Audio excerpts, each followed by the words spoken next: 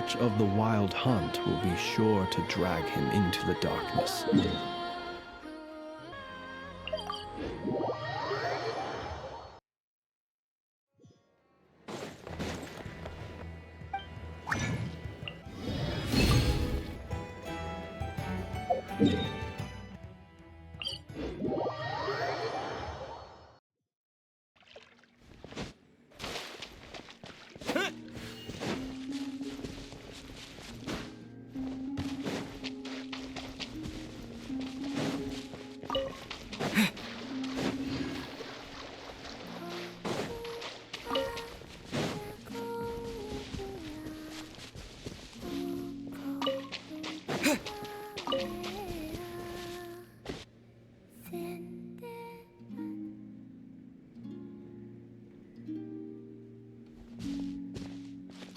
She's sitting up!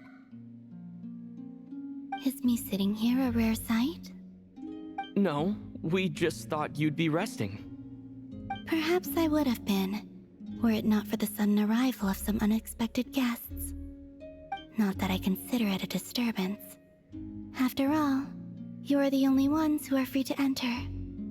Would it not be a little unfriendly of me to lie down while we speak? I didn't realize you put so much thought into little things like that.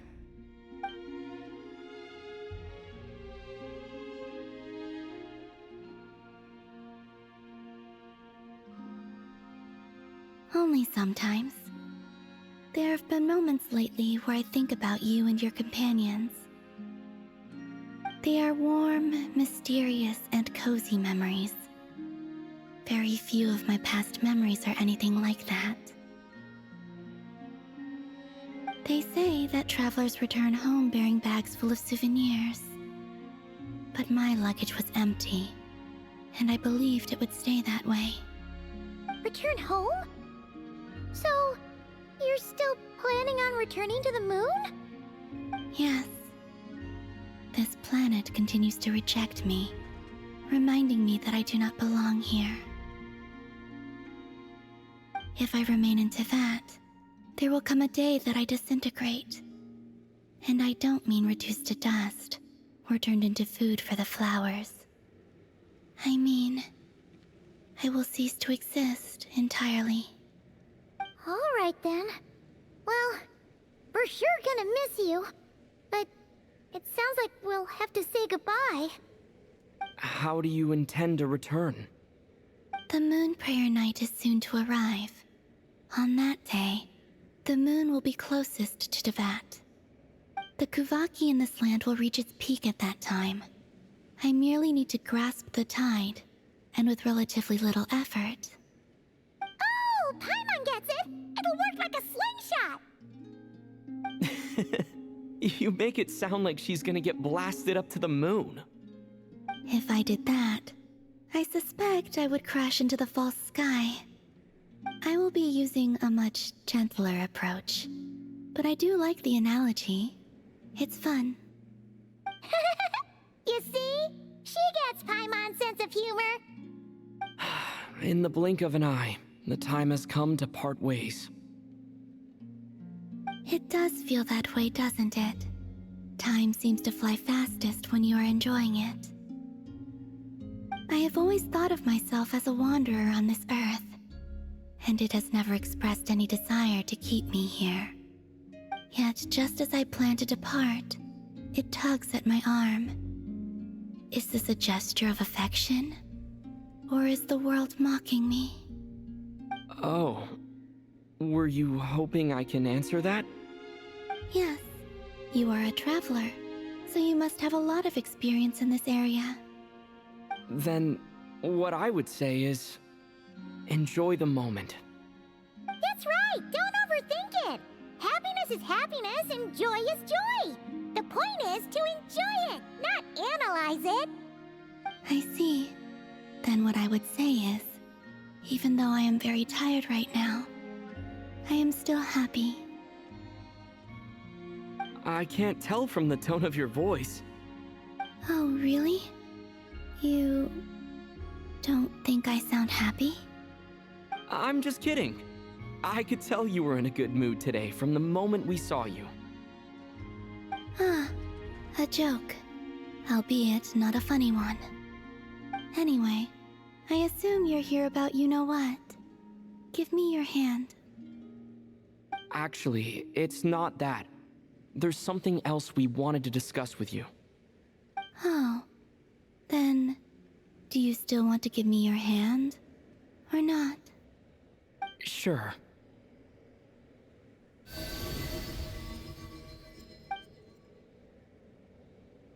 Thank you. So, I've heard that in the Moon Prayer Nights of the past, people here would hold celebrations in the Moon Goddess's honor. Since you helped so much in our fight against the Rehir of Solnari, I think you deserve a farewell party before you return home. I haven't asked everyone else for their opinions on this yet, but I'd like to invite you to join the upcoming Moon Prayer Night. I've never joined a Moon Prayer Night before. I'm not sure what I would even do. Oh, don't worry about that. We take care of everything. All you'd need to do is show up. Of course, there's no need to force it if you're not feeling strong enough. It's just, this kind of felt like a golden opportunity. But they call me Kutar, and the Fatui have an arrest warrant out for me. I shouldn't appear in public right now.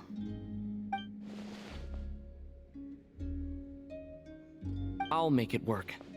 You have my word. Yeah, we got your back. Well, he does. Paimon's actually not too sure what he's planning. All right, if you're sure. I will not refuse your invitation. I suppose it wouldn't hurt to pack a few more sights from this world into my suitcase before finally learning what my homeland looks like. Oh, if you see Lauma, please tell her that my answer to the question she asked me is neither yes nor no. Rather, it is, there is no need. That was kind of cryptic, but sure. Guess it's between the two of you. We'll pass along the message. Bye for now.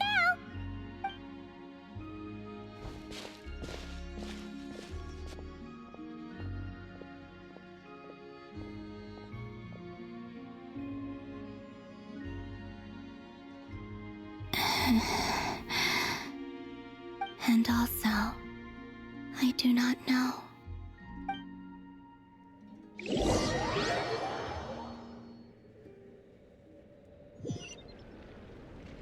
Since she's agreed to join the festival, let's go see who else wants to take part. Lauma's gotta be the person most familiar with the Moon Prayer Night. We should start with her.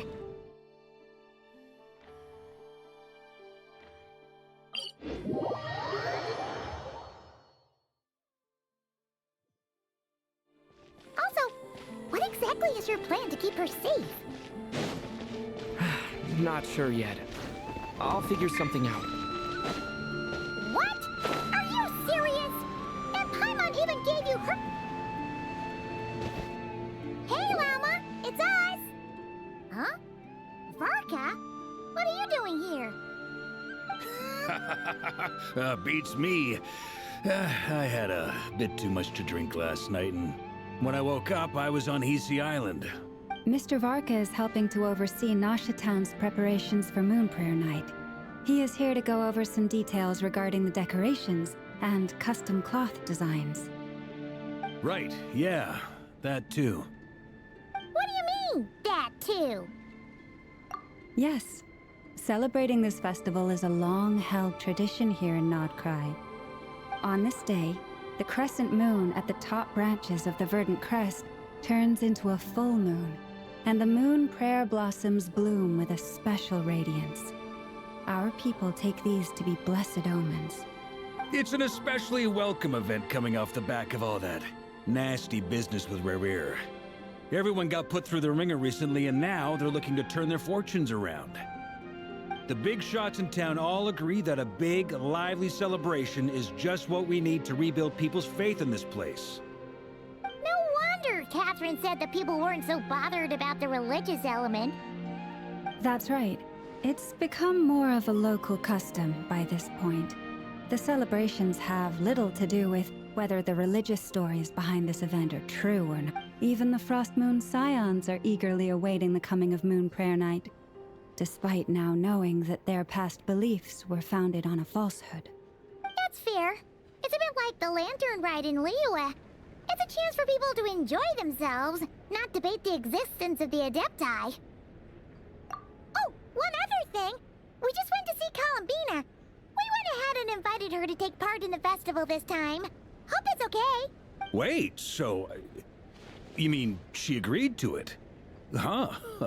That's quite a surprise. Then, I suppose that she intends to return to the moon on that day. Oh, yeah!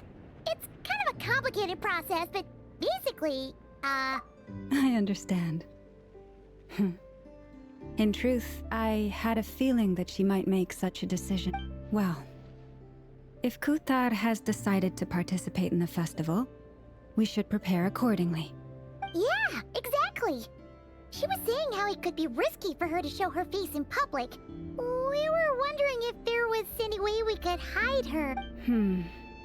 Unfortunately, the people who carved the statues did an excellent job of capturing her likeness. It will be very challenging to hide a goddess whose face everyone is so familiar with. Darn! We may have bitten off more than we can chew here. Nah, don't sweat the small stuff. We can handle that. Huh? Are you saying you have a plan? Not as such, no, but the most important thing with a festival is to keep the mood light and your spirits up. You can't go preparing for a festival with those long faces. You'll never convince anyone to enjoy themselves. The Mondstatter spirit is strong with this one. As it happens, I agree with Mr. Varka. Let's start by making our appreciation for Kuthar the beating heart of the festive atmosphere. And who knows, once we get the ball rolling, perhaps everything will just fall into place. Hey! Did you catch that? Look!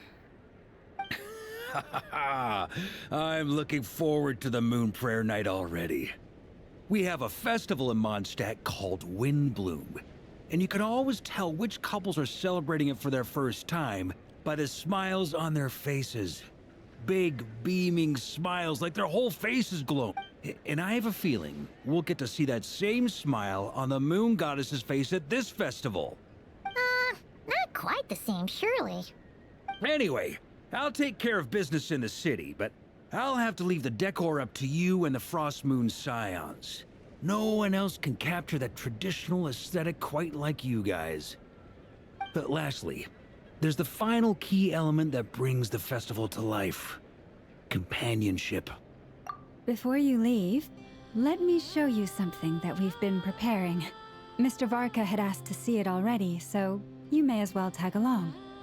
Also, I have some further questions about Kuthar's decision.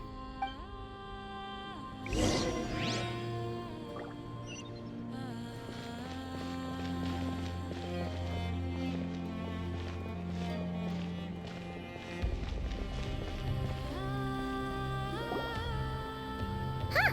What's this? They sure look like they're having fun. I believe so. Kuhenki seem very skilled at playing drums like these, although I'm not sure where they learned it from. Maybe it's an innate talent? In their eyes, they're probably just playing with toys.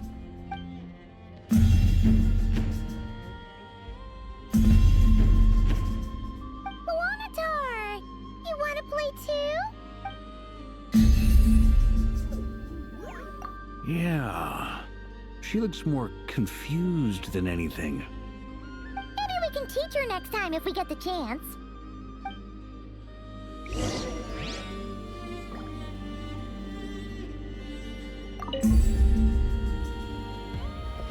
What are these floaty things? Moon veils. We hang them from buildings in the city during the festival. When you look at the sky through them, it creates a lovely misty effect.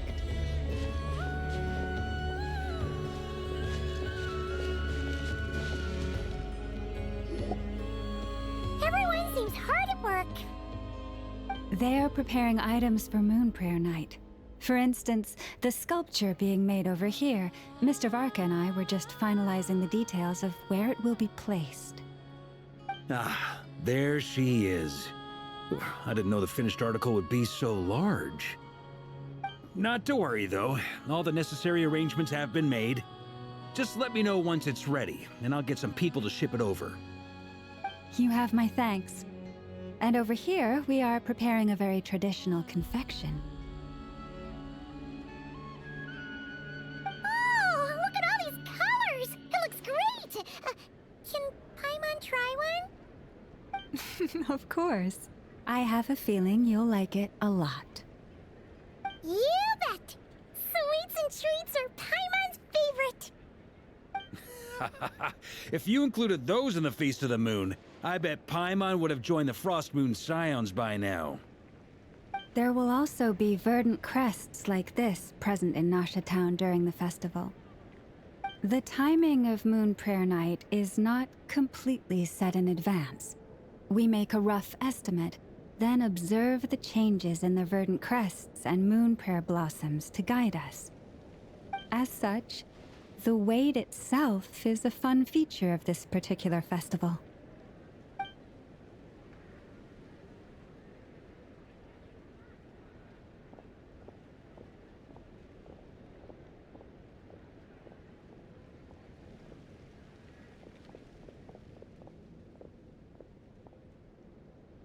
Let's talk here. To tell the truth, I am very surprised to hear that Kutar is willing to participate in the festival. I once asked her if she'd be willing to stay with the Frost Moon Scions. I could introduce her to everyone, and we could be a family to one another. She did not answer, but she has not appeared here since. I took this to mean her answer was no. But if that were the case, she would not have accepted this invitation. Ah. I see. Maybe she is right. Maybe the Frost Moon Scions of today no longer need a moon goddess. But my wish was not for her to come here and be worshipped as a deity. I simply wanted to offer her a place to stay. I'm sure she believes that showing herself here might invite Fatui intervention, and as such she does not wish to cause us trouble. But what really pains me about all this is that this is her birthplace. She ought to belong here, yet no one has been able to grant her shelter. I think I'm qualified to weigh in here. When someone's about to depart on a long trip, what they need is blessings, not burdens. We should wish her the best, not make the journey harder than it already is. Anyway, she's agreed to attend, hasn't she? All we need to do is simply respect her decision. I see your point. Yes, she will soon depart after all. Our job is to leave her with some happy memories. Besides, who's to say her journey to the moon is a one-way trip? It's not like she can't come back and visit if she wants, right? Paimon agrees wholeheartedly. Festivals are all about having fun, so let's keep it simple. All right, I'm gonna head back to Nasha Town soon. Want to come with? I'm guessing you have some other folks to visit there. Sure thing, let's go! Bye for now, Wilma! Thank you all. Goodbye.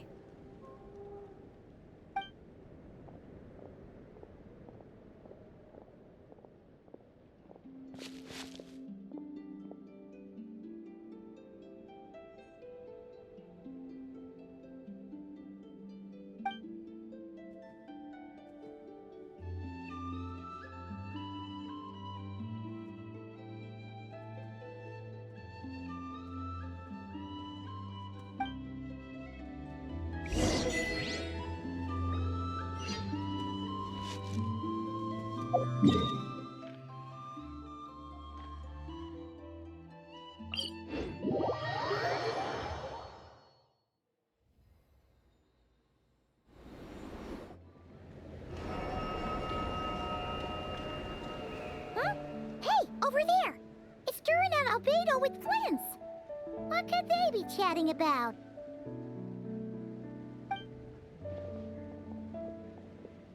Your guess is as good as mine. Ah, Grand Master, and the Traveler in Paimon. Hello there. It's been a while. Perfect. We have some new volunteers for our investigation. Wait, let me guess. The righteous Lightkeepers are finally ready to hunt down the Abyssal Dragon? Yes, that too. Yeah, right. Oh, wait.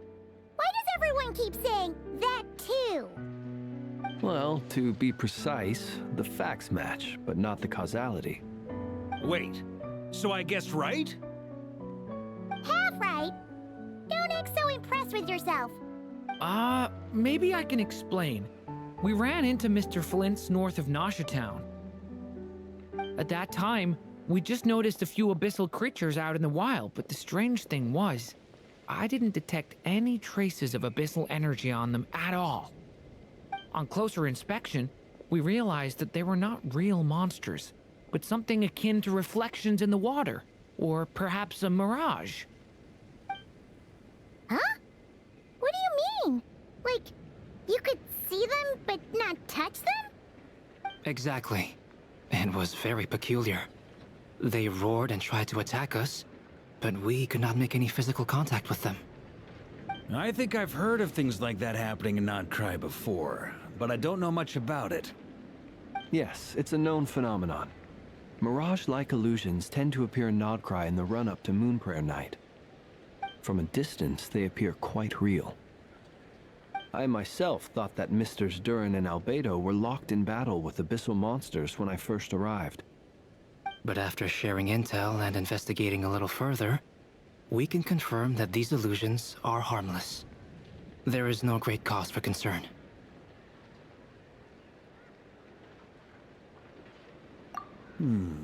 All the Mirage stories I've heard are either animals, rocks, or small houses. Abyssal monsters, though? That's a first. It's a first for me too, so I'm planning to look into it further just to be on the safe side. I intend to inspect a few more locations. What about you two? Any plans? Alice contacted me a few days ago. She'd like me and Durin to assist her with an experiment. But we lost contact shortly after receiving the message. I'm sure that comes as no surprise to anyone familiar with her. We don't know when the wind will blow, yet when the wind blows, we will know.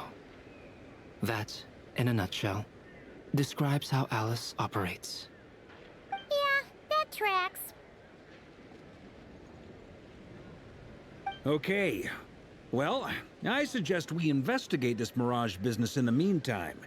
It's piqued my curiosity, and I'm pretty sure I know someone who will already be 10 steps ahead of us. Well said. Right? Whatever's happening in Notcry, she always seems to be the first one to know. Let's go see what she knows. We can invite her and her staff to the festival while we're at it.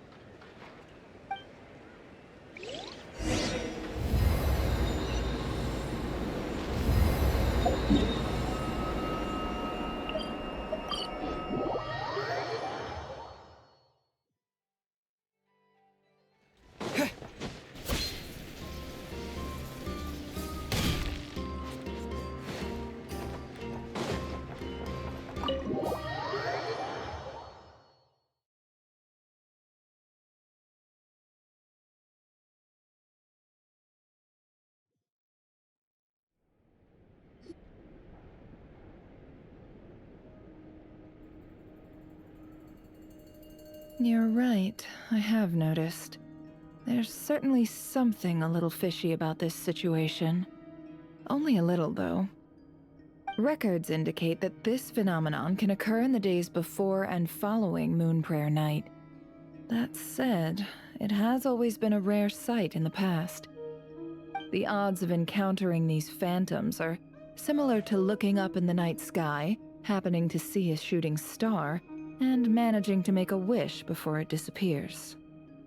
But this time, either everyone's getting lucky, or they're appearing far more frequently than usual. Yehoda's out gathering intel as we speak. In the meantime, let me check off some points of interest.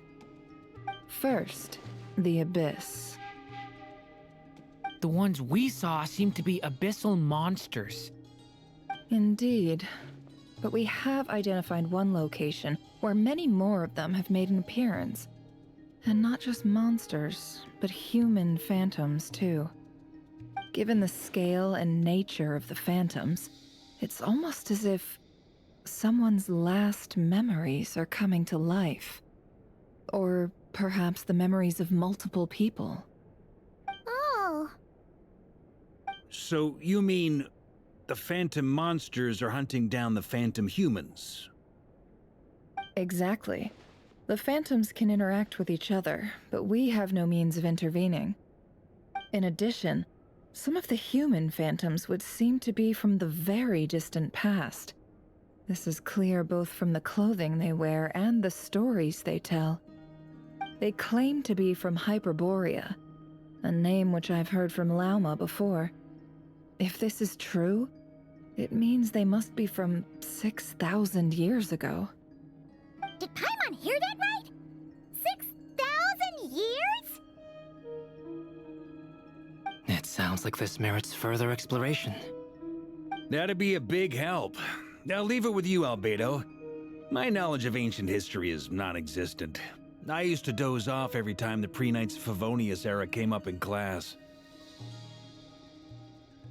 It's quite a miracle that you were able to understand these phantoms' speech, given how long ago they lived. I suppose you're right. But I'll leave the archaeologists to ruminate over that conundrum. As an intelligence broker, my sole interest is in the value of the information I gather. Which, in this case, hopefully means earning myself some good favor with our dear Lady Moonchanter. So calculating. Whew, this intel broker logic always catches Paimon by surprise. Sounds to me like we could split the work up. I think the abyssal phenomenon is best left to Albedo, Flint's, and me. Agreed. It coincides with my duty as a lightkeeper. For my part, I'd like to understand the Abyss better. Even a little knowledge would go a long way. This is certainly a rare opportunity to study the Abyss. But even rarer, perhaps, is the chance to make contact with the Ancients. The Curatorium will take the lead on investigating the Hyperboreans. We put in the work to learn what we know so far. It seems only fair that we get some quantity of exclusive intel. That just leaves our trusty team of 2 unassigned. Since you became an honorary knight, of course. This was part of my grand plan all along. Oh yeah! By the way, we managed to convince Columbina to come to the Moon Prayer Night celebrations. Would you and Yehoda like to join too? She agreed to that? Huh. Quite an achievement. Never underestimate the traveler, I guess. I'd be happy to join.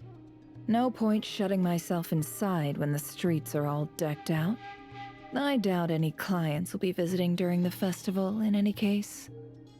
And Yehoda loves a party, so I'm sure she'll jump at the opportunity. No. No. No. No. No. No. No. No. No. No. Way to contradict me in front of... Wait. No, that's not what I have bad news, boss. So many people. All right, everyone inside, quick.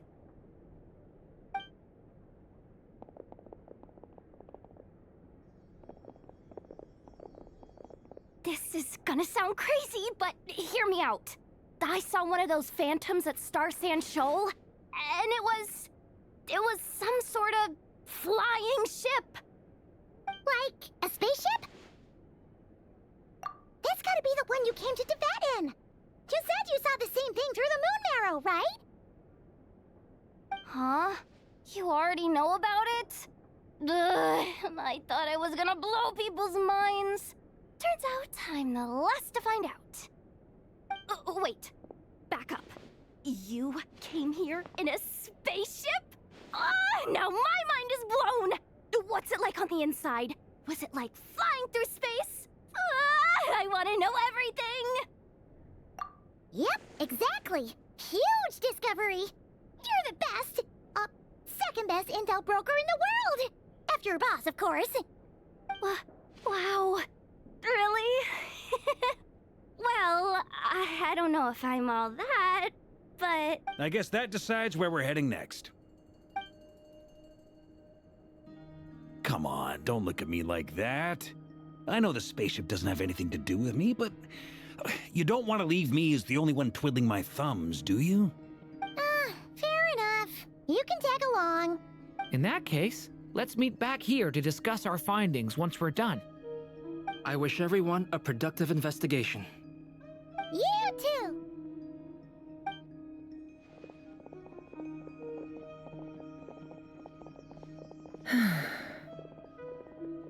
What's up, boss? Aren't we gonna head out? Tell me, Yehuda, when did the Curatorium start giving out intel for free? Oh, sorry, boss.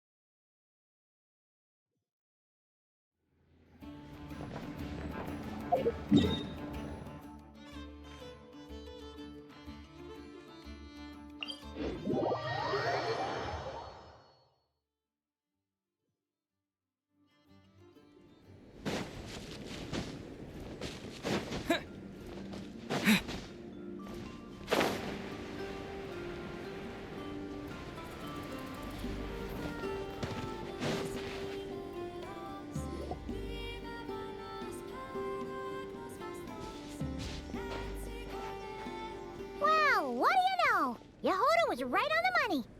This Phantom really is your spaceship. But that's so weird. Why would it show up here? Is it some kind of projection? Or a ghost? Like, maybe it no longer exists. But somehow... Ah, you're already here. Miss Lauma, what a surprise. I thought you were busy with festival preparations. I was, until one of our people informed me that a strange sight had appeared at Starsand Shoal. No one's ever seen something quite like this before. I thought I should see it for myself.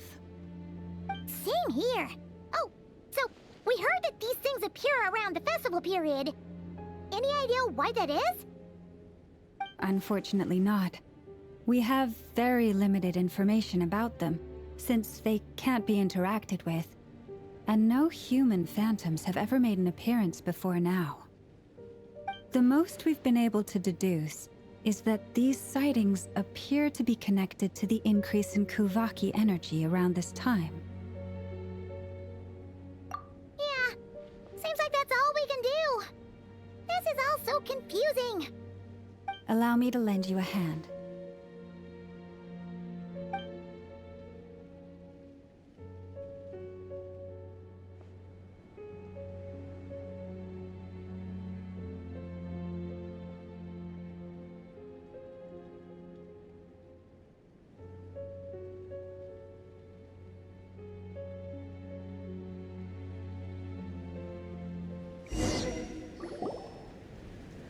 Everyone, our friend here should be able to provide us with some information. Is that a phantom Rhyme-horn deer? I've heard about how the Frost Moon Scions live in harmony with the animals and can even communicate with them. That's coming in handy. Oh.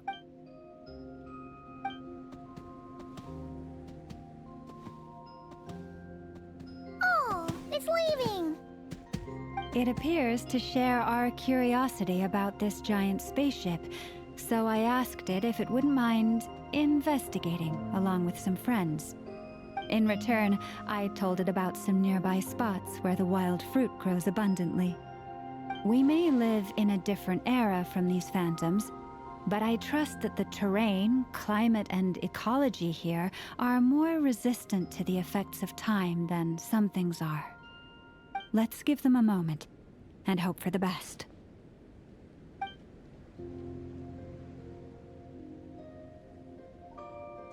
All back together? Must have been a lot of fruit. Indeed. Now let me ask them some questions.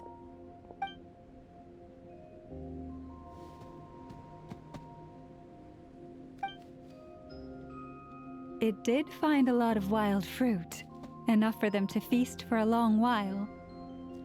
This puffin circled in the air several times, but didn't spot anything out of the ordinary. Certainly nothing to do with the spaceship. Huh. Well, it definitely makes sense to get a bird's eye view. Indeed. Other than that, I was also thinking that the world these phantoms see is also different from ours. Oh, I get what you mean.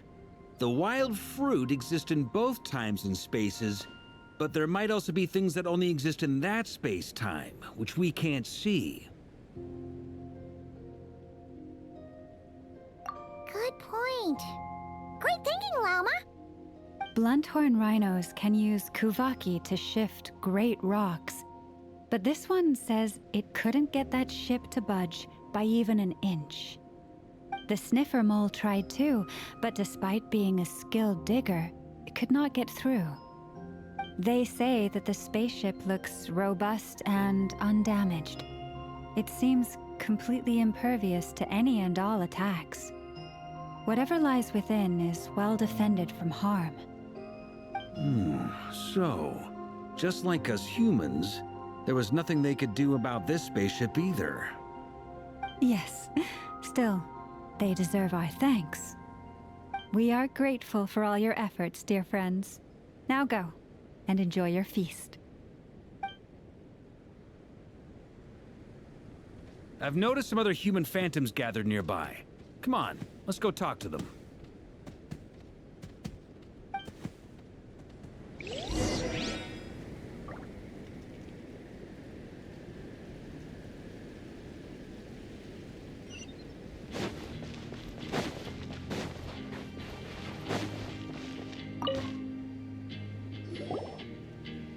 What is this thing?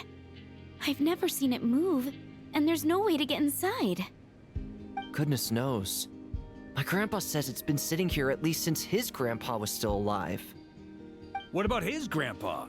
Did he say anything to your grandpa's grandpa about it? Huh? I don't know.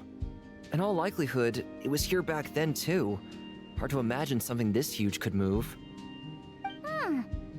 Guess that means that as far as they're concerned, this ship's been around a long time.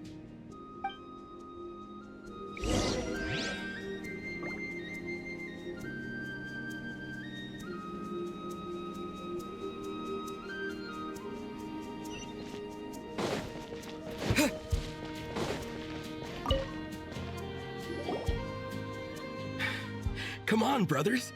If we can get even a small chunk off of this thing, it's gotta be worth a fortune. Today is the day we strike it rich. Huh? You mean Paimon? Yes, brother, I shall join you. Let's make our fortune. We should go with them. What the? This thing is crazy tough. I can't even scratch it. What's it made of? Sorry, brother. Looks like we'll have to seek our fortunes elsewhere. Enjoying yourself?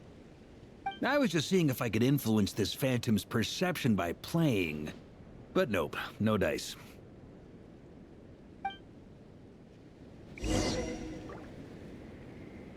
I'm sure we're all starting to build up an idea of what's going on here now that we've spoken to some of the people. These phantoms are reenacting real historical events in Nodcry. It's almost like we're in some kind of interactive stage play. We can talk to the actors, but the plot is fixed, and we can't influence it. It makes sense. History is set in stone. The objective facts of the past cannot be changed. Paimon totally thought you were just goofing around earlier. But actually, you were doing some serious investigating. Of course I was. Anyway, at this point, I think we're forced to conclude that although the Phantom spaceship is right there in front of us, we aren't going to learn much about it from these people.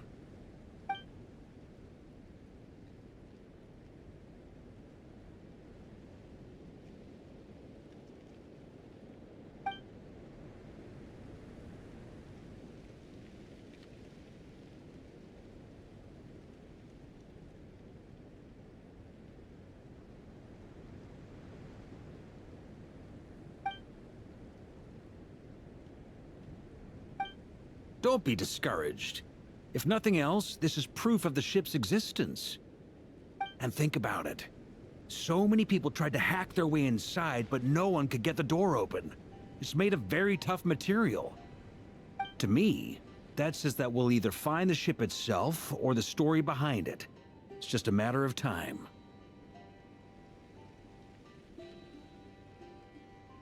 Huh. Every now and then, when Varka gets serious, he actually does seem like Grandmaster material for once. I wonder how the others are doing. Let's head back for now. Sounds good. Also, drinks are on me if Team Knights of Favonius is the first to finish. Wait, we have a team name now? Am I in Team Knights of Favonius as well? You're very welcome to join. We've even got a cathedral ready for you. Isn't that technically blasphemy? You wouldn't dare make a joke like that if Barbados was in earshot. Nah, I'm sure Barbados doesn't mind a little harmless blasphemy once.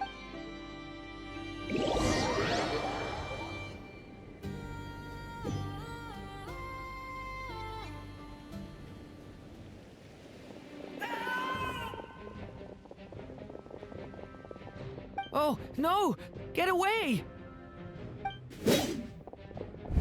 Oh.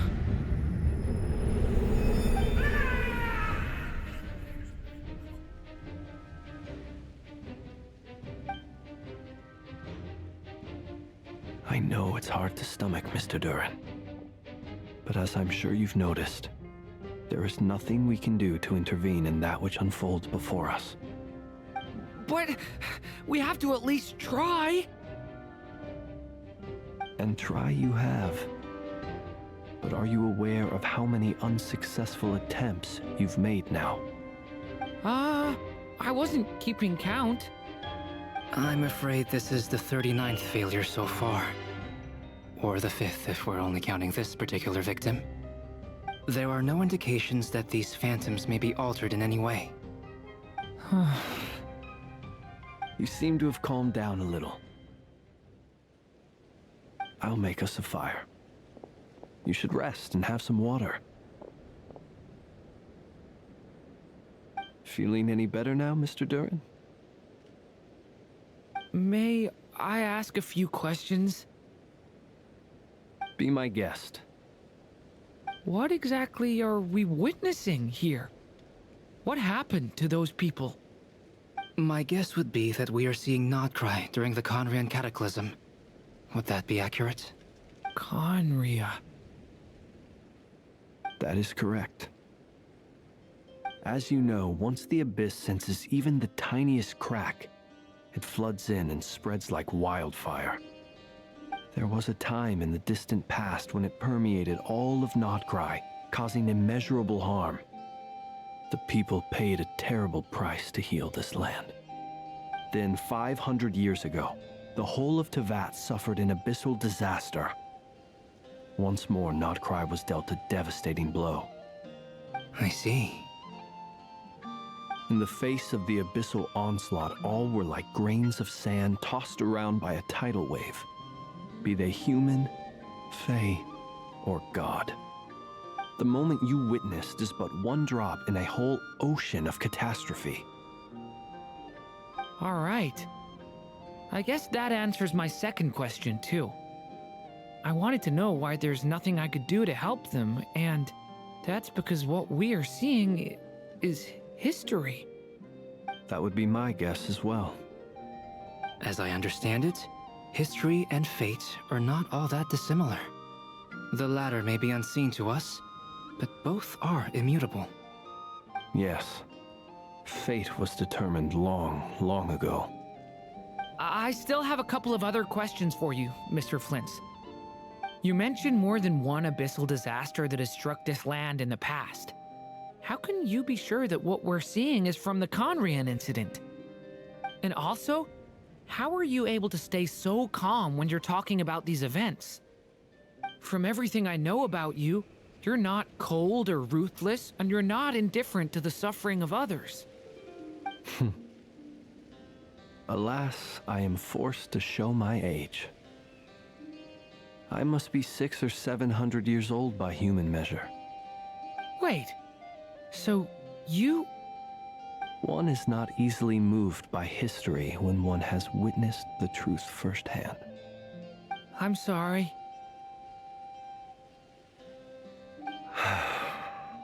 You needn't apologize. Your passion is a good thing to have. Treasure it, because someday you may find it in terribly short supply. Now, at the risk of offending you, I have a question in return. Your curiosity toward the Abyss, is it born from hatred or because you sense its call? I only ask because I kept a fragment of Rarir's body in my lantern for a short time. Specifically, his heart. So I know what a burden it can be to carry the Abyss with you. And I hear its power growling from somewhere within you. In my eyes, your mere existence is a miracle. My honest answer is... I don't know. I don't think I have the confidence to say for certain. What I will say is the Abyss is not the only issue that haunts me. Even before I became who I am today, the question dogged me constantly. Should I even exist at all? My doubts remain unresolved. But when we fought Rarir, something became a little clearer to me. Sometimes it is the darkness within us that allows us to achieve the impossible. I certainly got the sense from your 39 attempts that you were trying to achieve the impossible. It sounds like you've resolved to see the truth for yourself. Absolutely. In that sense, he and I are quite similar. Then I wish you every success. I look forward to the day of your transcension. Well, if everyone's caught their breath, I suppose we should head back. Oh, and one last thing. I'd appreciate if you kept our discussion about history a secret.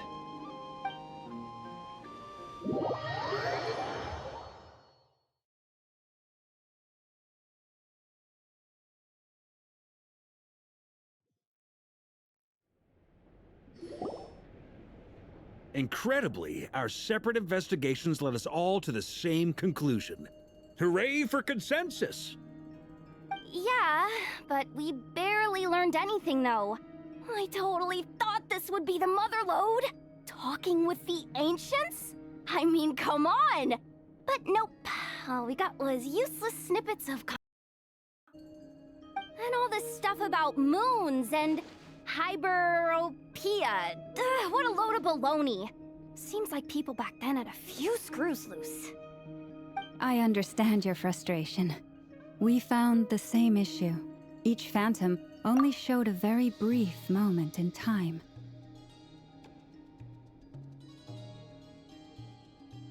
There isn't much value to be found in these miscellaneous fragments of a civilization's history, no matter how glorious it may have been. If there's a silver lining, it's that these phantoms are harmless to the present reality. They shouldn't get in the way of the festivities. Paimon agrees. And not just because it's the first thing she understood in this whole conversation. You look disappointed, Nefer. Is something the matter? What do you think? We all worked our tails off, but the only one to gain anything from it was you, Lady Moonjanter. Well, please do share the Hyperborean records with me. I will gladly inscribe them in our people's documents. Oh, duh! Yeah! That was it! Hyperborea! Hyperborea. I'm serious. Only an expert in the Frost Moon Scions and their history can turn these records into valuable research material. The alternative is to let them gather dust on the Curatorium's storage shelves until the pages turn yellow. Nefer, you're wise enough to know that cooperating and sharing the profits is the best course of action here. Well, that goes without saying. Sure, let's do that. Huh? But didn't you say we aren't supposed to give out intel for free? Sorry. Shutting up. Shutting up. Now is not a good time to push Nefer's buttons. Anyway, back to Moon Prayer Night. I'm thinking that we should prepare something a little special, aside from the usual decorations and so on. You mean a parting gift? Can't go wrong with food. Although, does food go bad on the moon? Perhaps a lantern would be a better choice. It might be dark up there. It could prove difficult to light a lantern on the moon. Magical stones might serve that purpose better. What about a clockwork mecha model from Fontaine?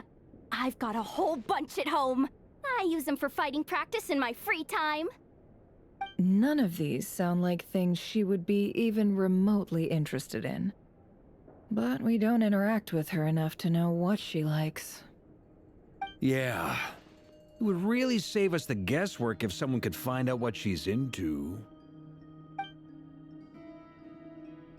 Wait, what the? Traveler? They're all looking at you.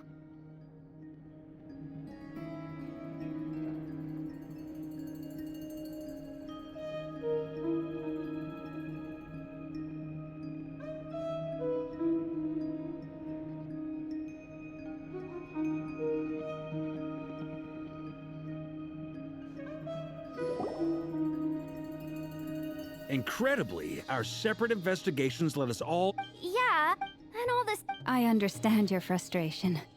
There isn't... If there's a silver lining... Paimon agrees. And not just be... You look disappointed. What do you... Well, please, Oh... I'm serious. The Nefer... Well, that goes... Huh? But didn't you say we aren't supposed to give out intel for free? Now is not a good time to... Anyway... You mean... Can't go wrong with food. Perhaps a lantern. What about... None of the... Yeah. Wait, what the? Trap? Great! Haha, problem solved. Now, I need to stop by Dory's. Gonna need her help sourcing a bunch of stuff for the festival. Then let's leave it there for now. We all have our own business to attend to. Traveler, if you find out what Kutar likes, let us know right away.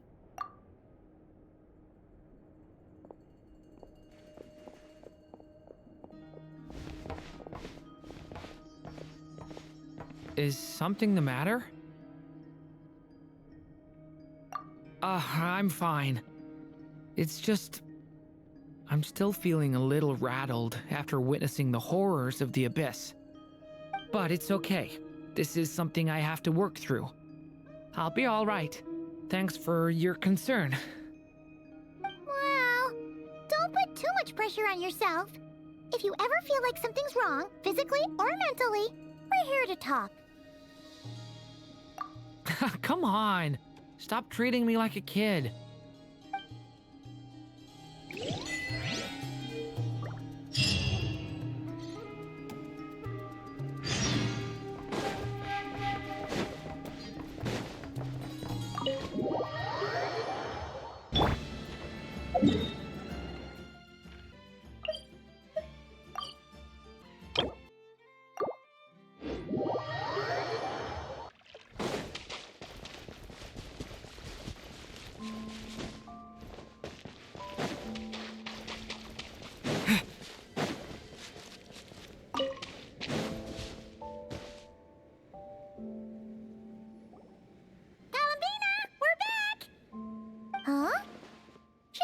here? Weren't there a few Kuhenki here last time, too? Where did they all go? Walkies? For Kuhenki? You're not pets, you know. Oh, well. Looks like we just came at a bad time. Let's try again tomorrow. There's still a few days until Moon Prayer Night, so we're in no rush. Besides, she needs time to rest anyway.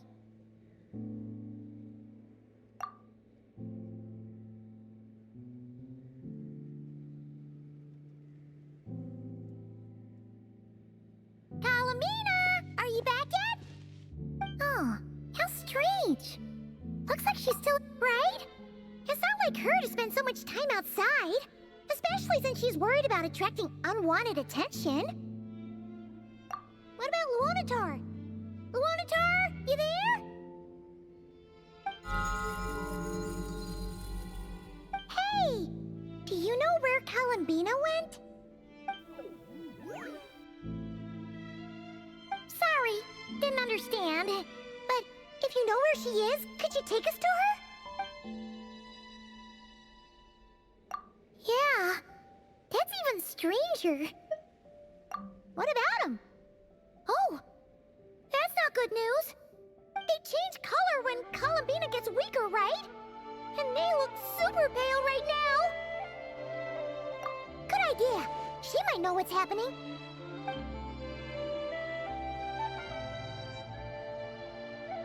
Mama! Ah, it's you. How is Kutar? Is she okay? No, she hasn't. I came here to check on her after I noticed the flowers had changed color. Based on past precedent, she must be very weak right now. Even getting up to walk would be a struggle. It seems unlikely that she wandered off outside. Not to mention that she doesn't do that at the best of times either. So yeah, this is super weird. No. Very few people are in the know about Kutar's whereabouts. And if anyone suspicious had visited, they'd have left some sort of evidence. Come on, let's go to Nasha Town. If anyone has seen her, someone there will know about it. It's not Cry's information hub after all. Makes sense. Let's go.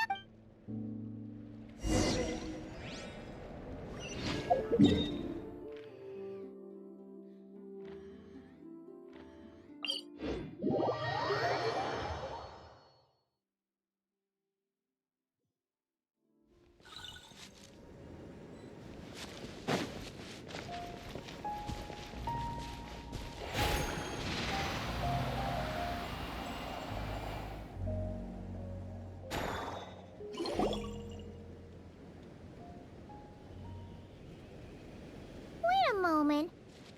Is it just Paimon, or is this stall kind of suspicious? It's never been here before, right? No, I don't recognize it. Alas, your free and easy adventure time is over. Now, prepare to face the final boss of Nod Cry. Whoa! Where'd that voice come from? Not sure, but it's definitely hostile. No, not that way. The final boss is right here. The sniffer mole? That's the final boss? Surely not. Also... Okay, the jig is up. I'll stop teasing you. Turn around. I'm right behind you. It seems I've managed to leave quite an indelible impression, even though you've never seen my face. Oh, nothing could make a great mage more pleased with herself.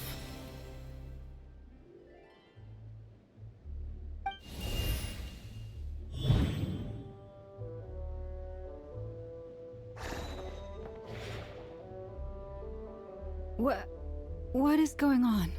I've heard that all the big shots in Teyvat have long, wordy titles that stun people speechless when they make their entrance. Unfortunately, none of them are affiliated with the Hexen Circle, and we ourselves keep a very low profile. The notorious name-dropping doesn't quite work for us. Still, I, for one, think I'm really quite amazing. So that didn't stop me from coming up with a title anyway. Alice? It's really you this time? Not a lantern or a Dodoko, but Alice in the flesh? Oh, that's right. So, what do you think? How does it feel to finally meet me? You look like... Oh, that's the first thing you thought. A little surprising, but that actually makes me very happy. Because that means that when Klee grows up, she'll be just as stunningly beautiful as her mother. So she's a friend of yours? Kind of. This is actually the first time we've seen her in person. I see. Madam Mage, that was, quite a powerful entrance. I certainly won't be forgetting it anytime soon. It's okay, Lauma, don't force it. Paimon will do the honors. This is Alice from the Hexen Circle. She's a friend of ours. And of Arcus, too. That's right. She's a good person, just kinda... unpredictable.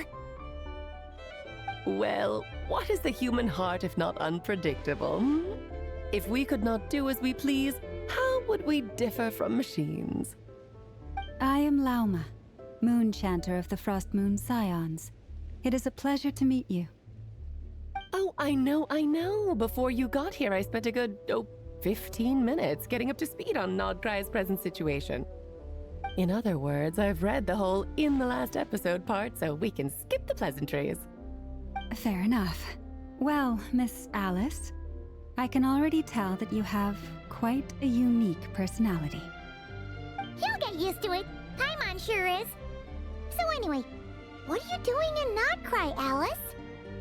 Oh, I thought I told you already. This time, I'm the final boss.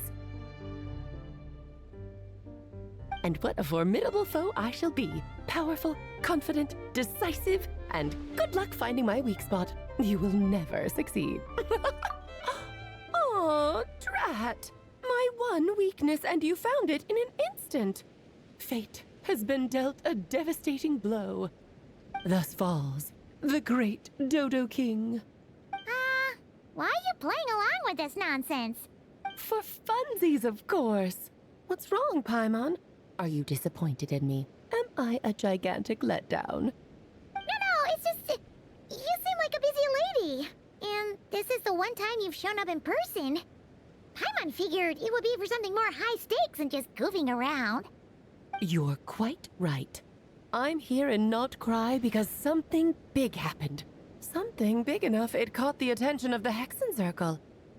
It concerns the 3 moons, Teyvat's borders, and of course, the moon goddess you are currently searching for. Kind of. Why don't we discuss this over a pot of tea? My main reason for coming on this trip to Teyvat was, of course, to have some fun. But I do technically have a job to do as well, namely, maintaining the stability of Teyvat's borders. I'll skip over the complicated parts, but to sum it up, abyssal energies are all that lie beyond Teyvat's border. We'd find ourselves in a real pickle if they ever made it through. And the phantoms you've been seeing are a sign that the border has been disturbed. No wonder they tend to show up around Moon Prayer Night. Is it because the real moon is now so close to us that its power can cross the border? In part, but only a negligible amount passes through. Just enough to influence the verdant crests and so on. And as you've noticed, there has been an unprecedented number of phantoms appearing this year. The influence of the moon beyond the border cannot explain this. No, there is another far greater factor at play. The trilunar syzygy. A trilunar syzygy. Eons ago, before the heavenly principles came to Teyvat, it was the then 3 moon goddesses who controlled the laws of this world. Oh, that's exactly it! The 3 goddesses split these powers amongst themselves, promising never to consolidate them into one singular body. This was meant to keep the world stable. But, fast forwarding to the present, the eternal moon's marrow is with you, while the iridescent moon's marrow, which should never have appeared in this world, has been retrieved. Add that to the presence of a moon goddess in the flesh and... the power of all three moons is gathered here in Notcry. There hasn't been an event like this since the War of Funerary Flame. And it's having a noticeable effect on Teyvat's borders. Because I wish to give my darling daughter a peaceful, sunny environment to grow up in. Is that a good enough reason? Kinda sounds like you're dodging the question, but it does make sense. Well, that's one reason anyway, and the most important one. The others are a little complicated to explain. For instance, cleaning up after dearest Miss R. Albedo could tell you more about that if you're curious, but right now, I have a more important question to ask you. Why are you collecting the moon marrows? I see. Nicole told me about that legend once. Nicole? You mean meet Anne? Oh, so you remember. Yes, of course. That was a story about fate, her area of expertise. But back to the story of our dear moon goddess. I'm afraid her intended method of returning to the moon is unlikely to work anymore. What does that mean? She may be missing, but she hasn't gone anywhere. She has disappeared.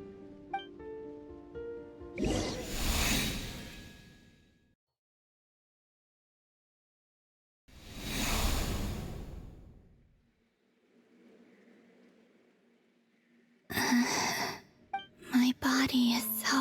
Wait, no. It's my mind that's heavy. My arms and legs are as light as a feather. What's happening to me? I feel drowsy, like I've been asleep for too long. Is it daytime or nighttime? Is the moon out? I think I'll go for a walk.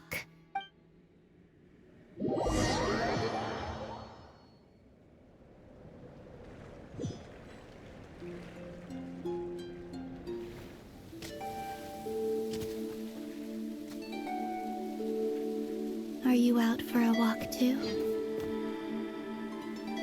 Huh?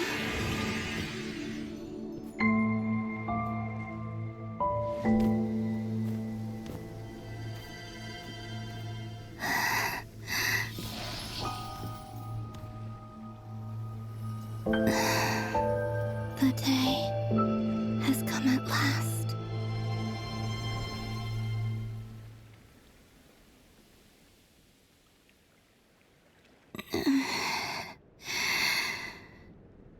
Have I grown so weak that I can't even sustain my physical form? But Moon Prayer Night is nearly here. I was so close to returning home. Death is near. Is this how it ends for me? Will I return to the moon after I disappear? Or... I don't want it to end like this. So far, at least, I still exist. Even if not physically, I can still feel. But as my power wanes, I'm sure that too will fade. I suppose I might take one final look at this world. The world where I was born.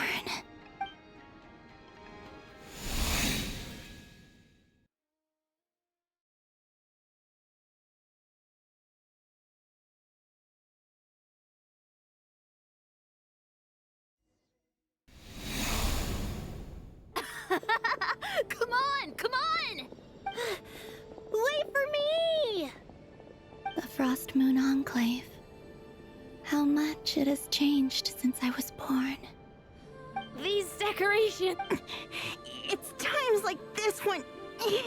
You kinda wish men could be priestesses and acolytes. How fascinating. I've never had the chance to be privy to people's private lives in this way. In the past, people would get so solemn and serious the moment I showed my face. Like they were frozen stiff. Karina! Lametti! It's time to eat! Coming! I want to watch them a little longer.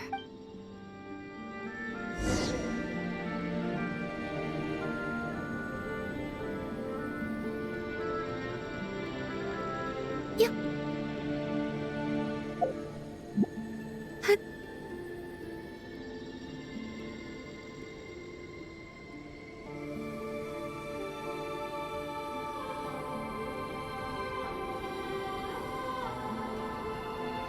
So just fill these balloons with air, right? Yep. Try a couple now to test things out. The rest can wait till Moon Prayer Night. Think fast. Rita! Teasing an acolyte of the Frost Moon Scions? Surely that's a punishable offense. Take this! Huh? Alright, enough horsing around. Lady, The task is just to check that the balloons don't leak, right? Doesn't matter if we fill them with air or water. okay, you got me there. We won't use all of them. And as long as Lady Lauma's trusted acolyte doesn't snitch, this can stay as a little secret between friends. A couple more can't do any harm, right? Oh, you menace. Then, think fast! Is pumping a balloon full of water really so much fun?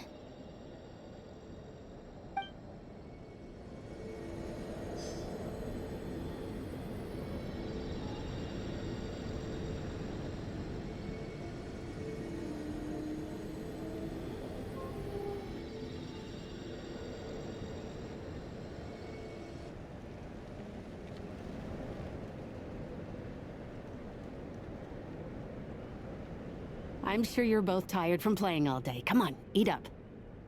A plain, humble meal. That has always been the way of the Frost Moon Scions. Huh?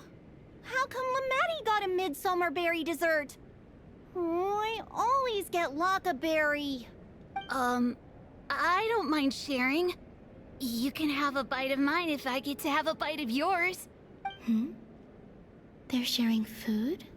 I've never shared food with anyone before. Even at the Harbinger tea parties, everyone just ate off their own plate. And when I couldn't finish my food offerings from the Frost Moon Scions, they'd leave the leftovers out under the moonlight for the animals to claim. Hey! That was 2 bites! Oh, then you can have another bite of mine. Oh, you too. Oh, don't fret now. Here, have some of Granny's too. So this is what it means to be family.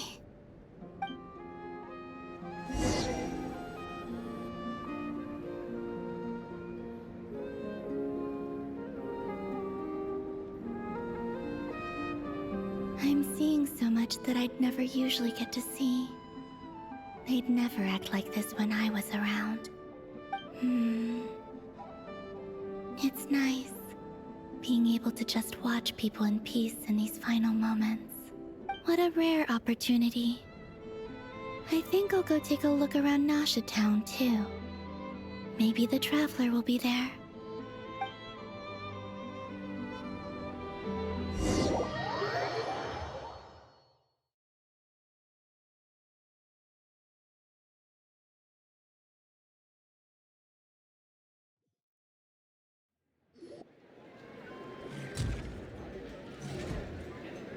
After the War of Funerary Flame, the Moon Goddesses were no longer recognized by Teyvat. They lost the whole foundation for their existence. That's why the Moon Goddess's strength is fading. She cannot withstand the world's rejection of her. To be more pedantic about it, the Moon Goddesses did something to offend the heavenly principles, and that's why they were ousted. Something of a recurring theme in Teyvat's history. theoretically, speaking so candidly should put me in their crosshairs too, but they can't tell me what to do. I'll say whatever I want. Anywho, the Moon Marrow energies were but a drop in the bucket for her, and that battle against the Ray Hair of Solnari only weakened her further. Fortunately, it happened close enough to Moon Prayer Night when the Kuvaki concentration here is high. That's the only reason she managed to survive this long. What do you mean, fortunately? You said she disappeared. We're too late. Oh, what a headache. I thought this was all common knowledge.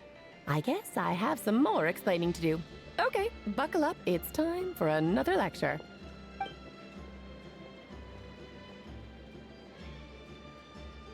Now, I said earlier that the Moon Goddesses lost the foundation for their existence.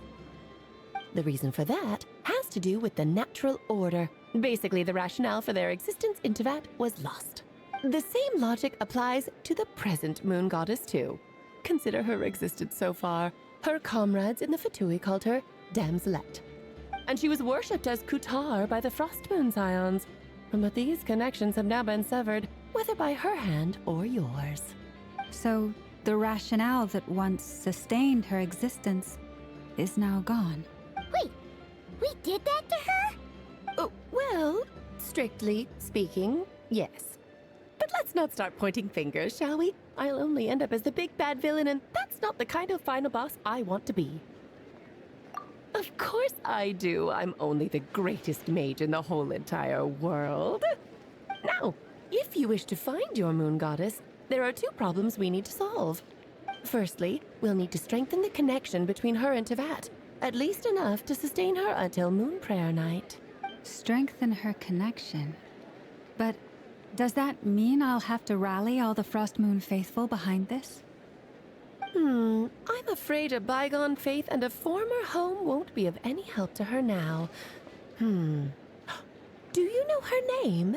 Her name? Oh, yes. Names are very important things.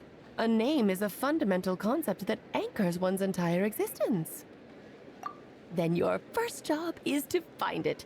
As a moon goddess, I'm sure she must have a name she identifies with. Neither Columbina nor Kutar is her true name, and she's never really accepted either of them.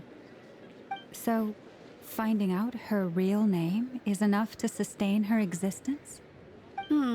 Yes, I know it sounds like a small step, but every journey begins that way. So for now, that's all we need to focus on. The second problem is with her plan to use the moon marrows to return to the moon. Unfortunately, piercing through the false sky will take an enormous amount of power. Given her current condition, she won't be able to provide anywhere near enough power, even if she recovers her physical form. But no need to fret. Nicole's the expert in this field, and I'm sure she'll figure something out. Wait, Mage N is going to help us out too? That means we've got 2 Hexacircle mages on the case.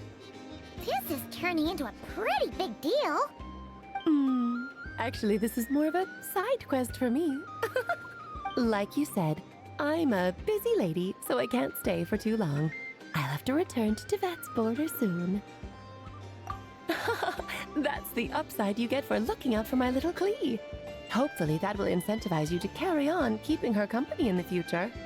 Anyway, jokes aside, you'd better get moving. It will take quite a miracle for the Moon Goddess's consciousness to hold out till Moon Prayer Night. Oh, I suppose I might as well tell you where Nicole is before I leave. Off you go now. Time to meet your new friend. Oh, yes, and a little suggestion. Don't forget to mind your heads. What? I wonder how Durian's doing. I should really go see him before I head back. You really are super busy. I most certainly am. There's so many children I have to keep tabs on just in Mondstadt. Durin, Albedo, Venti, Varka. Klee didn't make the list, huh? Of course not. Klee is my pride and joy. I have no qualms about her, because she's the best child in the whole wide world. Yep. Klee's a little angel. I'm glad you agree. Well, all the best. See you when I see you.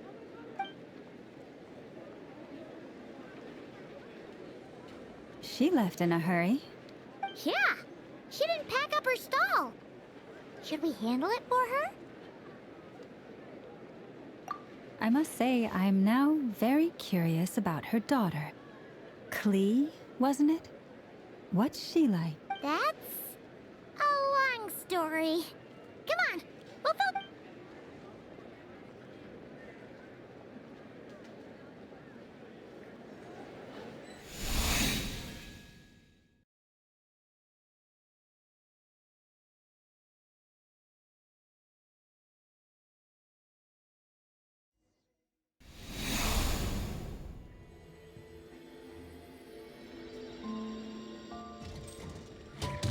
What a lively place.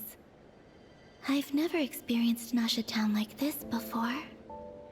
Hey, you old geezer! Your hammer's rusted through! Who are you calling old geezer? Are they quarreling? I'm looking right at him!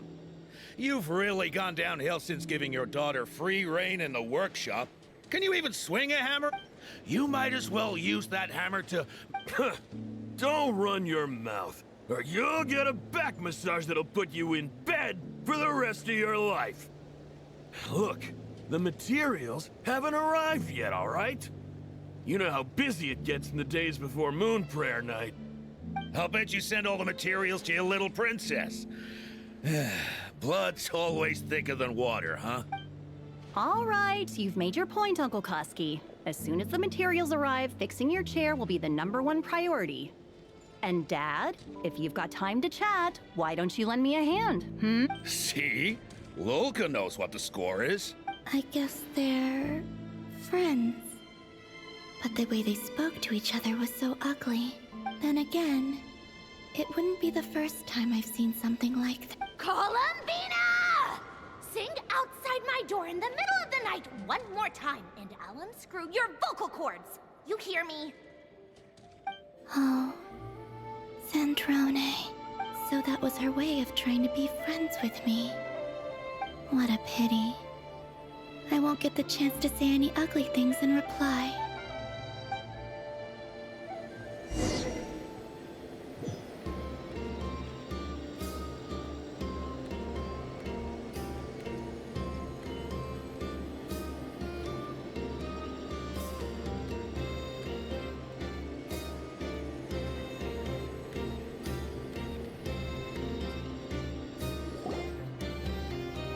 Hey, have you decided what to give her for Moon Prayer Night? I sure have. She's gonna get the surprise of her life when she's least expecting it. Then I'll whip out the ring and pop the question. The surprise of her life. What a fun turn of phrase. Cool, I get the picture. You can spare me the gushy details. Ooh, looks like we have a customer. Hello there, ma'am. Would you like some Moon Prayer Night candy? Huh? Is he talking to me? Can he see me? Here you go.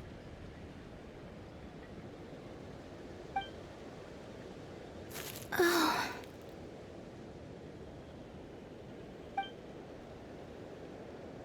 Come back anytime. Right. Now, where were we? I don't know why, but I still held out hope.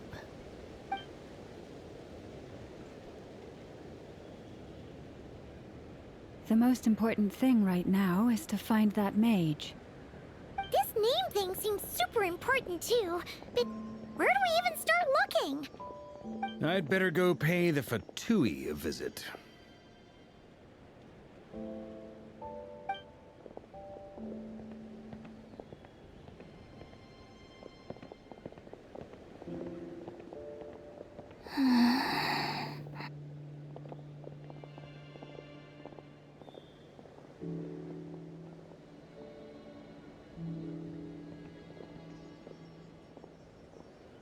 Columbina?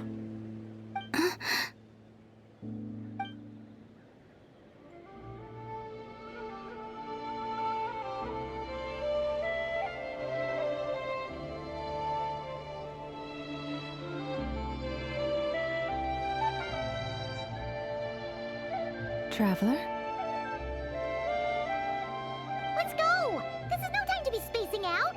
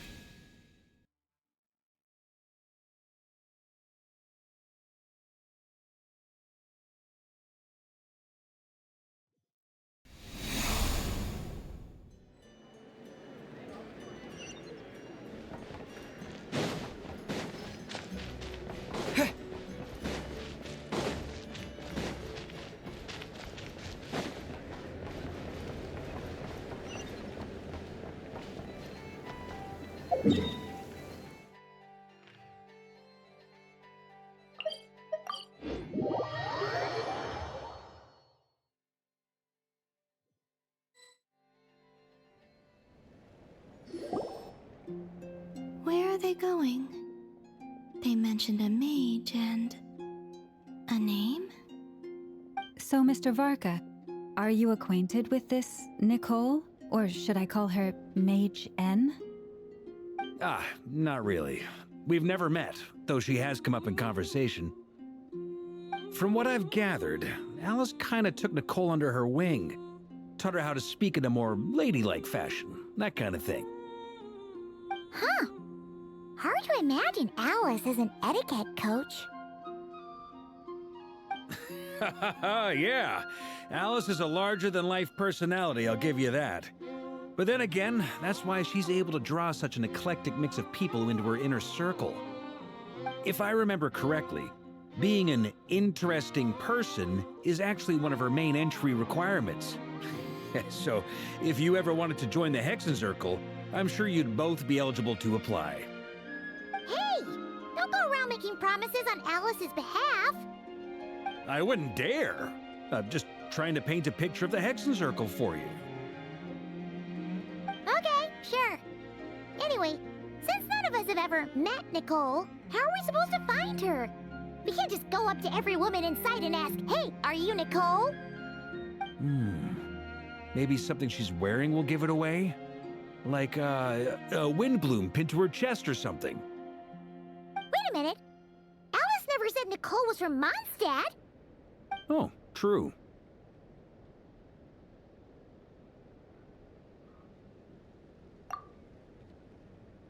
That would be... this young lady, then?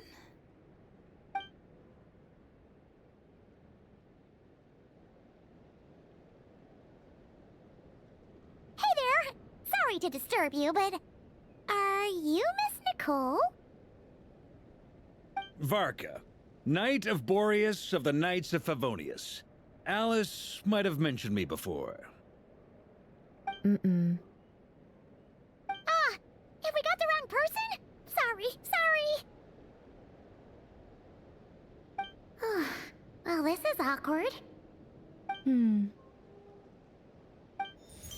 When I shook my head, I meant, no, Alice hasn't mentioned you before. Huh? Where is this voice coming from? My apologies. For certain reasons, I am unable to speak. This is the only way I can communicate with you. It might take some getting used to, but I hope you can understand. Hey, it's fine. I'm more shocked by the fact that Alice never speaks about me. I mean... As for you two, we have crossed paths twice before, but it is nonetheless a pleasure to finally meet you. It's really you! Thanks for all your guidance in the past! You're quite welcome. This time, things are different. We have reached the unwritten pages of the story.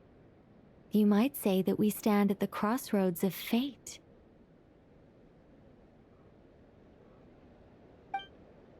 Now then, allow me to formally introduce myself. My name is... No, no, no! Stop! Alice! I can't believe it! I had a whole speech prepared. I'd agonized over every single word. She always picks the worst moments to ruin other people's plans. I'm so sorry about that. Alice took the liberty of devising some bespoke self-introduction magic for each member of the Hexen Circle. But I could have sworn I deleted all of the triggering conditions for it. How did it bypass everything? Oh gosh, this is so embarrassing. This is a very different side of Nicole than what we're used to. Is she not used to face-to-face interactions? Don't worry about it. You've seen that introduction magic once already, so it wasn't too much of a shock. Please go on, Miss Nicole. We'd love to hear what you have to say, or, well, communicate. Huh? Are they talking to this lady? But... Will you all promise to forget that horrendously embarrassing introduction? Sorry? Embarrassing? When? Yes. My name is Nicole, and I am one of a very few angels who have retained both their preferred form and their power. The Traveler and Paimon should be no strangers to this concept. There is another of our kind in Natlan. They call her the Lord of the Night. Alright! Paimon remembers her! Yes. Well, I have retained more of my power than she. It's because I don't have a long-term duty to fulfill. To be more specific... no. We'll be here all day if I get into the specifics. Moving on. If I'm not mistaken, you are here because you wish to learn how one might reach the moon beyond the sky. That's right. Is that something you can give us any guidance on? Yes, I do know a way. It began with the Hyperboreans, who lived after the War of Funerary Flame. Blank looks. Maybe I should start with the background of the war. Or maybe not. It shouldn't be an issue. I'll fill in the gaps for you when we have more time. Anyway, after that war ended, the three moons retreated to beyond the false sky. The Hyperboreans were humans I once aided. They accepted the civilization and creations bestowed upon them by the angels. But despite accepting many blessings of the angels, many among them still held on to their faith in the moons. They were reluctant to accept the new order. Even after the War of Funerary Flame, they sought to contact the moon goddesses beyond the sky and receive their guidance. But all three had passed away by that point. This mage has a unique method of communicating. Is she talking about the moons? Yes, but they did not know. And so, still they prayed for the moon goddess's mercy. After building titanic structures that consumed vast amounts of Kuvaki, at last they glimpsed the moons and heard their voices. But of course, they were gravely disappointed, for it was then that they realized the three moon goddesses were dead. Oh, that's such a sad story. It is. Humanity was in a very sorry state at that time. The angels who had once aided them were gone, and the War of Funerary Flames had left them homeless and destitute. Just a second, I gotta ask. How relevant is all this history to the task at hand? Well, I mean, it's... Okay, it seems we've drifted into irrelevant narrative waters. It's been a while since I've had the chance to speak inside someone's head. As soon as I got started, I lost control and the words just flowed out like a waterfall. What I'm trying to say is... Right, yes, that's it. The relevant part is the ritual created by the Hyperboreans. The fact that they bypassed the false sky and saw the true moons implies that they successfully built a connection between Teyvat and the outside world. Which means, with enough Kuvaki and a sufficiently stable connection, it should be feasible to send one person over the border. Okay, so they built some kind of portal? Oh, yes. A portal. Yes. Is something wrong? You sound disappointed. I just didn't expect you to summarize it so well. It turns out I could have said all that in one word, if only I'd managed to think of it. No, please, it's fine. This is invaluable knowledge.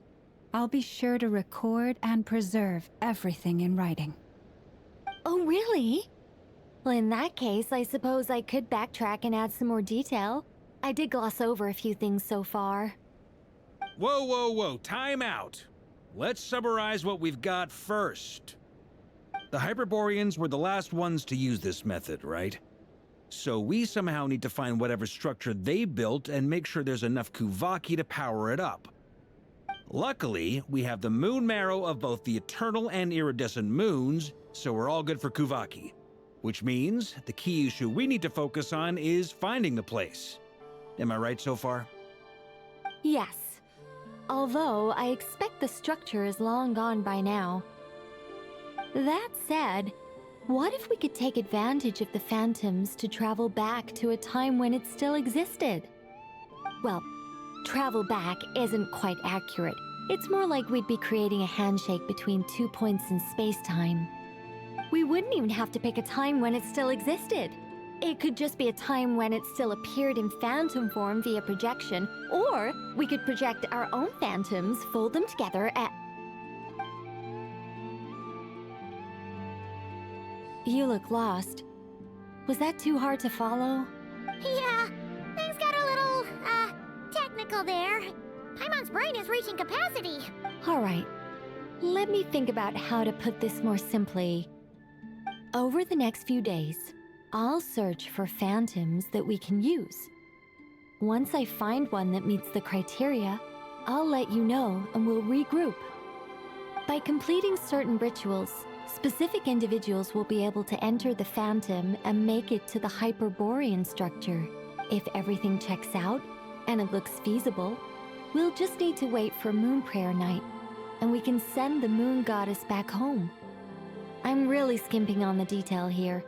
Is this making any sense at all? I think so. For now, we'll just wait to hear from you. Yes. Basically, yes. Great. Counting on you. In the meantime, we'll focus on finding the Moon Goddess's name. My name? Are they looking for a way to stop me from disappearing? Excuse me, Miss... Go on, Miss Nicole. This conversation was a little all over the place. I didn't catch your name. I am Lauma, of the Frost Moon Scions. Ah, I did wonder. I noticed that you listened very intently when I spoke about Hyperborea and the moon's history. If you'd be interested, I'd love to visit you this evening and go through it again in greater detail. Also, if you were serious about making a record, it would be too risky to simply write down the raw details as is. I would suggest some tweaks.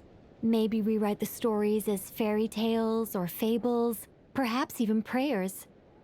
Anyway, we can cross that bridge when we come to it.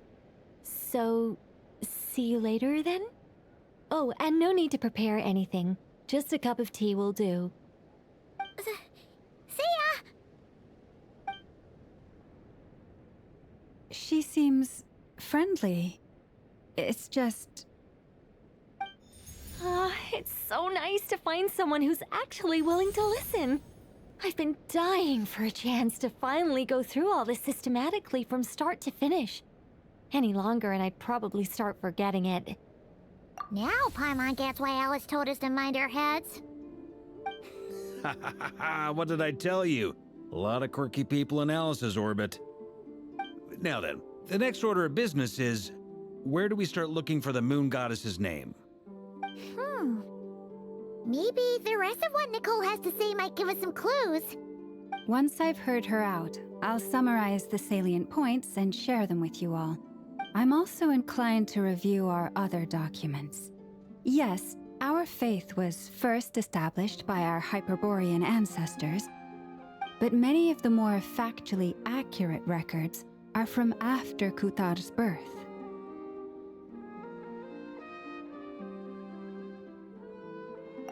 Sounds like we're gonna follow Columbina's journey through Teyvat, huh? In that case, we'll start by heading to the Frostmoon Enclave. Sounds like a plan. Take this with you. I'll see about getting in touch with the Fatui. It'll probably just be Arlecchino and Sandroni again. They're the only ones who would want to help. Thank you, Mr. Varka. Don't mention it. Honestly, I'm more comfortable dealing with the Fatui than prying into the details of a young lady's childhood. Catch you later. I should follow them, just in case there's some way that I can help.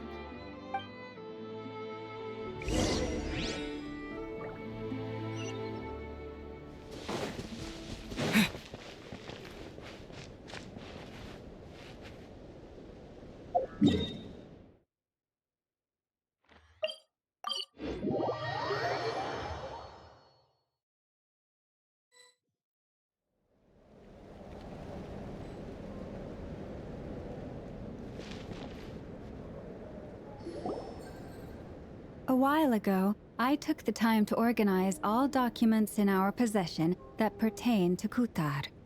What you see here is the material I consider reliable. You're saying there's unreliable material too? Yes. Most of the information we have was transmitted through an oral tradition. Inevitably, some of her stories were mythologized and deified over the years through countless retellings. That's why I organized them into reliable and unreliable. There's no sense seeking answers in history unless we can ensure the veracity of the historical record. Makes sense. All right, let's take a look through.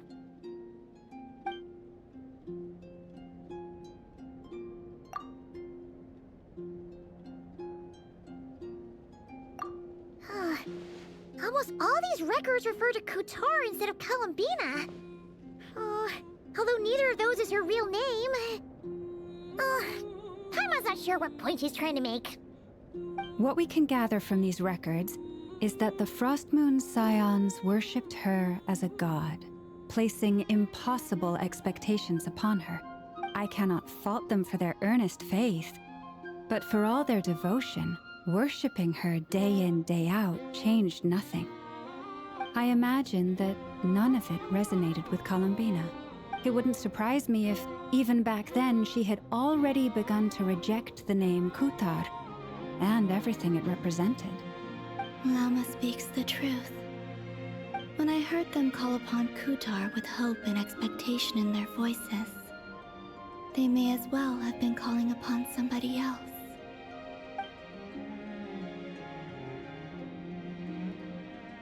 Well, that's a bit complicated. I looked at the level of detail, perceived authenticity, prose style, and how realistic their portrayal of Kuthar seemed to be. Amongst the Frostmoon Scions of today, only I know of her existence, and I alone have spoken to her face to face. As such, I know that there are certain things she simply would never do. That being said, I have sensed some changes in her lately. Changes? Seems like this is getting us nowhere. For what it's worth, why don't we check the unreliable sources too? Sure. Give me a moment.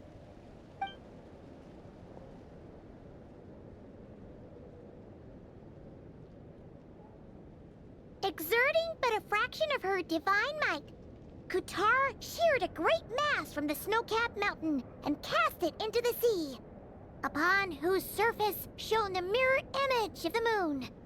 Thus was formed the island of Hisi. right. That doesn't even begin to pass the sniff test. The 3 moons are naught but lies through and through. Only one moon has ever shone for us, and Kutar is her name. The vast majority of ancient texts are filled with fanciful tales like these. I trust you understand my criteria a little bit. Kutar did not speak, merely gazing into the distance in silence. And where her gaze landed, this was her prophecy. Clearly, whoever wrote this text never even met Kutar. Otherwise, they'd know that her eyes are always closed. What about you, Traveler? What are you reading? Come on, let Paimon see. The child wished to build a wooden nest with which to shield the fledgling bird from the cold. Kutar was passing by. Upon seeing the child, she summoned forth the Kuhenki, who built a beautiful nest for the child. I remember that. Not knowing the meaning of Kutar's divine intervention, the child dared not to respond, and thus ran home to call their parents. But Kutar was gone. The Moon Chanter declared the event a miracle and took the nest as a relic, placing it on high for all to see. The child was named as one favored by the goddess and was greatly respected, yet no further miracles were bestowed, and this matter was forgotten in but a few years. Huh. Any thoughts after reading that? Yeah, Columbina probably just wanted to join the kid in making nests. Ah. I'd originally considered this a fabrication, because Kutar did not perform any similar actions in subsequent records. But now that I think about it, it does seem like something Columbina would do. It's just that... She didn't know how other people would interpret her actions. She was probably worried about making things difficult for people. So, she gradually stopped joining in. Yes. Oh, that's so sad.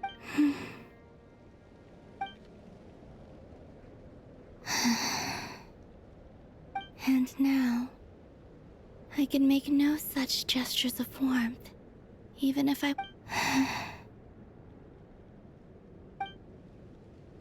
Still no name. That's a bit of a shame. But we did learn some interesting stories. That's gotta count for something.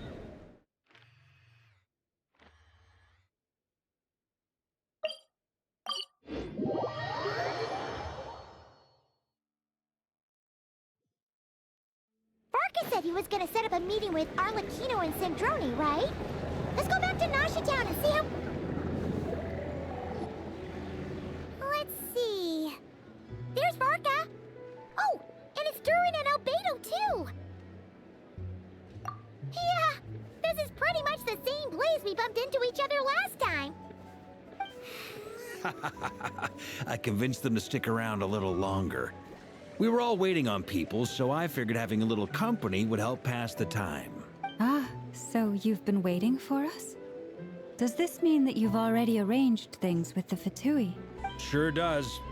Now you're back, we can go meet up with them together. How'd your investigation of the Frost Moon Enclave go? Well, we didn't find out Columbina's true name. But apart from that, it went pretty well. Aha, just as well that I didn't tag along then. I'm sure our moon goddess wouldn't want every man and his dog knowing all about her private life. Still, desperate times, desperate measures, I guess. Someone had to do it. So, Varka was waiting on us, but what about you two? Are you waiting for Alice? Oh no, we already met with her. We discussed that experiment I mentioned to you last time. Oh, and she also handed me this communication device. That's right. I understand she informed you about the relationship between the phantom phenomena and Teyvat's borders, yes? She wants me to help her with some more experiments on that. She said that she'll contact me through this device with more information. Ah, I see. Following instructions and making observations. Pretty common research method. Takes me right back to Albedo's lab. Wait, then who exactly are you meeting? Someone you know. Albedo's met him too. But I don't think Miss Lauma or the Grand Master have been introduced. Introductions are overrated, especially in cases like this. It's you! So, it's not like the academia has prohibitions against going abroad. Also, I applied for leave. I've been writing to Hat Guy since obtaining a human form. I've already brought him up to speed on everything that's been going on in Nodcry.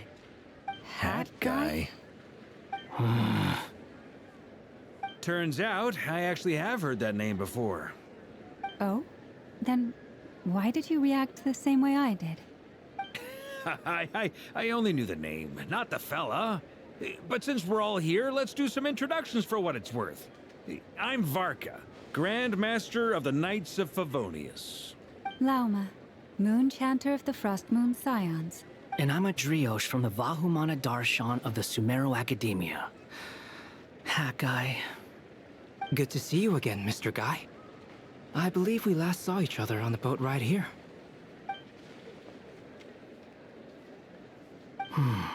Mind you, the only reason I came here is because there's someone I want to look into.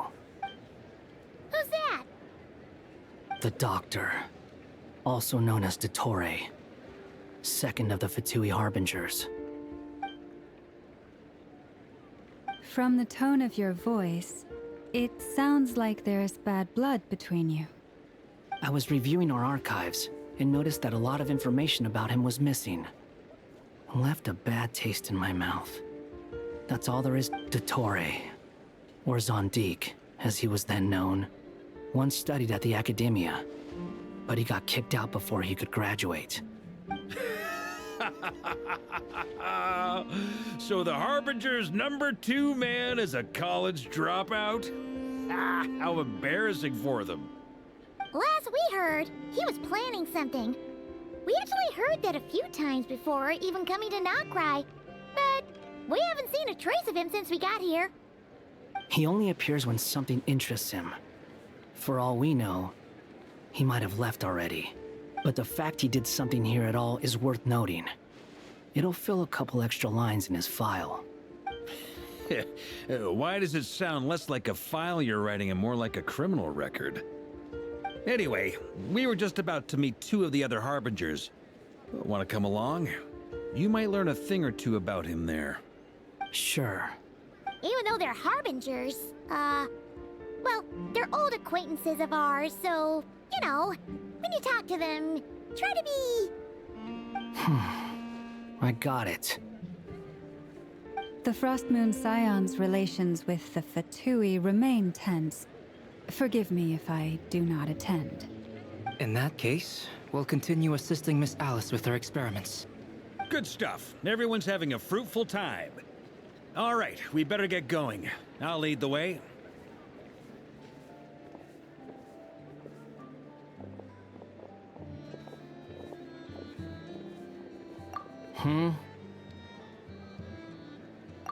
Well, yeah, that's obviously part of it. But I'm not the only one who has a score to settle with him. Neither you, nor Lesser Lord Kusanali, nor I want to see him meddling with things again.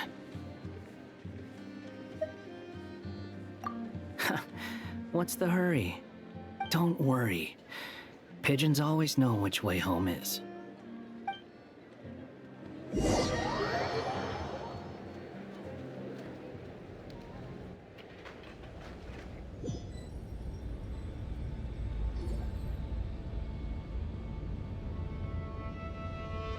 You made it. Who is this? A scholar from Sumeru. They call him Hat Guy. He's an old friend of the Travelers. Wait, this is the Academia representative you wrote about? He doesn't exactly look the part. I believe this will prove my identity. You'll notice it bears the seal of the Sanctuary of Surasthana. Well, what do you know? So it does. All right then. My mistake. It's fine. I expected as much. What? So as I mentioned in my letter, the Academia's got its eyes on Dottore. But this matter remains top secret. Apart from those assisting in the investigation, the fewer people who know, the better. If anyone asks, I'm here in Notcry to pursue my personal academic interests. Gotta say, Varka, you did pretty well to keep all this under wraps for so long. Sounds like you got in touch with the academia about this way back. you flatter me. Where do I even start? Remember that time we fought Rerir at Star Sand Shoal? He sure let me have it then, didn't he? I'll bet Dottore had that all sketched out, with me as his convenient little pawn. He could not care less about us if he tried, but hey! The feeling's mutual. Does Dottore really strike you as the sort who values his relationships with his colleagues? Fair point. Definitely not. Which is why I always keep my guard up whenever he starts making suspicious moves. To that extent, our motivations align. On top of which, I consider you trustworthy people. Now, back on topic. In the wake of the Reikir of Solnari episode, Sandrone and I grew suspicious about Dottore's complete inaction during the entire affair. So we tried to find out what he'd been up to, but unfortunately to no avail. He never lets anyone in on his plans. The more he cares about something, the more secretive he gets. Indeed. Perhaps he believes that by keeping a low profile, he can avoid trouble. But that trick isn't going to work on his colleagues.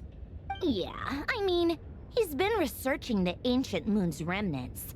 And he's been trying to get his paws on the moon marrows. Only an idiot would believe he doesn't have something more planned. With this in mind, I returned to Snezhnaya and relayed my thoughts to Her Majesty the Tsaritsa, entreating her to have him recalled. That's pretty direct. Did the Tsaritsa agree? Yes. I made it abundantly clear that the Fatui's business in Notcry is almost concluded, and we do not need 3 harbingers in this territory. Her Majesty concurred. Accordingly, Dottore has returned at her orders. I imagine he is continuing with experiments, which no one besides he would ever have any interest in. Common sense might mean nothing to him, but he's not stupid. He knows that no good can come from opposing the Tsaritsa. Smarts alone won't get him all the way. He needs the Rooster's resources and Regrator's Mora, both of which the Tsaritsa can strip from him by waggling a finger. But doesn't he have a track record of publicly following orders while going against them in private? He probably has it down to a fine art by now. Wouldn't put it past him. We worked together on a research project once. Only briefly, but it was enough to show me that we're fundamentally different people. He has no interest in doing things methodically, stage by stage.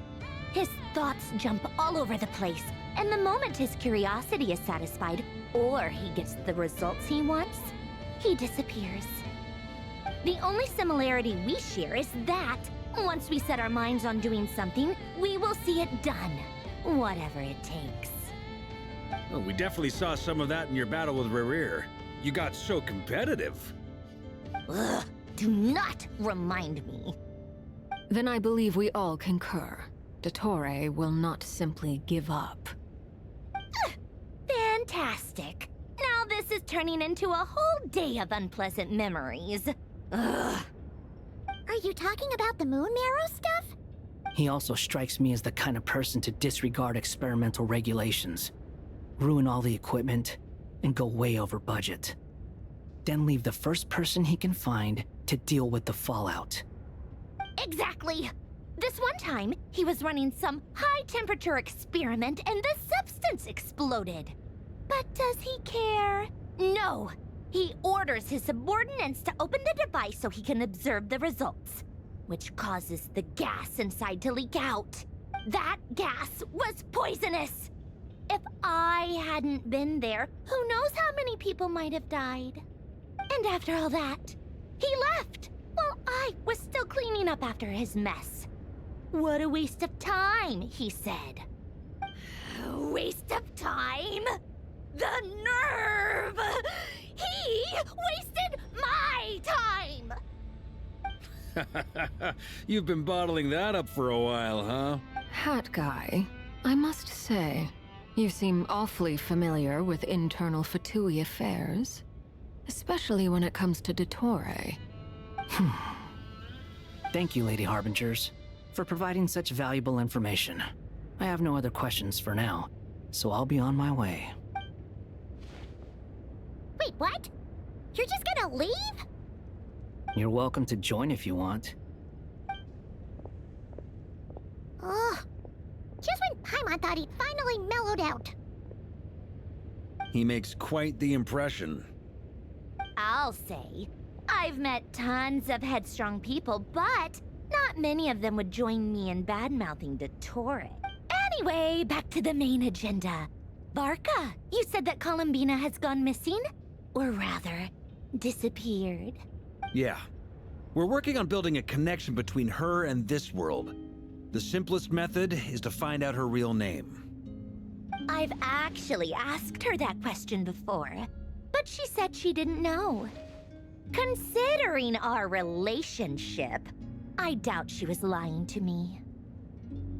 As far as I recall, she was never dispatched by Her Majesty to claim a gnosis or anything like that. The Tsaritsa's plans had long contained a place specifically for her. I always thought that was weird. What could she do that the rest of us couldn't? Knowing what we do now, it's probably something related to Kavaki, right? More than likely. When she first arrived, Columbina would often go to Her Majesty and ask when she could start the task assigned to her. But Her Majesty always gave the same reply. The time has not yet come. So she spent her days in Snezhnaya doing basically nothing.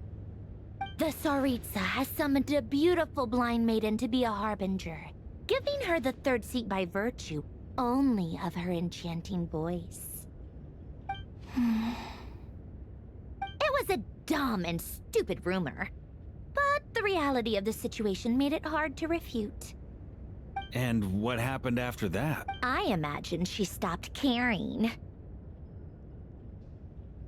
She no longer seemed to care why she had been recruited, and Her Majesty never gave her any missions, so she just continued to sing in the flower garden. For my part, I was busy. So busy, in fact, that watching someone be that idol had me fuming. But still, I got the sense that she had long been used to a life of other people claiming she was needed when she wasn't. I just felt that having a place to stay would cost me something eventually. And so I waited quietly for the day that I would have to pay the price. And on the other end of that spectrum, you had me. Someone once told me that I had the lousiest work and the toughest luck. That's a good way of putting it. I forget who said it, but those words have always stuck with me.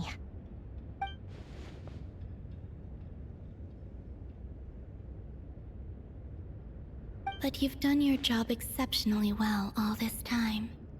Because at heart, you are a conscientious person. What is it? Something come to mind?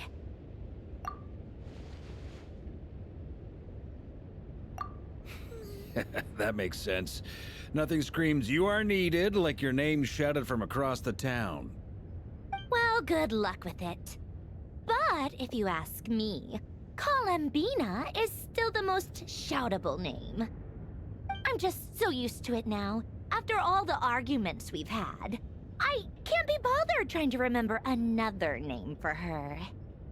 Nor I. Sandrone. Harlequino.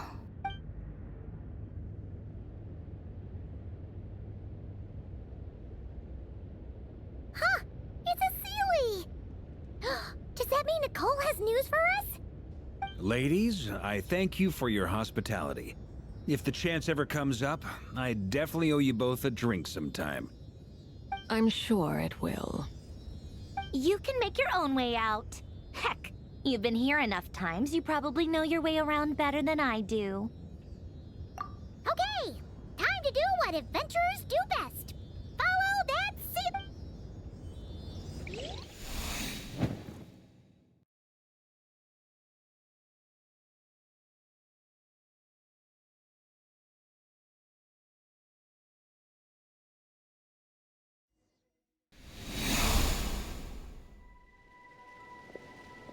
Here you are.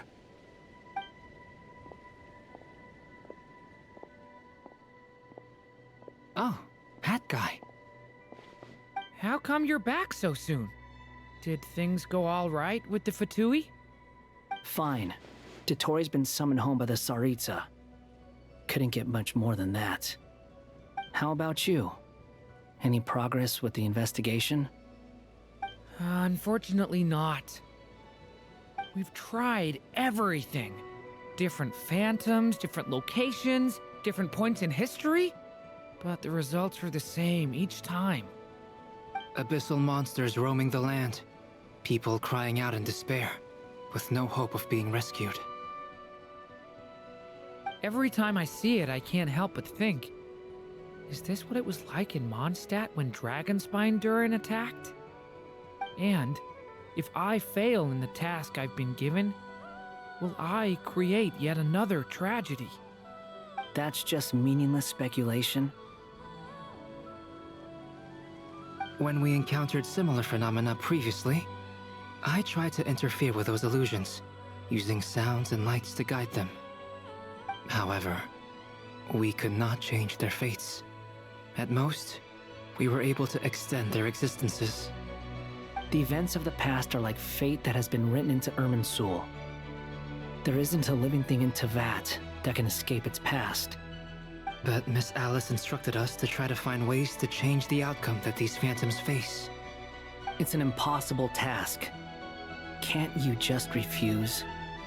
Since she asked us to do this, I feel like it can't truly be impossible. Or if it is, well, mages can make the impossible possible. I could not have been born as Durin otherwise. But you also said that your past 39 attempts were fruitless. That's true. But you're still going. Yes.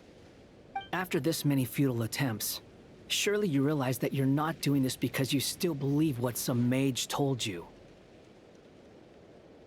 It's because you want her hypothesis to come true.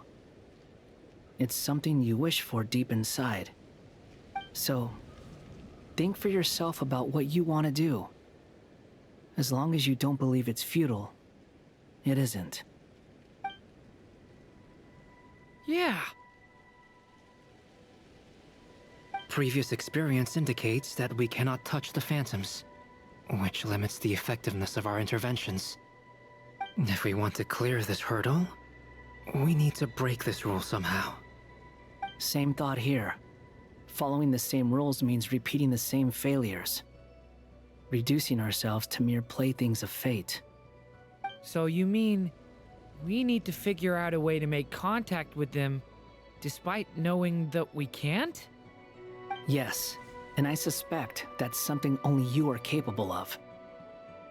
Everything in Teyvat is logged in Irminsul, but the withering that once occurred in Sumeru was a sign that the Great World Tree was being corrupted. This corruption allowed things that should not have existed in Teyvat to appear. This is tantamount to rewriting reality to an extent. You're saying abyssal power might be able to affect those phantoms? No one's ever tried it before. If you're gonna try it, it'll take courage. And you have to be confident that you can control it. Is anyone there? Has anyone seen my daughter? She's missing. I have to find her. I hear someone inside. Spargana? Are you in there? Ah! If I can use my abyssal powers to warn him that there is danger here, maybe it'll change his decision. Maybe he'll stay away. Yes. The important thing is not the nature of the power, but rather how you use it. To intimidate and obstruct. Sounds about right for the Abyss. Let me try. I should be able to influence that thing.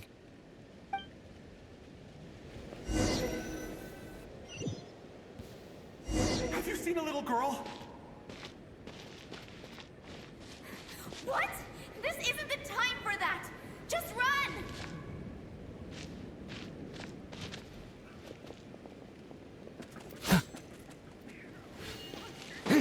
I hear someone inside. Spargana? Are you in there?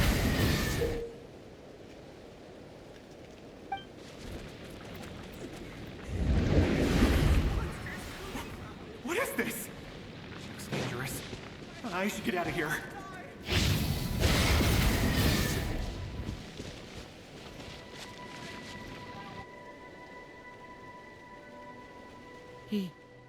He really left. Ha! We did it! Don't celebrate too soon. Follow him. See what he does next.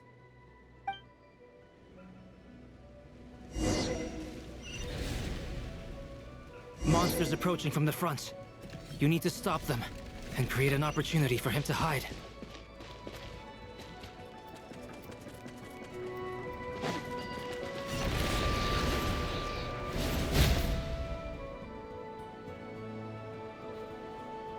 Help me!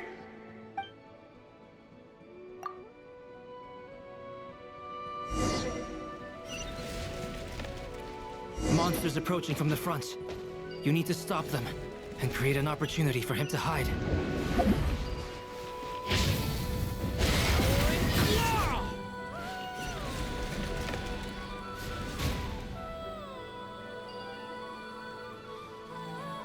Help me!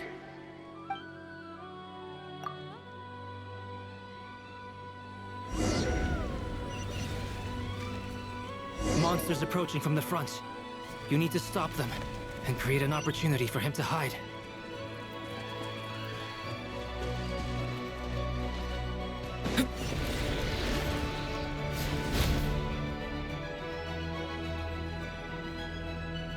Help me!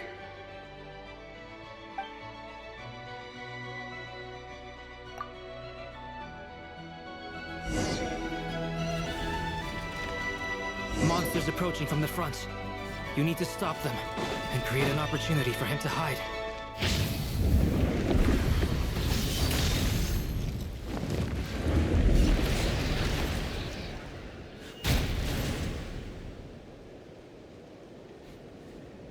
Help me!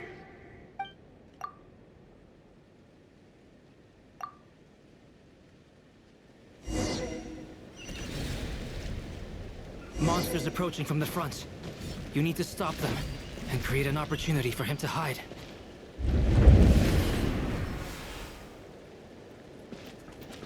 No! There's monsters ahead!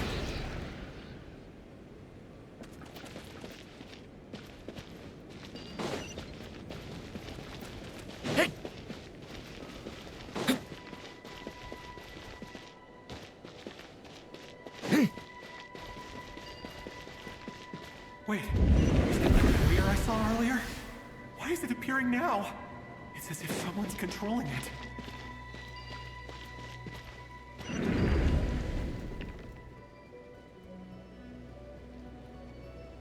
The monsters are gone. Is it safe now?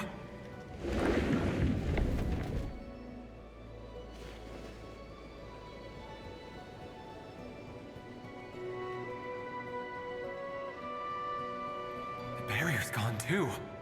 How odd. Anyway, I guess I'll keep going. Quickly, let's keep up.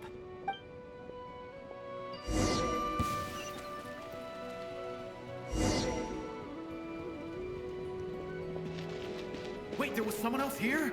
Don't go any further. We've got anti-monster traps laid out everywhere. But my daughter must just be up ahead. I have to go. This way's blocked.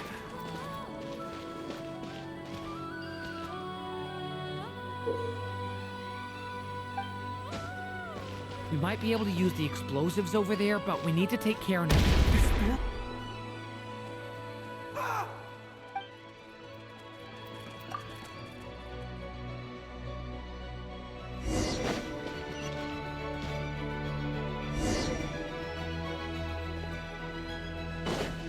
someone else here? Don't go any further. We've got anti-monster traps laid out everywhere. But my daughter must just be up ahead. I have to go. This way's blocked.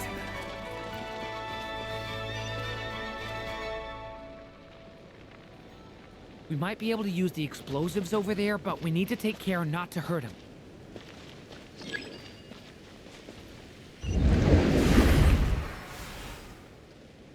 I'll use the barrier to keep him at a safe distance. This barrier seems to be helping me somehow.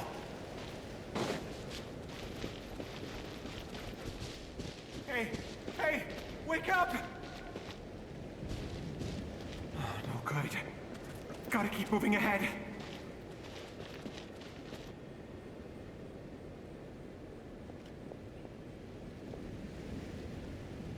So many monsters! There's still a chance, Durin. Use the traps.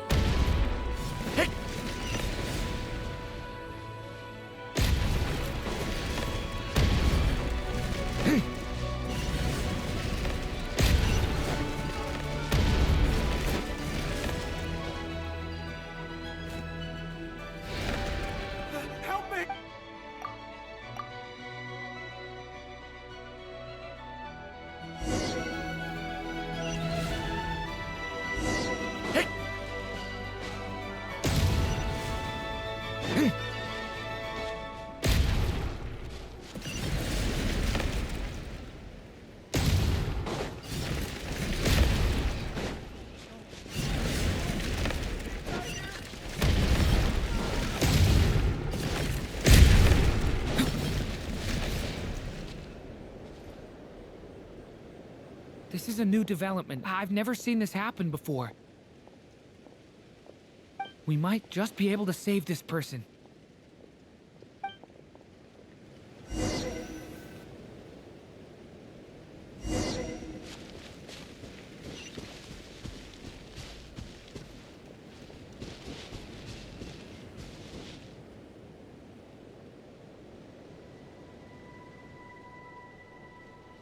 Hello there. Have you seen my daughter? Spargana is her name. She's carrying a large backpack. Get out while you still can, you fool. You won't find any survivors here. But I can't just leave her here. She must be so scared right now. Sorry. Wish I could help, but I haven't seen her. You'll just have to keep looking. Okay, thank you. If I do find her, I'll get her to shelter and come back for you. Don't bother. What's that noise? Monster! No, if he goes inside, he'll be walking into a trap. Let's try this once more. This time, we have to stop him.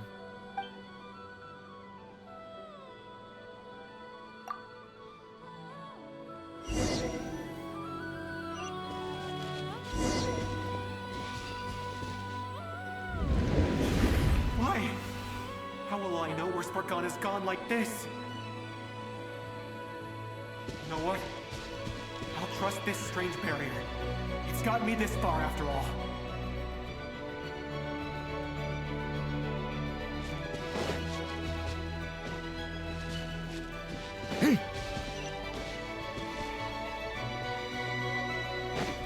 Spargana, are you there?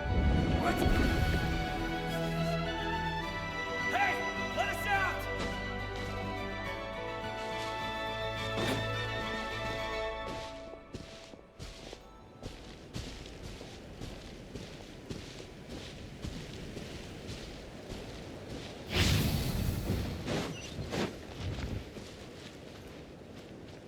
Powering claw! Hey!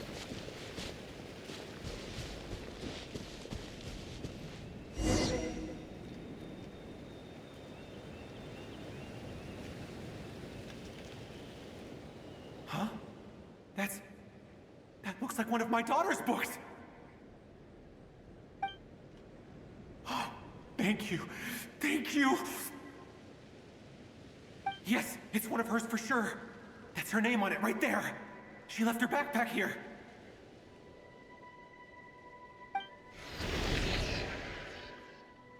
Durin, just like last time. Use the explosives.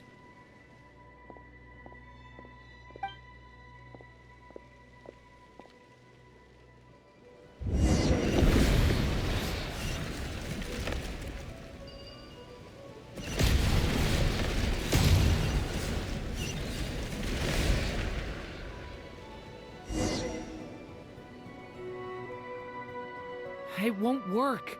There's not enough left. If he makes it in, he'll die. But then, this clue could be the key to him finding his daughter. It might not be the only one. Better he misses that clue than loses his life. I guess so.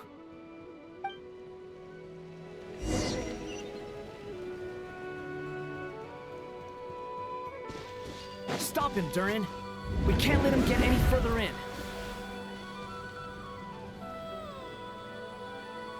That's my daughter's book! She's passed this way! Why? Why won't you let... I've searched and searched and searched. Just... I no longer have anywhere else to go.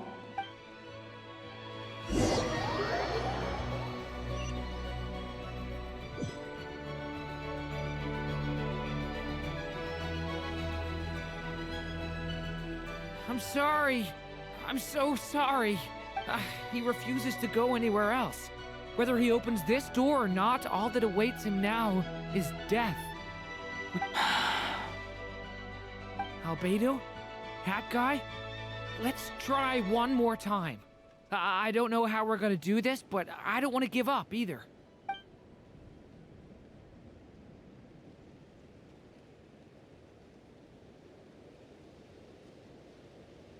Why am I here? What's going on? All these scenes running through my head. Where are they from? Huh? What's going on? His reactions have changed. How many times have I... What's happening to me? Huh? Wait. Who are you? You can see us now? I feel like I always could, but that I only just realized you were there. I'm sorry, I don't know how to describe what I'm feeling. But you were the ones guiding me using that marked barrier, right? I haven't done anything yet, but those monsters, those deaths, they feel like memories. Like things I really did experience. I won't find my daughter. In fact, I'll ultimately die trying to find her. Isn't that right? Well, no, it isn't. Yes, it is. Even so, we're trying to find a way out of this. You've not seen my daughter either, have you? It seems she really isn't here. I'm sorry we couldn't help you. I'm just... tired. How long do I have left? Experience says 15 to 20 minutes. 15 to 20. Thank you for all your help. Let's rest a while. You look... Now's not the time for you to start pitying us. It's not pity. I'm just... realizing that I've only got 10 or so minutes left. You know?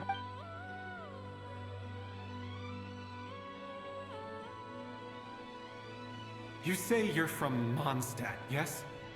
A place with windmills, where people enjoy limitless freedom? And you're from Sumeru, where they've built an academy into a giant tree? Yes. It seems you've never heard of either place.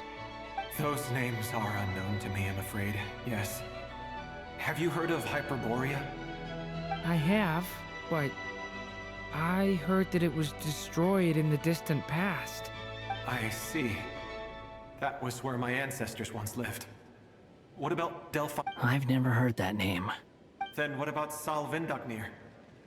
I have seen that name on stone tablets on Dragonspine. But I'm afraid the only things left of that place are its ruins. I see. Sure enough, there was no way to turn this around, huh?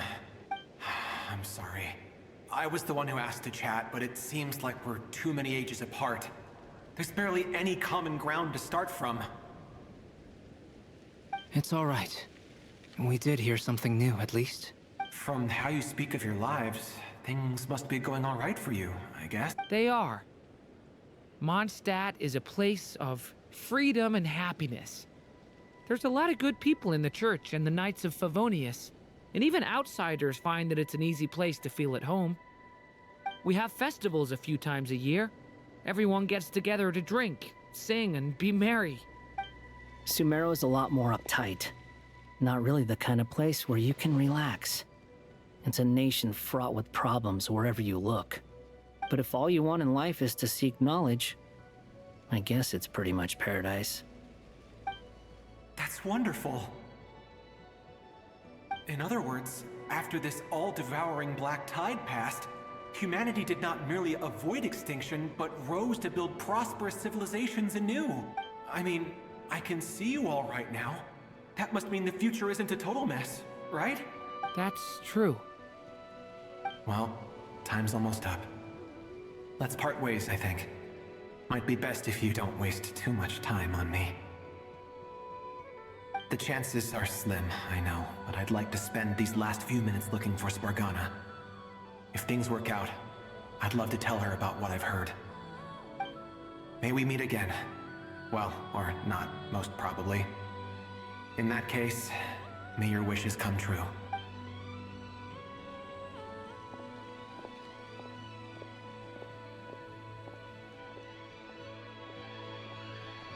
He's gone. In a few minutes, he will meet the end that was his to begin with. The ending of this tale did not change, but I believe that we've just made the most progress we have yet. May your wishes come true. If only it were so simple. Hat guy, could I ask you a question? You've never talked about your past.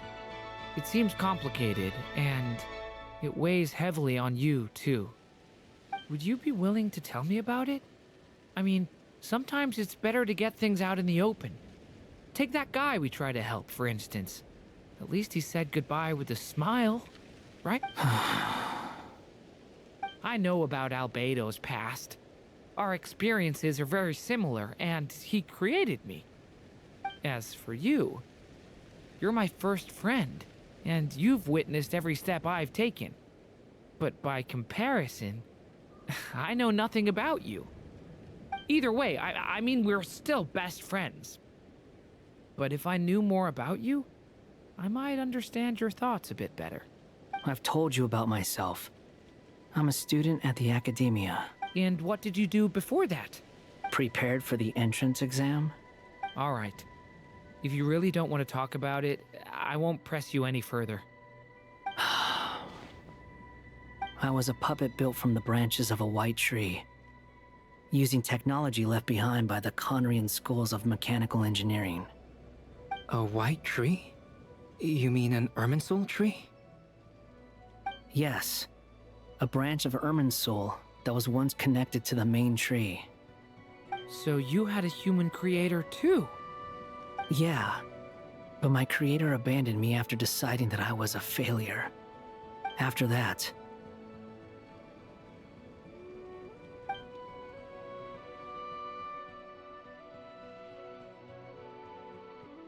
Durin.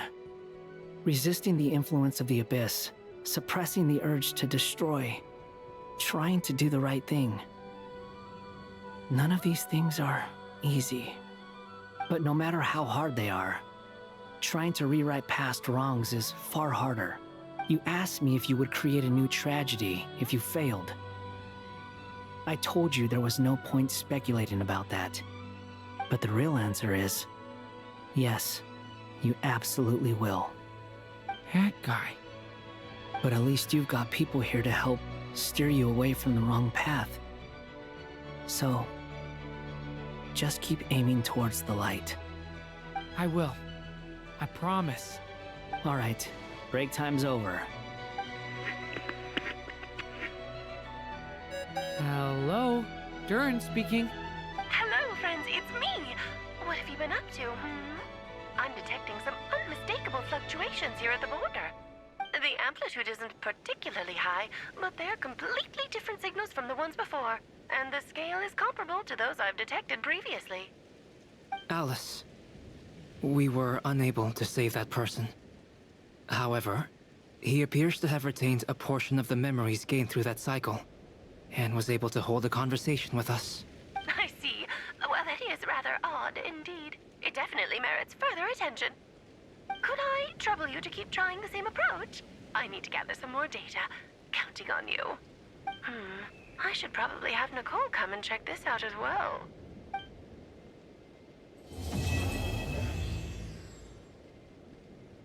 The Sealy along the way.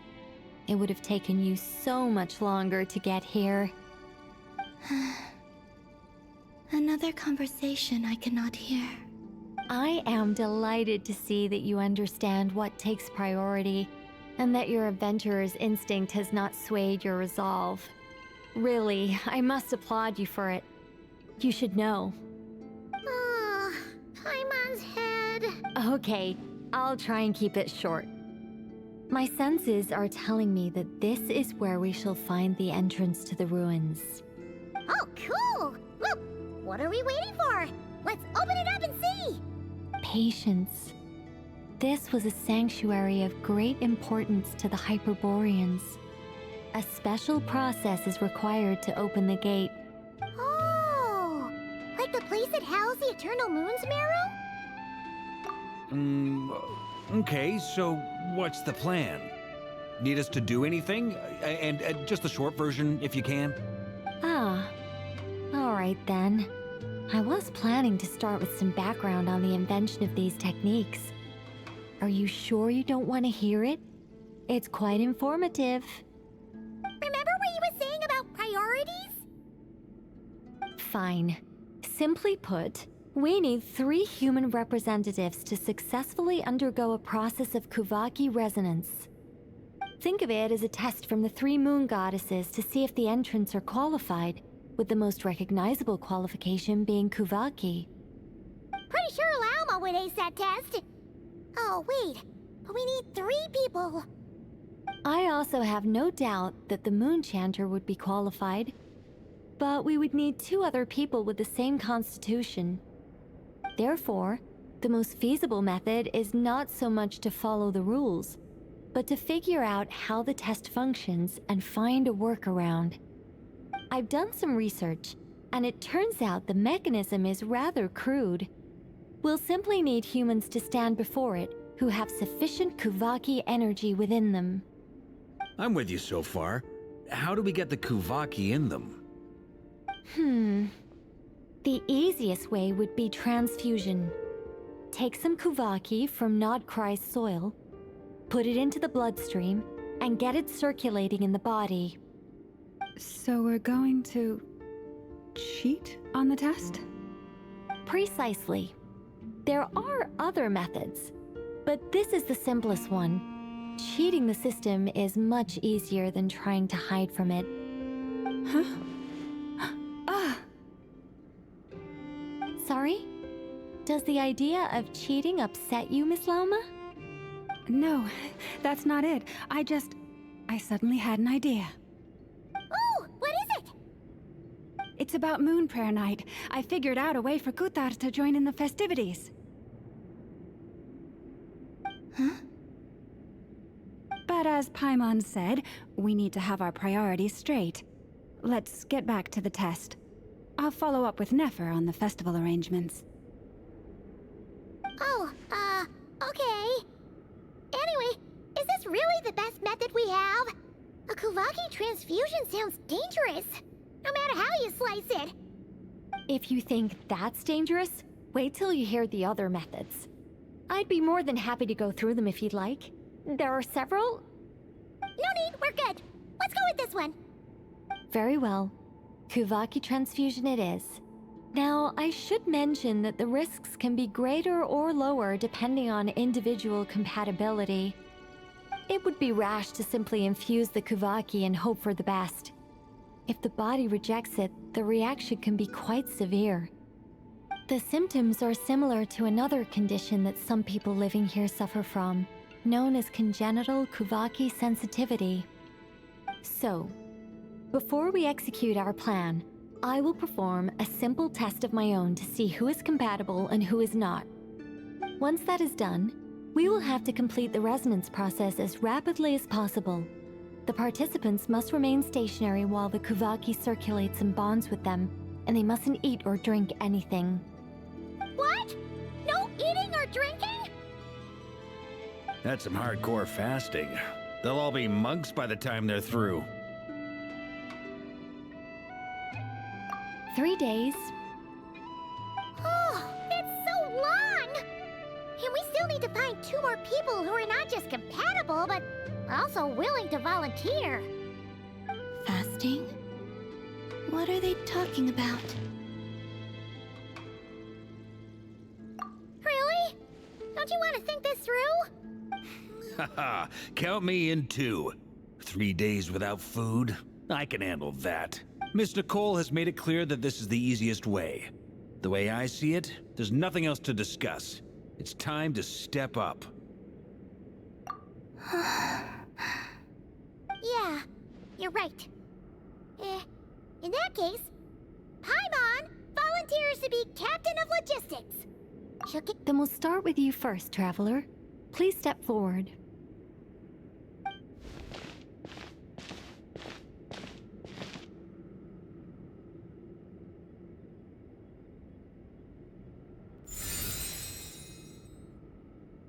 How's it going? Do you feel anything?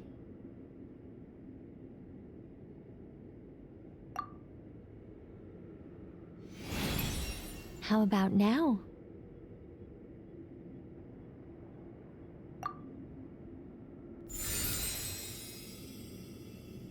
And now?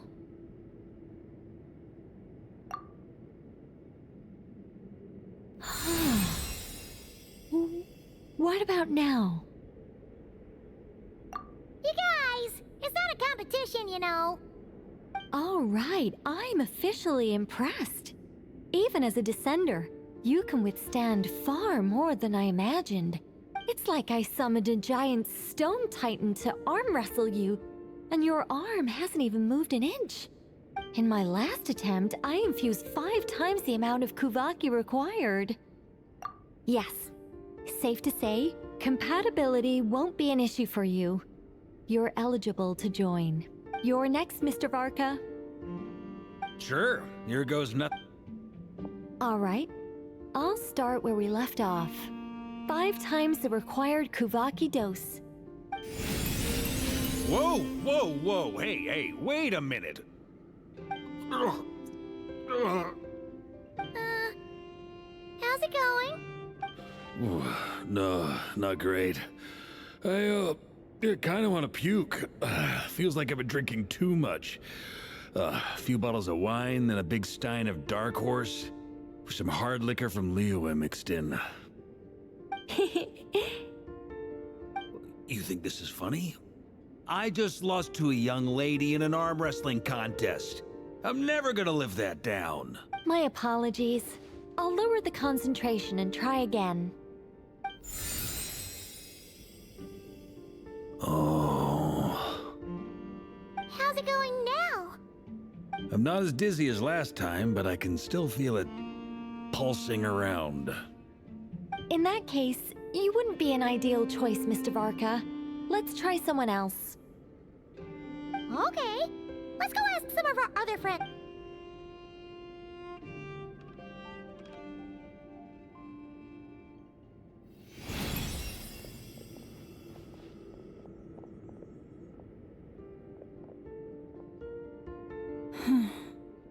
No surprises here, Miss Moonchanter. You're perfectly compatible. You may join.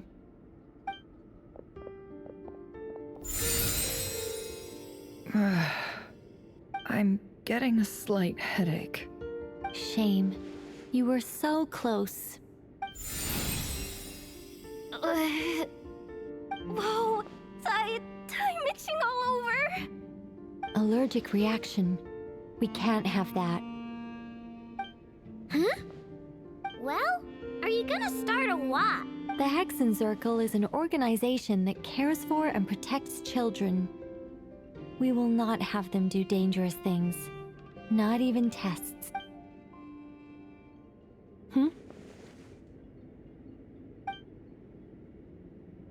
Is something the matter? The candidates have to be human. I guess that rules me out too. Huh. Everyone except the Moonchanter got beaten. Guess I don't need to feel so bad after all. I mean, looks like this isn't gonna be as easy as we thought. Perhaps I could ask for volunteers among the Frost Moon. I'll see about talking to some trusted Lightkeeper colleagues. Itlua springs to mind. In fact, I think we had some former Frostmoon Scions join our ranks recently. Can you give me the scientific explanation for how the test works? I can probably make some kind of test bot. Then we can just zip through Nasha Town, going up to people and pressing a button to check their status. Wouldn't that be No. Wow! No elaboration for once. How about I contact the Knights of Favonia's garrison in the Wave Chaser plane? Strange. The Moon Goddess is clearly revered by many people. So why is she on the brink of disappearing? She mentioned that the world has rejected her from the very beginning. And when we fought the Reikir of Salnari, it seemed like she exhausted her power for our sake. Also, I'm not sure revered is the right word for how people feel about her. Gratitude, certainly. For my part, anyway. It's basic reciprocity. She helped us, so she deserves our help in return. Yeah. Even though she looked like she didn't care, she still saved a ton of people, including me. A review of the relevant data leads me to conclude that Miss Columbina is a good person. Yep, you bet! They really think so? I'm super surprised that Columbina isn't her actual name, though. I think it really suits her. It's light and graceful and... yeah, just a really pretty name. I know, right? Unfortunately, that's not our decision to make. Columbina. That was the code name the Fatui gave me. But it also came up in the song I heard when I was born. But... is that really all there is to it? What do I truly think of my own name? Is there anyone left who will still call me by that name?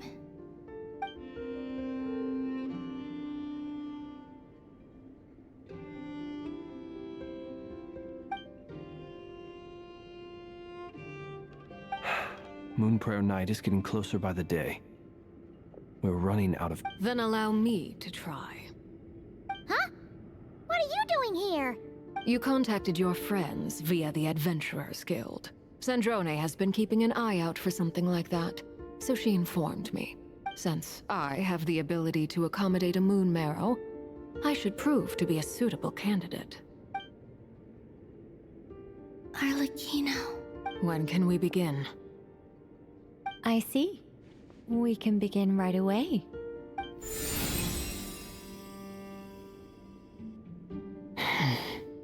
How was it? Did you feel any discomfort? Not at all. Then it seems we shan't need to look for additional candidates after all. Great! Cool. Alright, like Paimon said, the rest of us can take turns making sure the three of them stay warm and comfy. Then, my job is to take care of the caretakers. I will ensure everyone receives food and accommodation. I'm ready as well.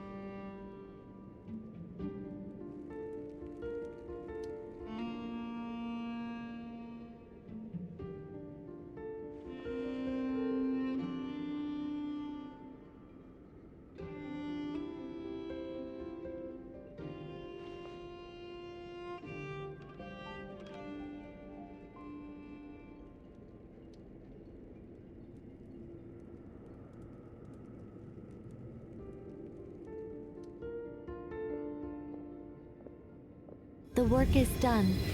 The sacred scroll shut. The stars grow dim, the people silent. The white sun sets, the silver moon rises.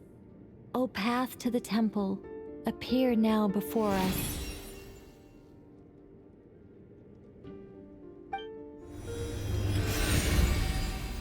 Wow! It really opened! So that's what all this is about. They've been trying to open this gate.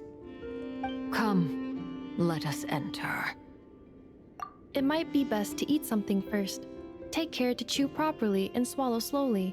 It will give your body time to readjust to the digestion process. They will head in soon.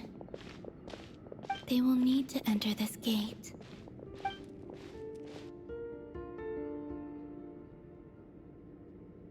Huh? I cannot pass through. Is it because I have no physical body?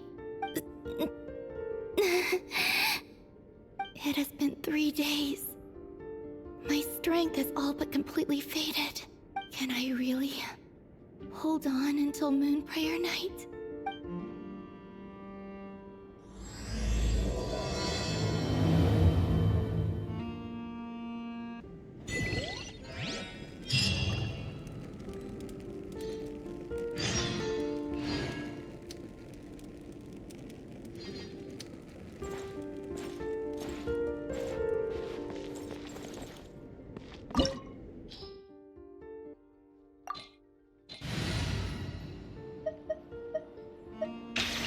Is it time to go?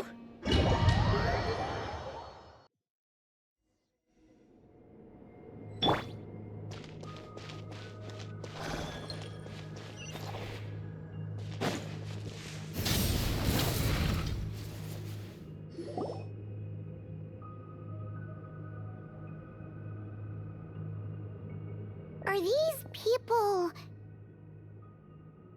Judging by their clothes, they appear to be phantom Hyperboreans from the distant past. That could mean they have some clues about the moon goddess's name, right?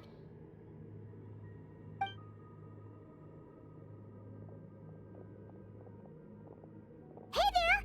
Could you tell us what the moon goddess's name is? Sorry. That's probably a weird question, huh? How do we explain this? The moons are long gone, and their goddesses are dead. When a new moon goddess is born, we will surely know her name. We have used every last resource at our disposal. All that remains is to wait.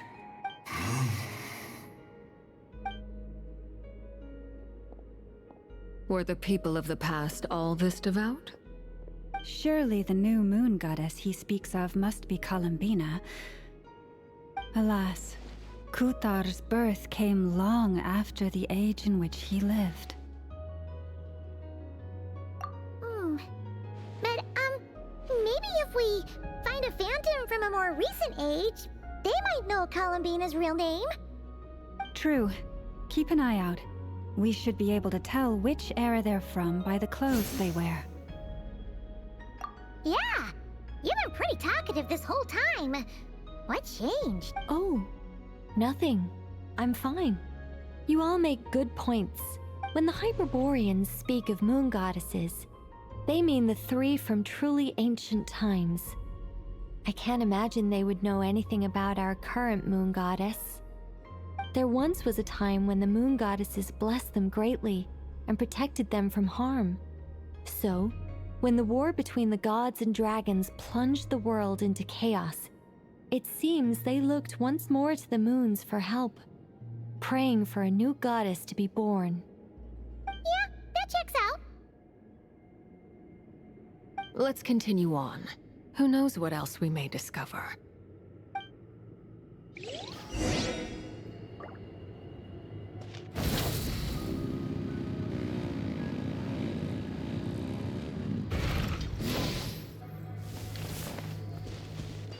There's a door blocking this path! Not a problem. Try this.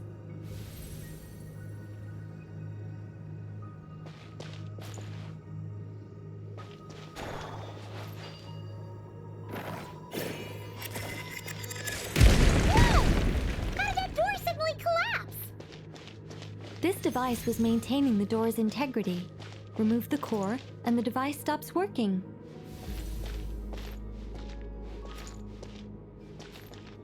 Light it up! Is this our destination? Impressive. More precisely, this is a device that will help us reach our destination. Let's go. We still have a long distance to cover.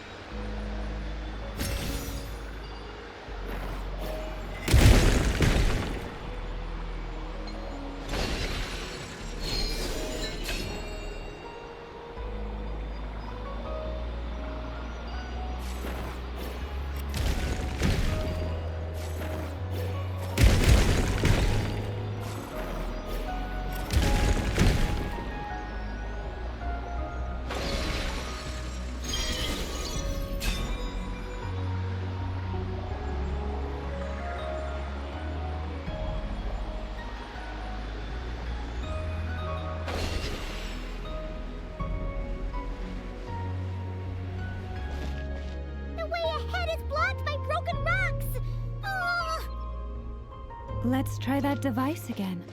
Remember the door from earlier?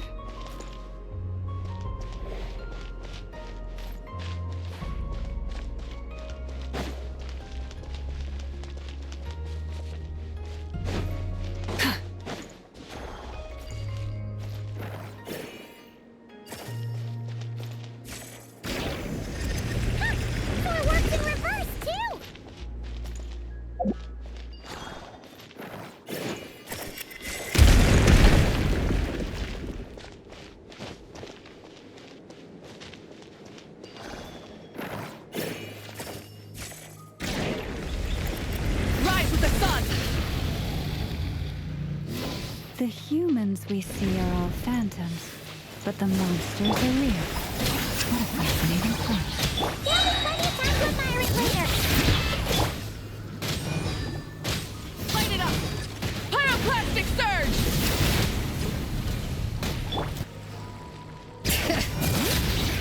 Hear the echoes of the valley!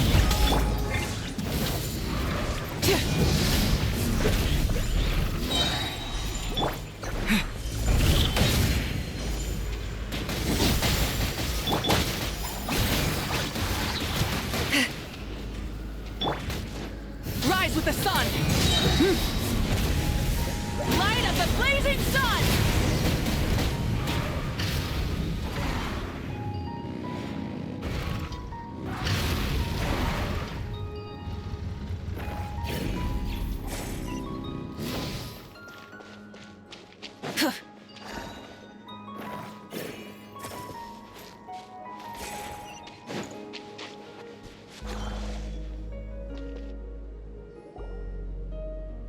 Ooh, there's a whole bunch of artwork in here.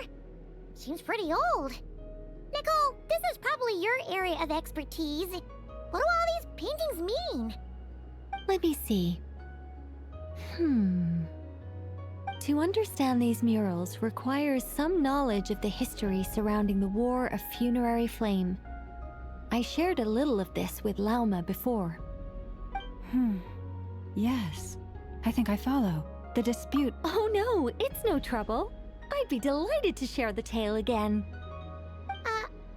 Alright then. Teyvat's 3 moons and their goddesses were brought into being by the will of Nibelung, the then ruler of Teyvat. But when the heavenly principles came, they changed the world completely, down to its very foundations. The moon goddesses were nowhere near strong enough to challenge this entity. But the heavenly principles did not view them as heretical entities that had to be removed. Essentially, the 3 moons existed to keep this planet alive and operational, which did not directly conflict with the heavenly principles' aims. Nevertheless, the inherent precariousness of this arrangement would soon be revealed. Nibelung returned, yes. He did, and thus began the War of Funerary Flame, a battle for dominance between Nibelung and the heavenly principles. Discord would soon emerge between the 3 moon sisters. One would voice the opinion that they should follow Nibelung, for it was he who first hung the moons in the sky. Another would argue that taking sides in the conflict would only bring the world closer to ruin. There was no telling where it would lead. Especially since their creator had returned, bearing the perilous power of the abyss. Nibelung would eventually discover their disloyalty. He had all 3 imprisoned before transforming the moons into weapons with which to fight against the heavenly principles. What? Weapons? Yes. The very moons that had once defended the planet became instruments of death and destruction, striking terror into the hearts of all living things. And although the heavenly principles and the 3 moon sisters had once been at peace, it now seemed that the moons posed an unacceptable threat to Teyvat. It is possible that the heavenly principles did not know of the goddess's imprisonment. If so, the weaponization of the moons would surely have been viewed as an intentional breach of the peace agreement. Regardless of who knew what, when, the heavenly principles shattered 2 moons and flung the other beyond the skies. Whether the goddesses managed to escape Nibelung's captivity after his fall, nobody knows. But this much is certain. From that day on, the moons no longer belonged to Teyvat. The rejections slowly drained their power until eventually they passed away. So that's the full story. You say the moon ceased belonging to Teyvat from then on. Why then would Columbina be born here? That is perhaps due to the lingering connection between the Frost Moon, which was not shattered, and this world. You could see it as the 3 sisters' dying wish. They never desired war. All they ever wished for was to protect this land. I see. If the final fate of the three goddesses is as you say, then Columbina faces the same grave danger.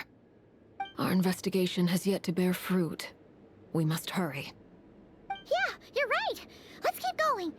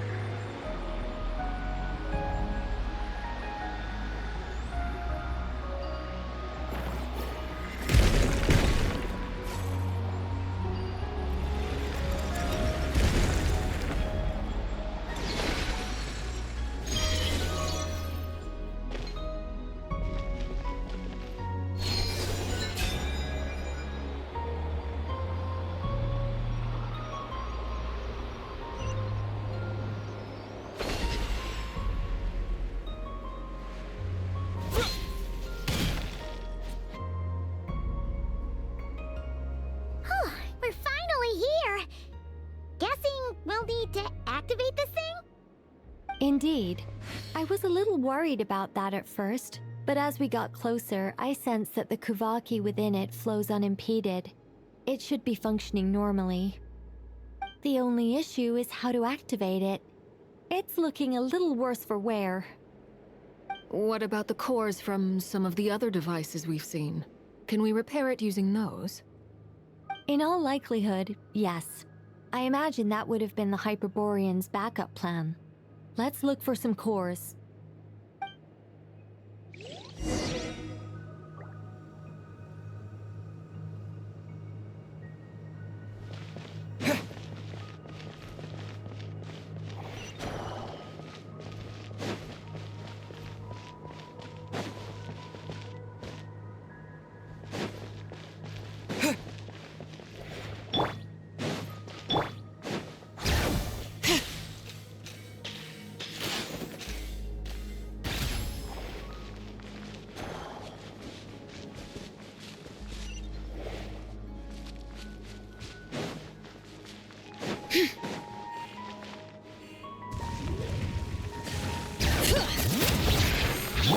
Show no mercy! Fulfill our path! Eat Lolling! Eat Papa! Get him! Let the mountain's veins boil! Wrath from the skies!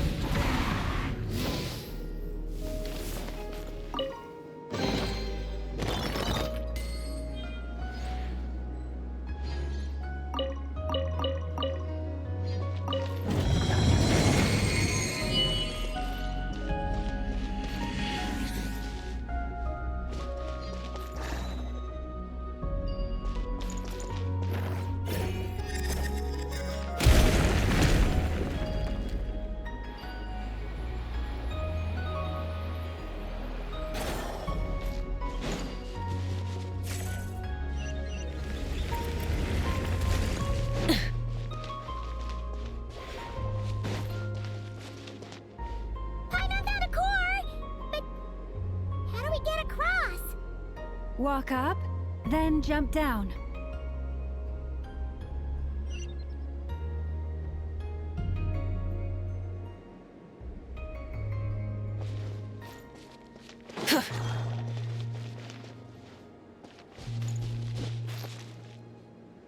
Light it up!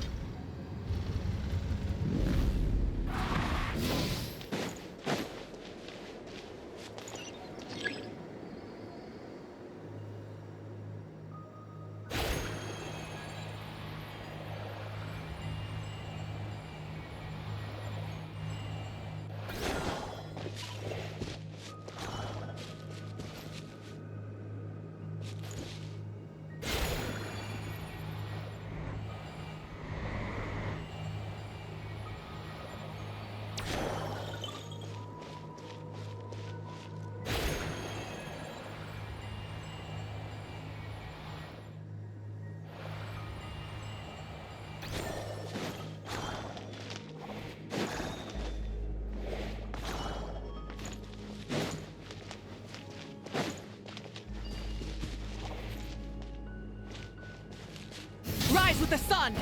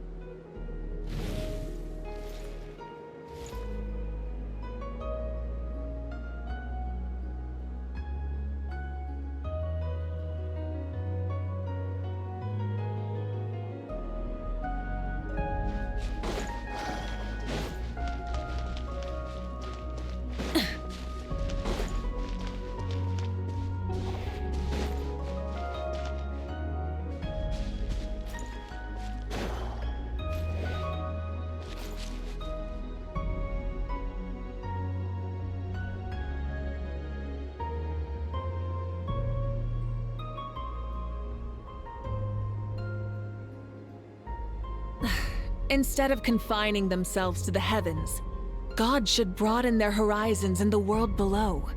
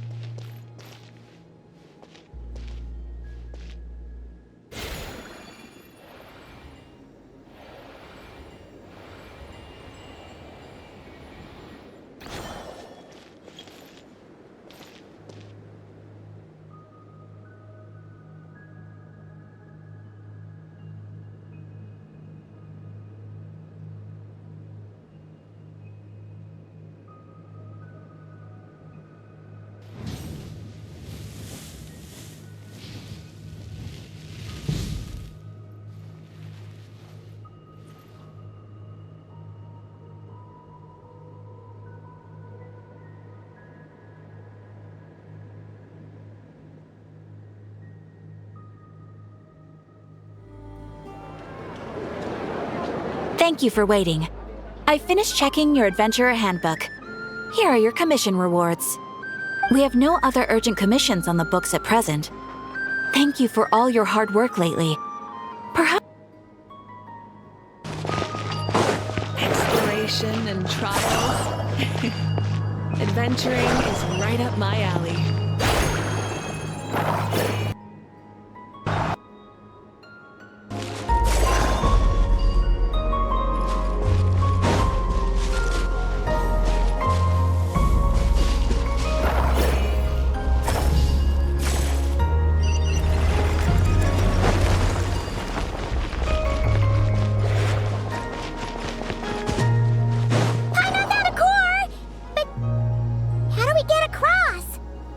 Walk up, then jump down.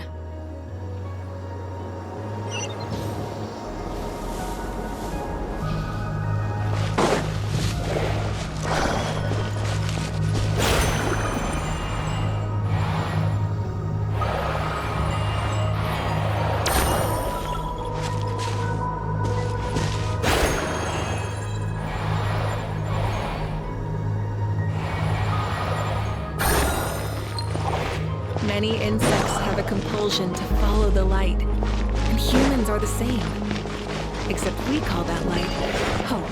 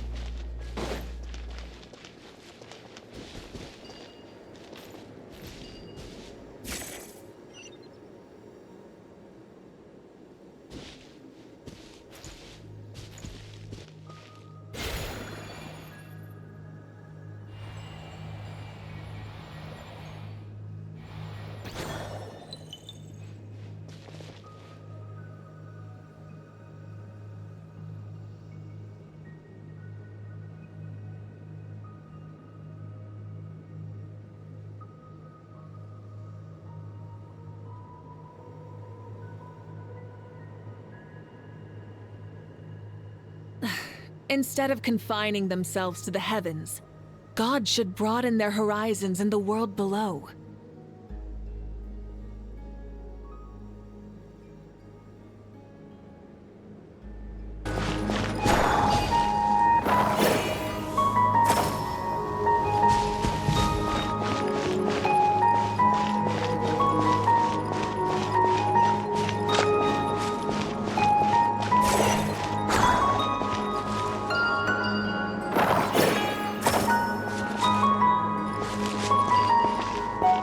Many insects have a compulsion to follow the light, and humans are the same. Except we call that light hope.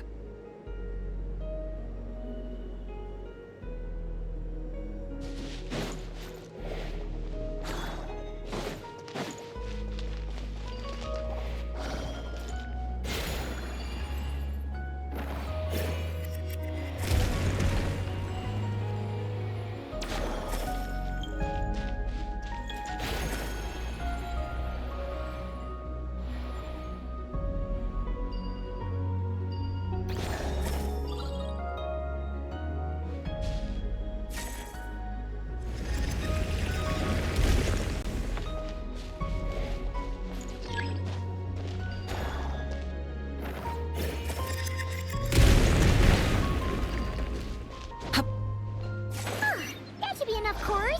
Let's head back.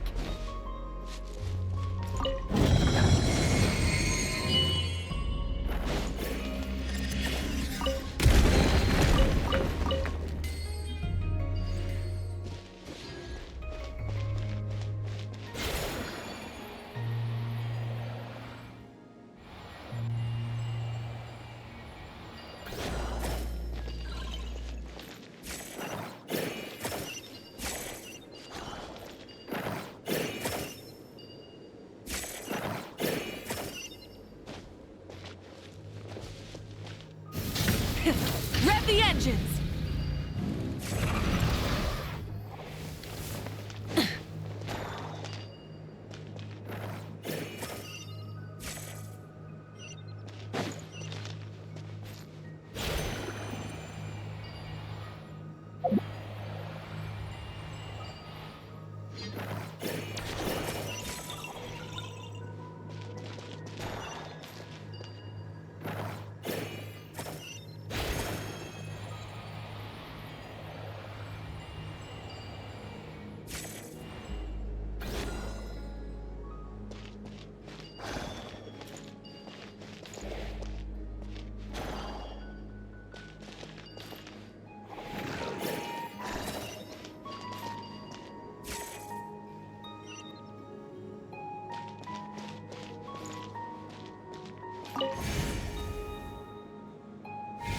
The device is up and running.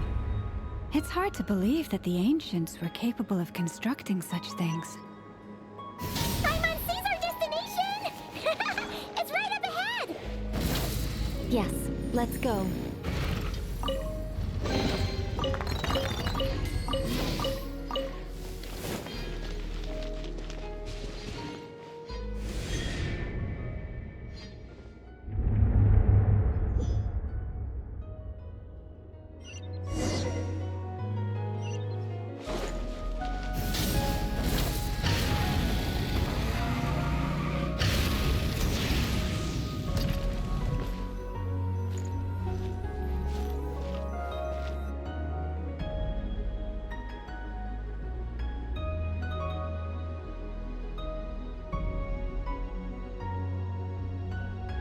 This is where the people of Hyperborea communicated with the moons. We need only place the moon marrow upon this platform on Moon Prayer Night, and we shall be able to open a portal to the moon and send our moon goddess back home. The assumption being, of course, that we can find her first. That's right. You want to know if it's safe there, don't you?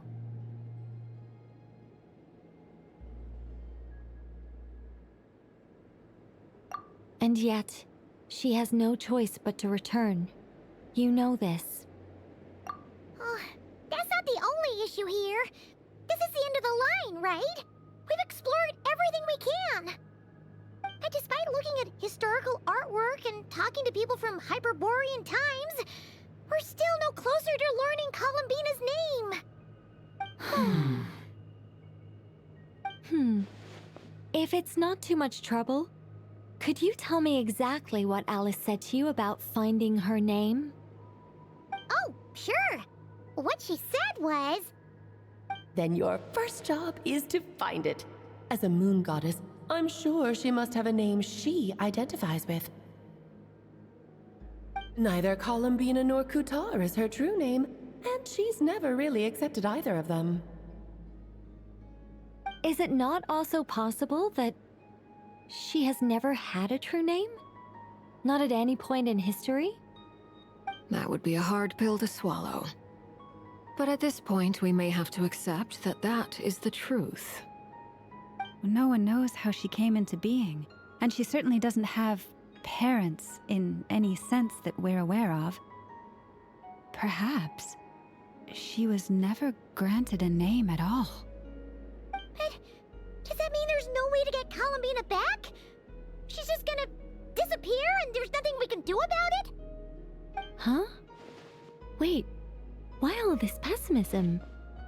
Was it the way I phrased this question? You all seem to be taking this, well, just because she's never had a real name in the past doesn't mean she can't have one now. What? Think about what Alice said again. She never once said that you'd have to find a new name, did she? Are you saying what I think you're saying?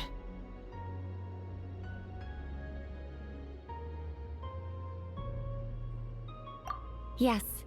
Names are anchors that connect us to the world. If she doesn't have one already, then all we have to do is create one, no? It's like... yes. Traveler, when you first arrived in Teyvat, do you think you would have turned around if someone behind you shouted, "Hey, Hermione"? But what about now?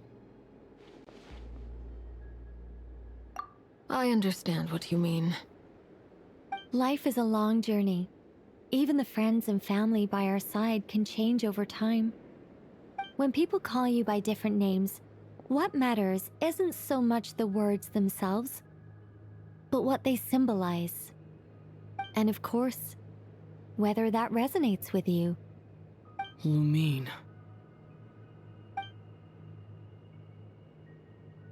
So, close your eyes and picture the moon goddess in your mind. If you were to call out to her in this moment, what would you say?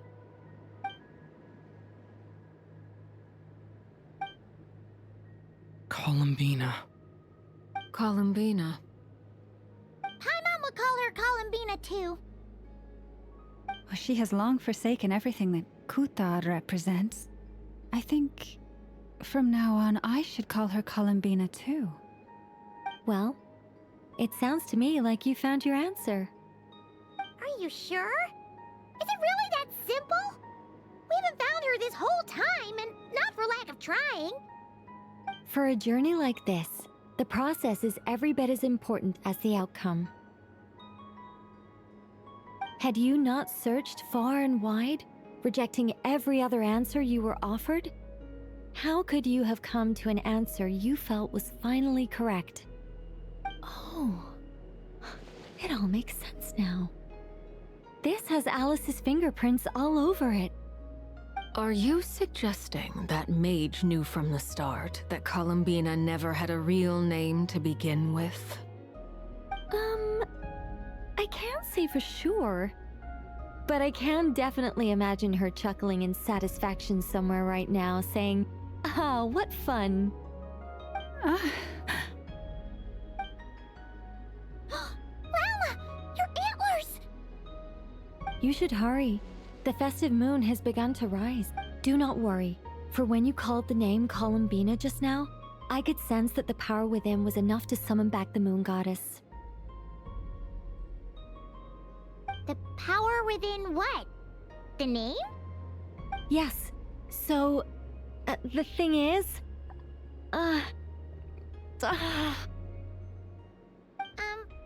This is so annoying. I really want to explain how that whole thing works.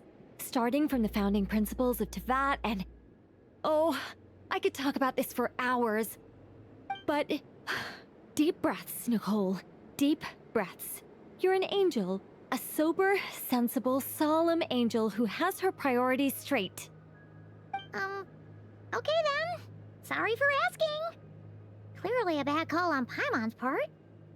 Anyway, you all need to hurry. Last thing, remember how it felt when you called out that name. Then it is agreed. By the name Columbina, we shall find her. Then we'll throw her the best Moon Pair Night party ever! And at last, we will send her home.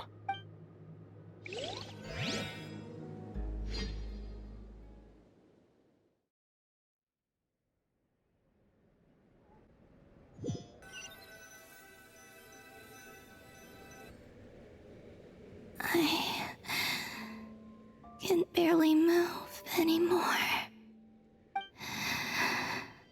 My consciousness is fading away. Have they come back out? I'd love to see them one more time.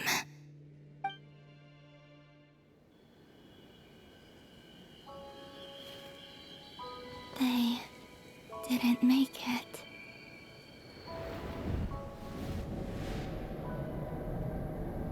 Could you tell me your name? My name is... Columbina!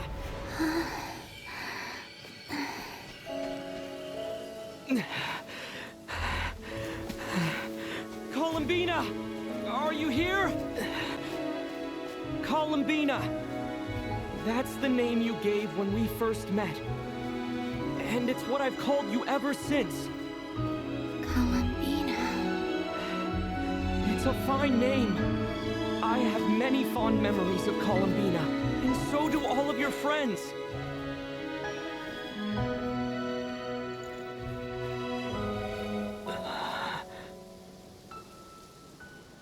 If you like this name...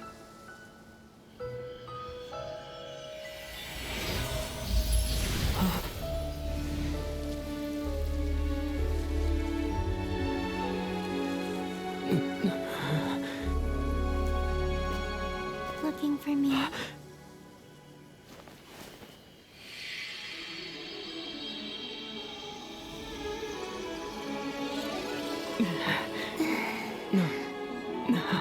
like it. You can carry on using it. My name is Columbina Hyposelenia.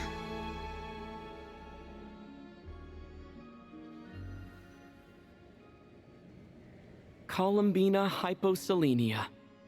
That's a wonderful name. I never thought that Columbina would become my real name. But after I met you and my other friends, the things that this name stood for slowly began to change. It went from being a Fatui code name to something my friends call me.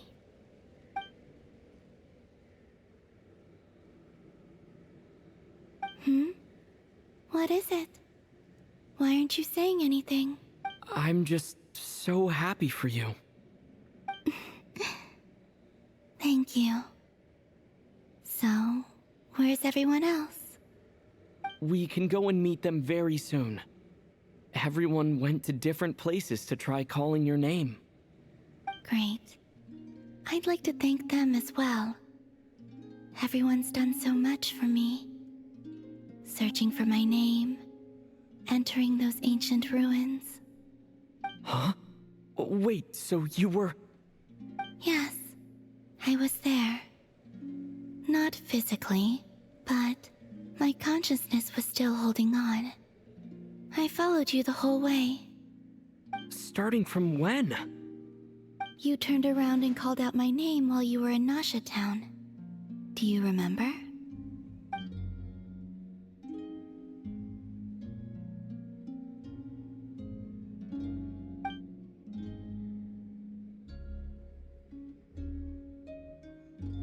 Let's go. We don't want to keep them waiting. Sure. In that case, come with me. But... Hmm? Before that... Could you call my name one more time? Sure. Come with me, Columbina Hyposelenia.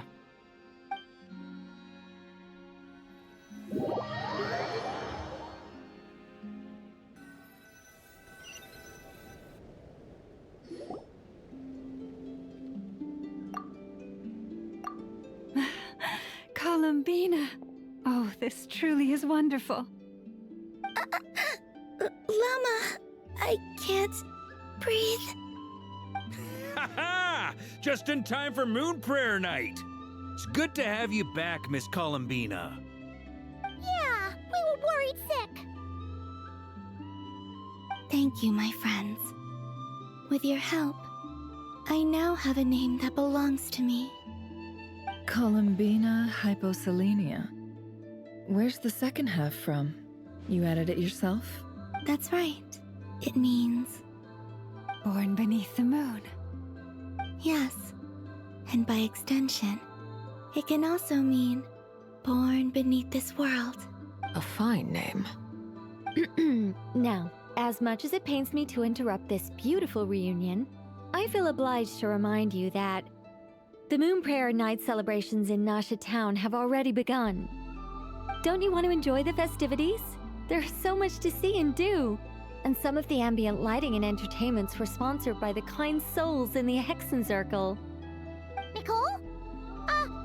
Why have you turned into Dodoko? So you're Miss Nicole. Thank you for helping us, and for helping me find my name. It's nice to finally hear your voice. You're quite welcome. Guiding lost people to hidden treasure is what we Seelie do. And if you ask me, spiritual treasures are far more precious than material ones. Chests are all well and good, but this was what it's all about. Ah, so satisfying. Anyway, I had to go help Alice. It seems like she ran into some trouble. That's why I couldn't be here in person. But don't worry, we're with you in spirit. We'll be celebrating right along with you. Keep an eye out for the Hexen Circle's festive stalls in Nasha Town. I think you'll like what we came up with. Alice said she even managed to rope B in this time. The Frost Moon Scions have also prepared various attractions. I believe Aino, Ineffa, and their crew are setting things up as we speak. On that note, Nefer, about that request It's all in hand. Yehoda is on site to ensure that everything goes off without... Wonderful. In that case, Traveler? Huh? Come on, Columbina. It's time to celebrate the best Moon Prayer Night ever.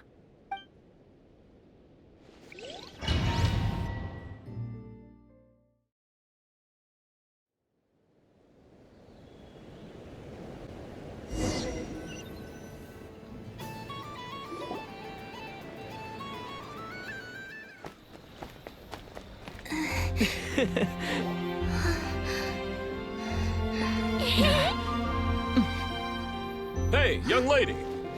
Would you like some Moon Prayer Night candy? Happy Moon Prayer Night. Oh, yeah. I almost forgot to say. Welcome home, Moon Goddess.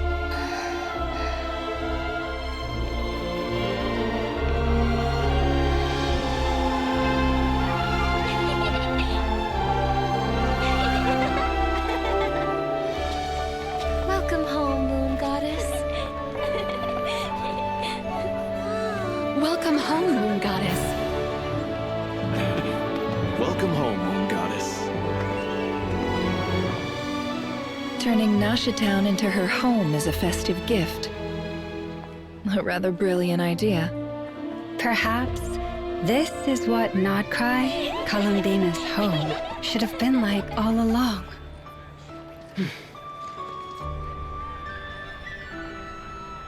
Thank you for the gift. I like it a lot.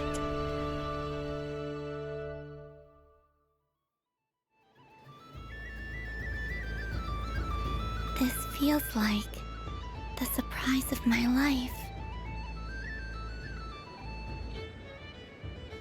I do. I never imagined I'd ever get to enjoy Moon Prayer Night with everyone so freely. If you're happy, we're happy. Quite a strategy you came up with. Hide the tree in the forest. It's not your usual style, Lauma. Is there something about Moon Prayer Night that enhances what's in your head as well as the antlers on top? Apparently so. It even inspired a perennial penny pincher to use their resources for a greater cause. It truly is a magical festival.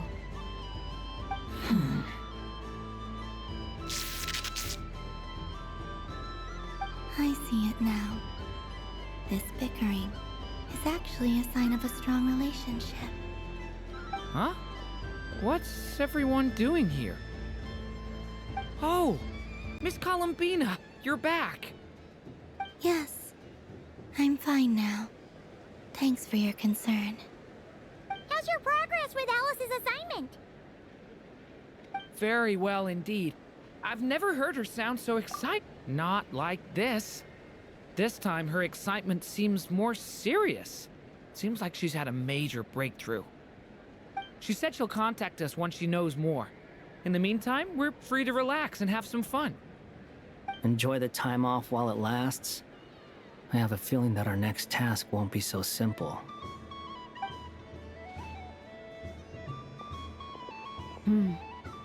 I should go. I still have a few things to attend to at the Frost Moon Scion stall. And I think I'll take a look around. With any luck, this once-in-a-year festival will come with once-in-a-year opportunities. Hold up a second. Where's Varka? I believe he made a beeline for the flagship the moment he entered Nashitown. Ah, that's Mondstadters for you. They know what they want when festivals roll around. Goodbye for now, Columbina. I hope you have a wonderful night. I will.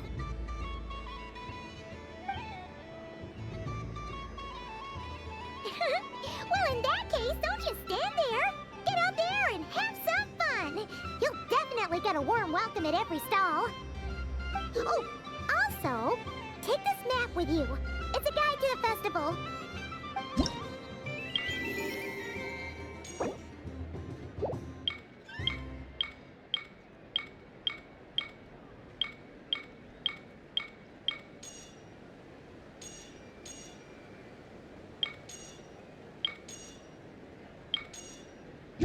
The Frost Moon Scion stall is over here. Lauma's invited a whole bunch of cute animals to celebrate too. Over there is the Hexen section. Alice seemed more excited than anyone about this festival, so she insisted on making it a grand affair. Oh, and then there's the Nashitown local specialties, including... Actually, forget that. Better if you go check them out for yourself. Thank you. It looks like a lot of fun. You're not coming with me? We'll be around. But don't you want to browse by yourself for a bit first?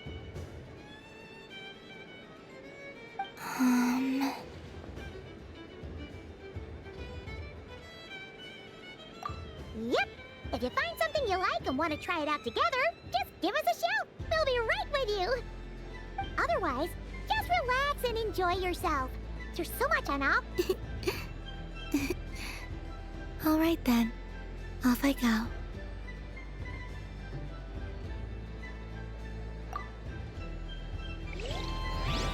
Where should I go first? This must be the mage's stall. It feels like I've entered a fairy tale. Ah, how lovely.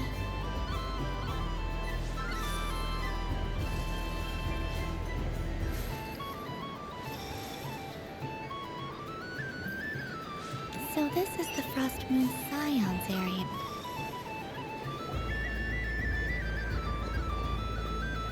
Dodoko's Whirligig!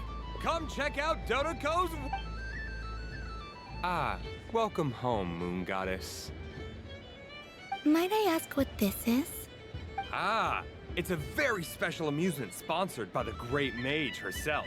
Ride on a soft and furry Dodoko and embark on an unforgettable adventure. I say that, but I'm just following a script here. Who is this mage, anyway? And what the heck is a Dodoko? I'd like to ride. No problem. But, are you by yourself? Is that not okay? Oh, no, it's fine. It's just that each Dodoko can accommodate 2 passengers. Would you like to bring a friend along? My friends... That should do it. Now, we just need to get everyone but... Traveler? Ah! I want to go on that ride. Will you join me?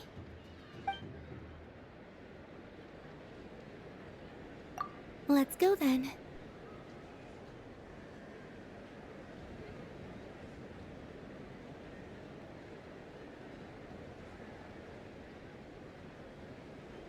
Don't worry. Paimon will do the round.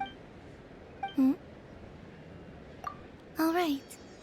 Please take your seats. For safety reasons, you mustn't try to leave the ride before... All right, you're all set. I wish you both a wonderful journey.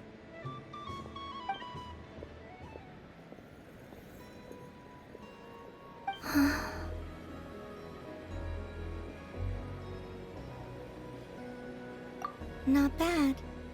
It reminds me of riding a moon lane. Sometimes, the Kuhenki circle around me like this, playing their beautiful melodies.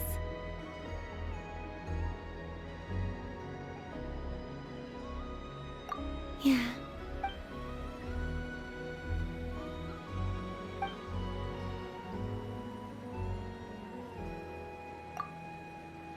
It does. I've felt scared in the past, too. But this is a little different. You know something?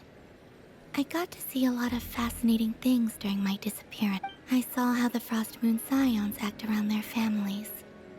So different than how they used to act in my presence. And I also saw how they interact with their friends. It made me curious at first. Why do people act so sincere when they're worshipping gods, but save their truest, warmest feelings for each? Slowly, I came to realize that it's because they trust one another. They know, deep down, that they'll be accepted for who they are. All of it. I know.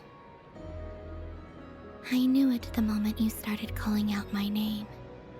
What I fear now is the end. I fear losing all this the very night I have gained it.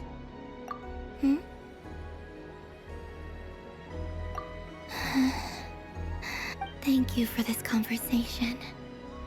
Thank you for listening to me. Don't worry. This fear I have, and the unknown that awaits me, they cannot hurt me. Not when I possess a treasure far greater. I just want you to remember this version of me, the real me, on this final night together. Dear passengers, Dodoko's awesome adventure has come to a close. Please leave in an orderly fashion, and we look forward to seeing you again in the future.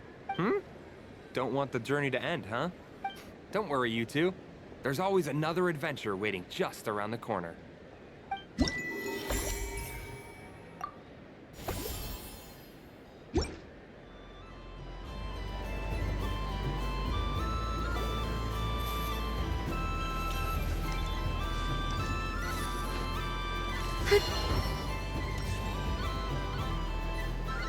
Sunny days! I prefer sunny days. Ah, well, very well. I believe your spirit animal has to be this most adorable chic badger. Wow! Thank you, Mr. Have a very happy festival, Moon Goddess.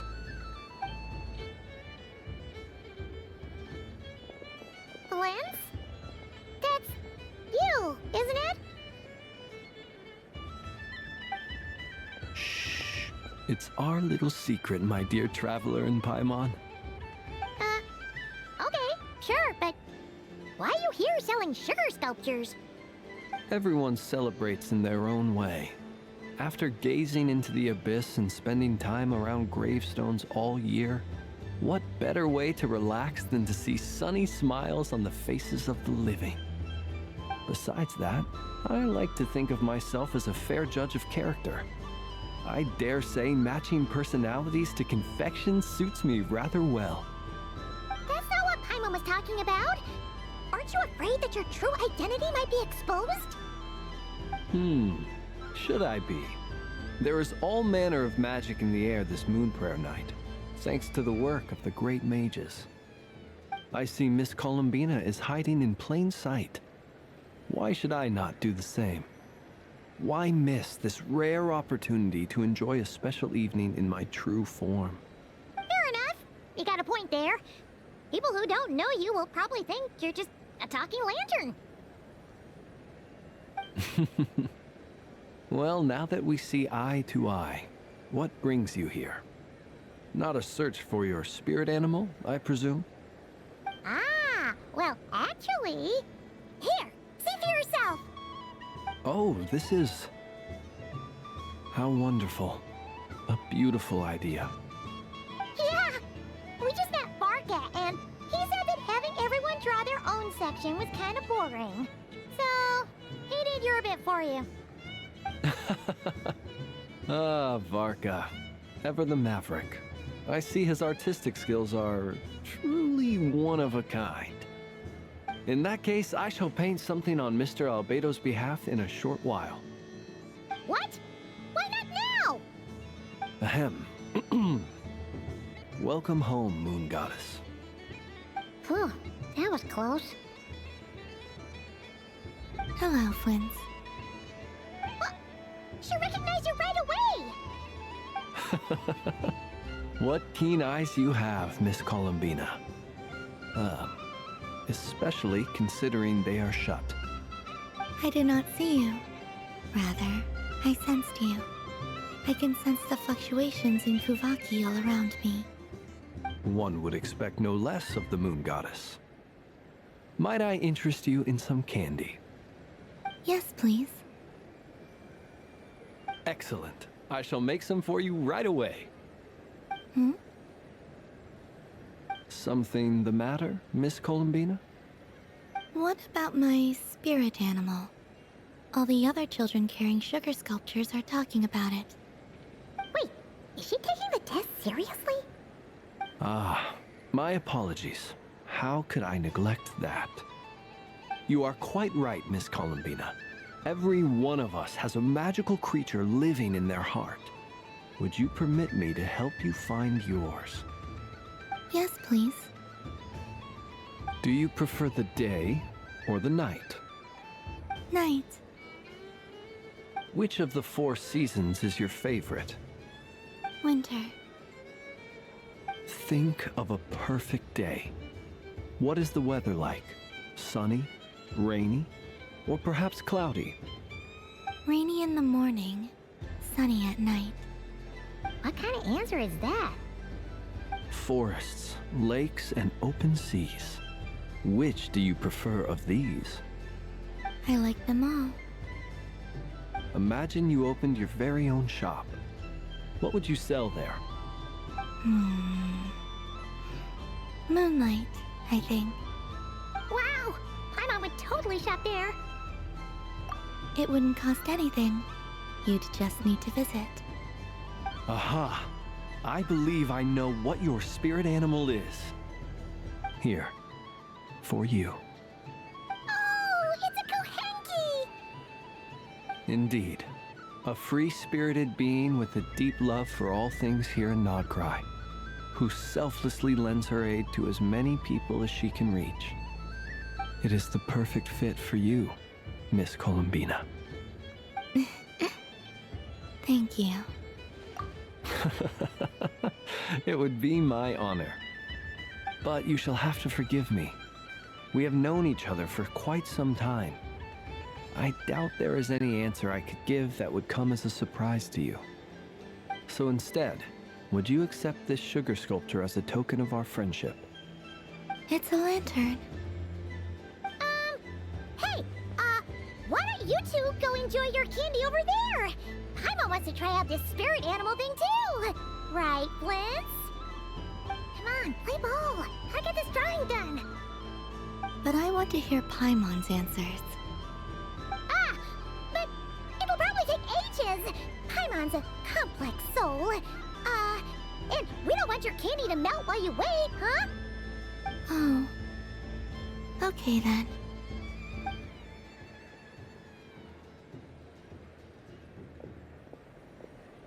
Phew!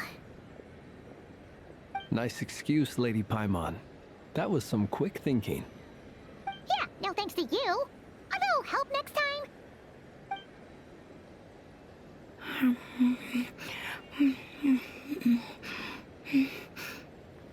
It's sweet. Is that Lockaberry? I wonder what flavor the traveler got. This way, this way! It's the candy-selling lantern! I'm coming! Of course. Traveler, maybe we can share?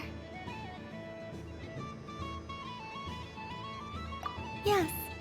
I found out recently that people share their food sometimes, so I'd like to try it. Or, thank you.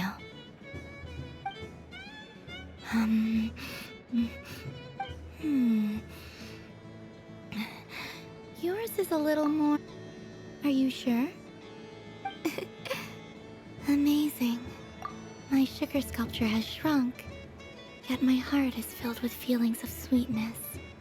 I will remember this feeling. Sure.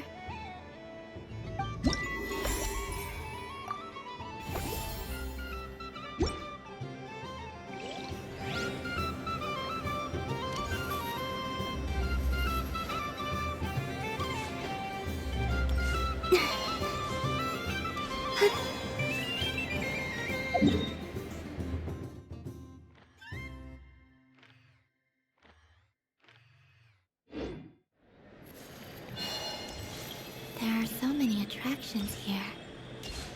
Since I rarely get out, I might have...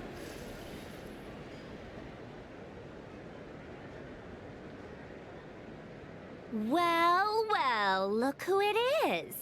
I heard someone went and disappeared on us the moment we let her out of our sight. They looked all over for you. Frankly, I didn't think you'd be back for Moon Prayer Night. Were you worried about me, Sandrone? You would like that, wouldn't you? Do you even hear what you're saying? It seems to me like you disguised yourself with festive headgear, just so that you could come see me on Moon Prayer Night and make sure I'm okay. You didn't even bring Polonia with you. You? I thought you couldn't see! I cannot. But I sense the confusion of those around us rippling through the Kuvaki currents. Based on what I know about you, let me guess what you're wearing. Is it... Shut up! I'm only here to protect the Fatui's interest in this territory. Running into you was pure bad luck. Really? But you were the one who asked Arlecchino to help everyone find my name. Columbina!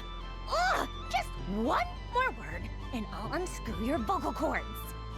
It's Columbina hyposelenia now. Tell someone who cares. I've missed you, Sandrone. The whole time I was gone, I was thinking... I hope I get a chance to say some ugly words to you. Is that supposed to be a joke? Anyway, let's go play that game. What? You mean that frostfin whale? Yes. It's some kind of game where you get bitten if you step on the wrong tooth. Seems like fun. Who in their right mind would wanna... Because you're not a scaredy cat. Fine! You wanna play? Let's play. Don't complain when I kick your sorry butt. Lovely. You old geezer! I'm gonna beat the pants off you! Just you watch! I almost forgot. Sandrone? You'd better not lose, or I'm going to beat your head in. What? Allow me to demonstrate since I'm feeling so nice. You just step on the teeth, like this.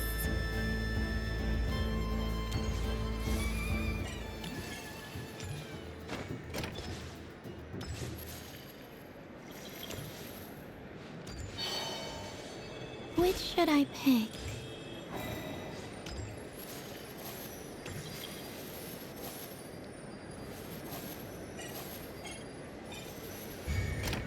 Your turn, Sandrone.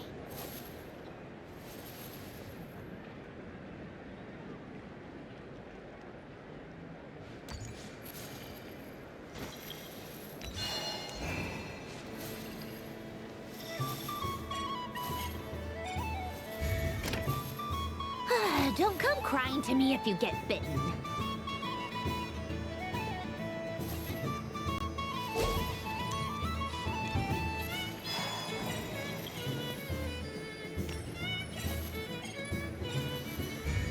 There are less and less teeth remaining.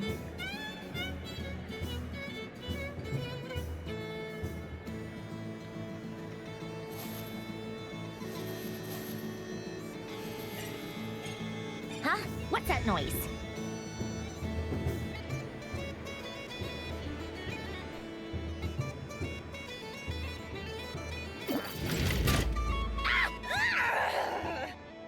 I think you might have picked a bad tooth, Sandrone. Shut it! Do you need any help? It seems like you're stuck. No! It's just a blasted... toy! Stop laughing! All right. Well, you lost. So just like I promised... Hey! What are you doing? Hiya! Why, you... Oh, just you wait! Rematch! Are you all right, Sandrone? That was quite a strong bite. Are your clockwork parts? Quit your fussing! I don't need it! All right. I'll go first this time.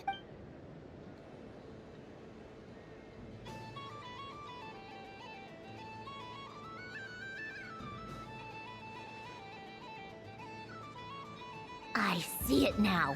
She can sense which teeth are rigged. So I just need to avoid the same ones that she does.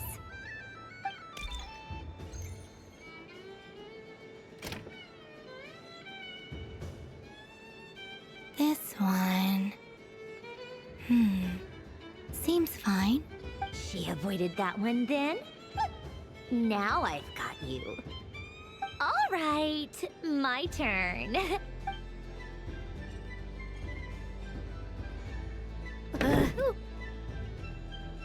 What? Looks like you lost again, Sandrone. Wait! There's more than one bad tooth! Bonk.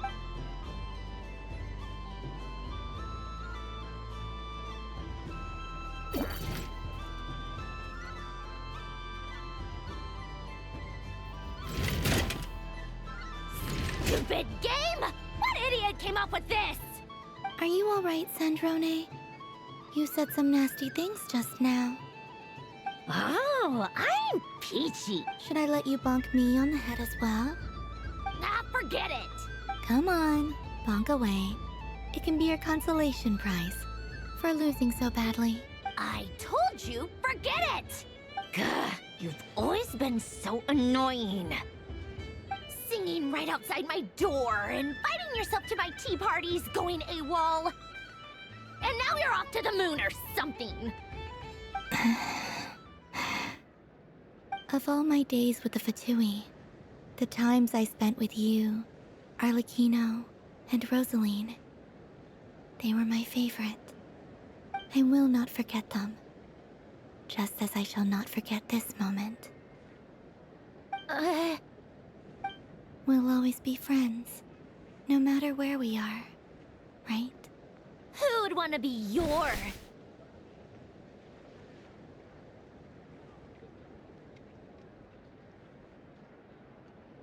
I'll miss you, Sandrone.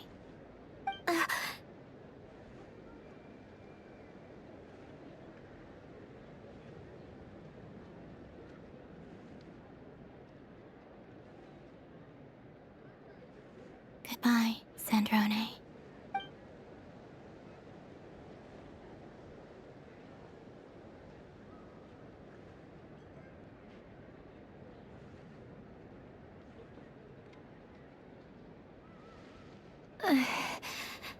I'll miss you too, Columbina.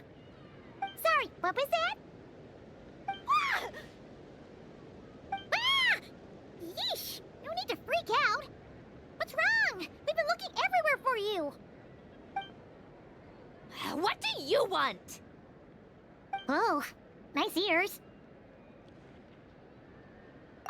What do you want? This! Huh? It's your turn to draw something. You're one of her friends too, aren't you?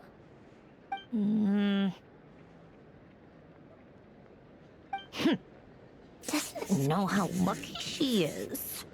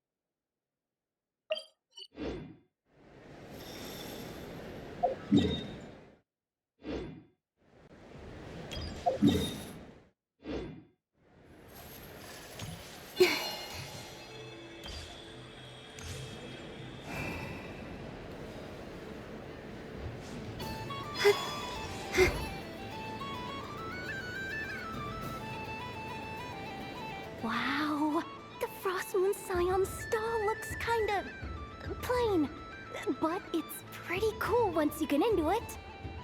I don't go to Hisi Island much, but it's got that, like, old world cultural feel. And if culture means we get more festivals, I'm all for it! Hello, Yahoda. Columbine... hello, Moon Goddess? That was too close. I almost gave the game away in front of the staff. Oh, wait. What's the deal with her shoes? They don't make a sound when she walks. I could do with a pair of those. Do you like balloons too? Balloons? Oh, you mean those? What's so fun about balloons? I'm not a kid anymore. They're probably more up Aino's alley. Yes. The animals seem very curious about these strange flying objects. I was drawn here by their voices. I recently learned a fun new game you can play with balloons. so I decided to come and give it a try. A new game?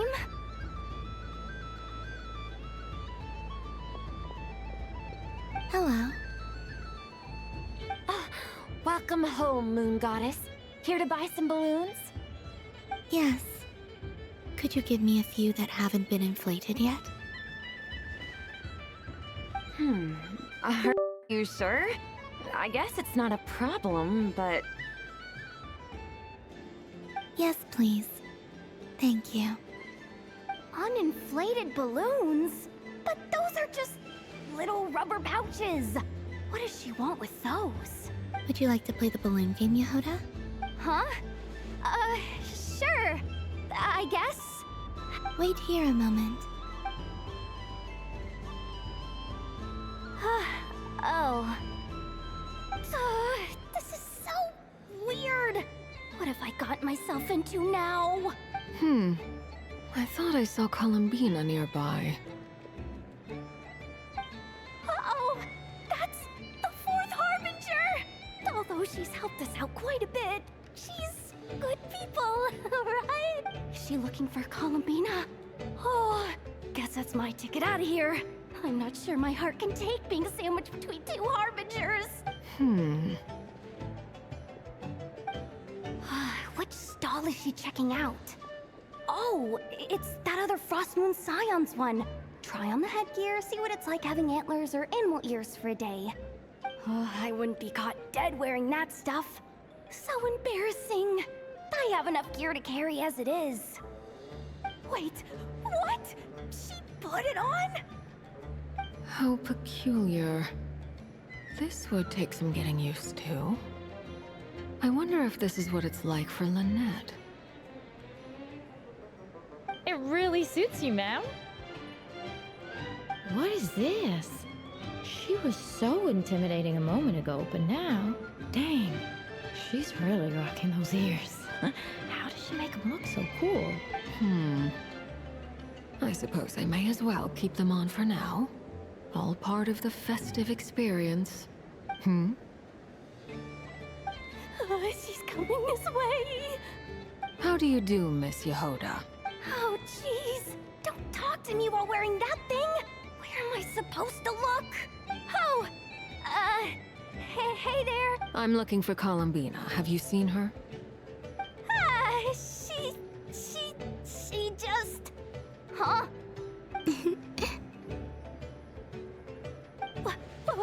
Wait, is that what she meant by balloon game? Yeah. Huh? No fair! How come I get caught in the crossfire? An ambush from the rear? Is this a declaration of war, Columbina? Would you like to play too, Arlecchino? Seriously? Are they gonna start some beef right here, right now? Gladly. That said, I believe there is another who would like to join. Boss Nev! Thank goodness! You've got to get me out of here! Things are kicking off big time! Hello there. I'd like 10... no, make that 20 balloons, please. Uninflated. What? Miss Moon Goddess, I hope you're prepared to pay the price for assaulting my employee. Welcome to the game, Nefer.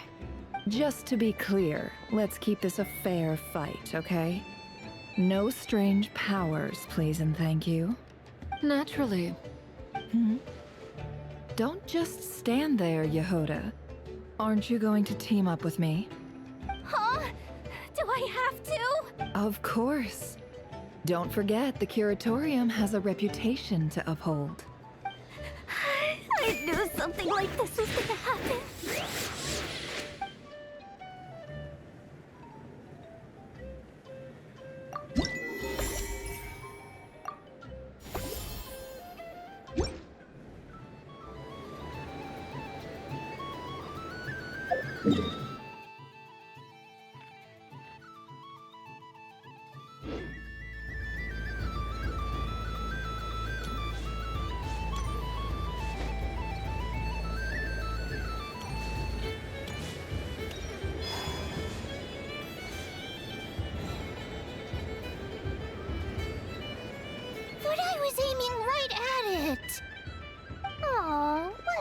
pity.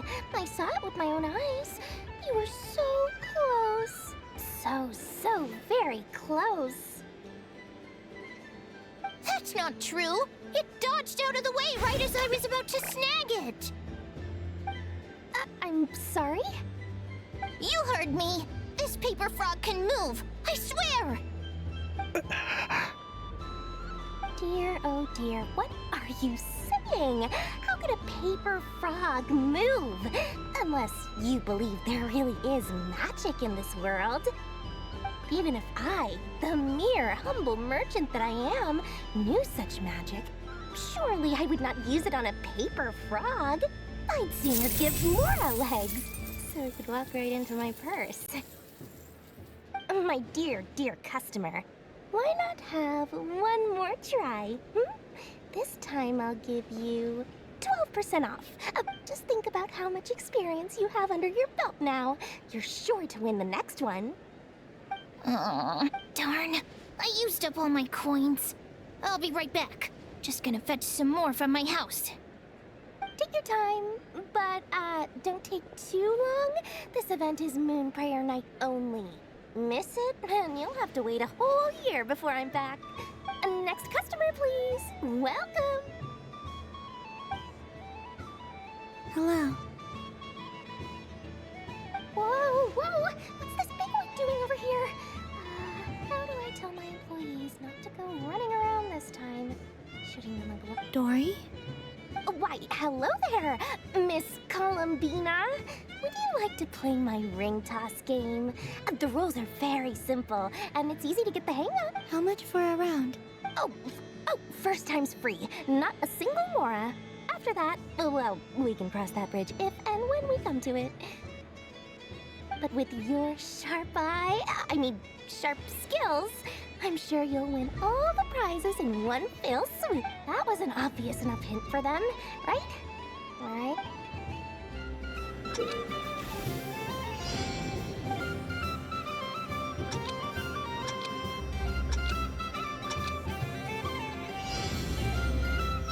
Here comes the ring! Oh, peanuts.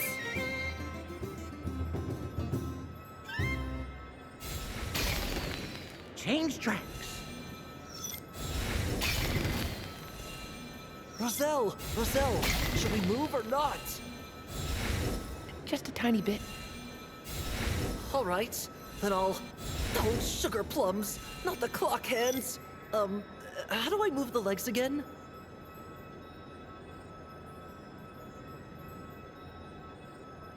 Stop it! Stop it! Stop.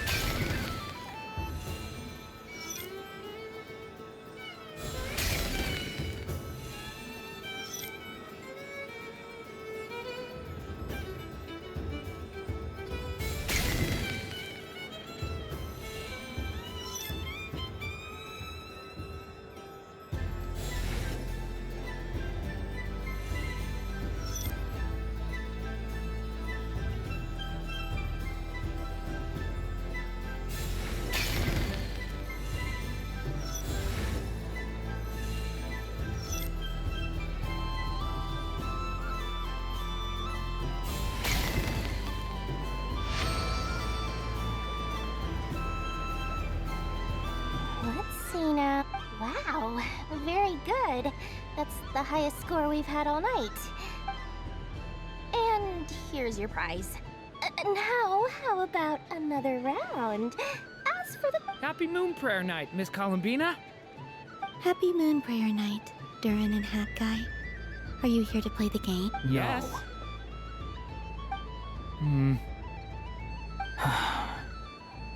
You said we were just coming here to say hello. I did, but then I recognized a few more people as I got closer. Do my eyes deceive me? Is that... It's our little dragon. He's all grown up. Someone's popular. Well now, since you came all this way, why don't you try out this lovely game we have going. First try is free. He'll have a go. I'll pass. It's only one free try per customer. You can't give your try to him. I'm aware. How has Elder Almond been lately? He's in great shape. He goes for a run in the forest every morning to stay fit and healthy. He tried to go boat racing with Firecracker a while back, but he couldn't even make it onto the Lotus Leaf. Firecracker was in fits of laughter. How about you, little dragon? Can you still fly? Yes, I can. But you've become less chatty. Has growing up been tough on you? We call that maturity. You know, the thing people sing about. The knight wields a sword of stone to defend those hearts that are made of gold. Stone is very heavy. That's what keeps him from talking too much. That's awesome! I want to be a knight when I grow up too. Ring, here I come!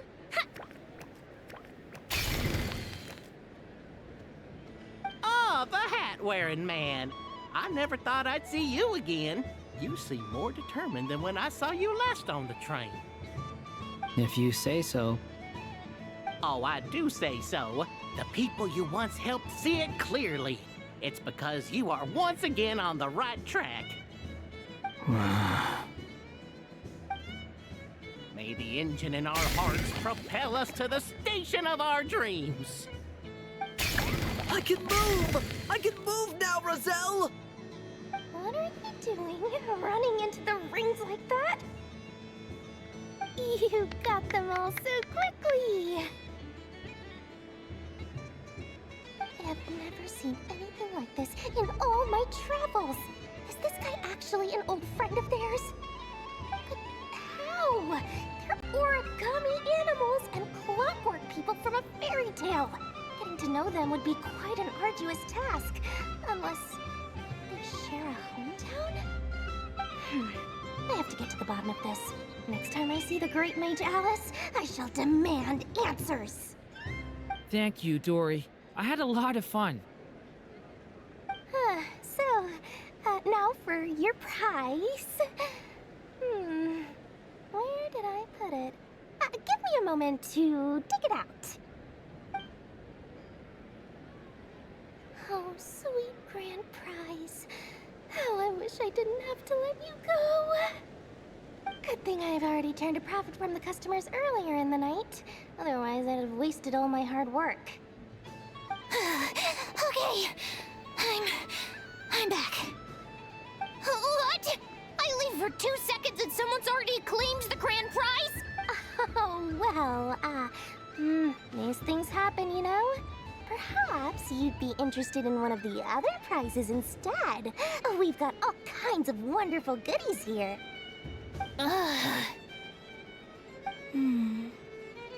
Is this the thing you wanted?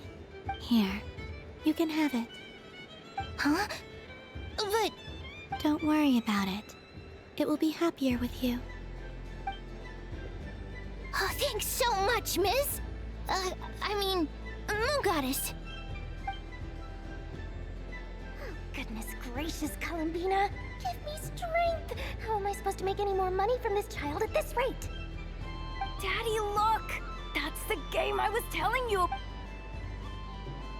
about. Forget it. She is the Moon Goddess after all.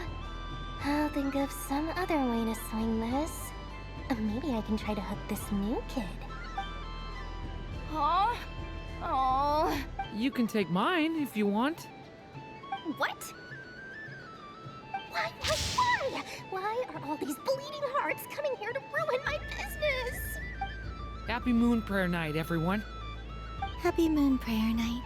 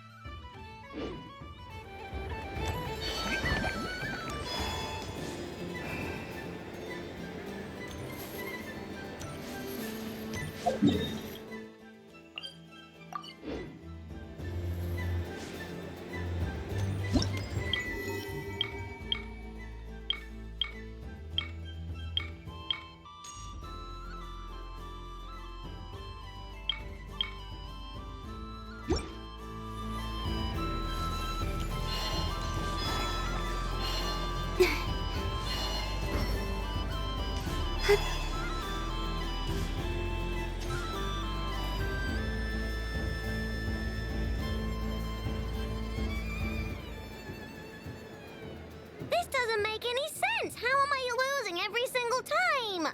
Wait, Yennefer, you're cheating, aren't you? Yeah, that must be it. I am not cheating, I know. Uh-oh, sounds like Yennefer's turning into a big baloney bot. I think it's time for some serious maintenance. Moon Goddess, help me. Miss Columbina, I know, is attempting to cheat. What the? I'm not the cheater. You're the cheater. How dare you throw it back at me?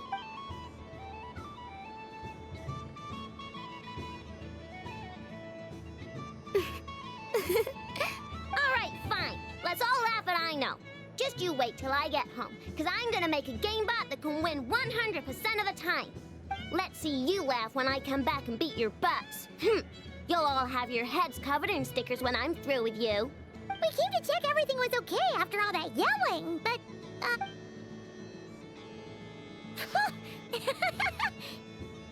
Whatever it is, it sounds like cheating is allowed. Kuhenki concentration. Each player starts with differently colored Kuhenki. Each round, they draw one Kuhenki from their opponent. When a player has two Kuhenki of the same color, they make a pair and can be discarded. Any that can't form a pair must be kept. The round ends when a player can't form any more Kuhenki pairs, and that player gets a sticker. Ooh! Can 4 people play as well? That is fine, so long as the turn order is fixed. Alrighty then. In that case, the 2 of us will join as one team. Okay, but if you lose, you're both getting stickered. I don't want to hear any excuses. Sure.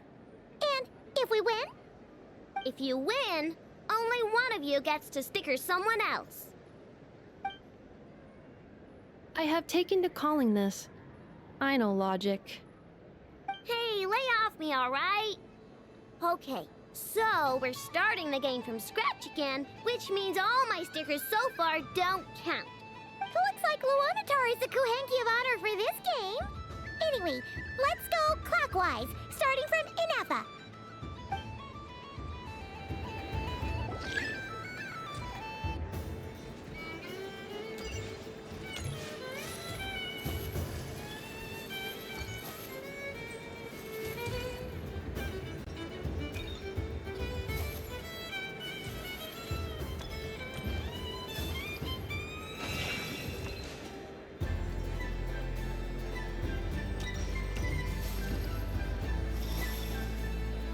Nice! That's a pair!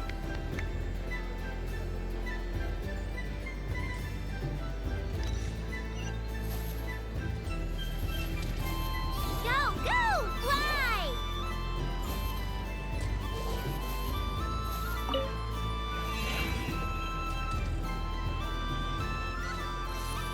Go on.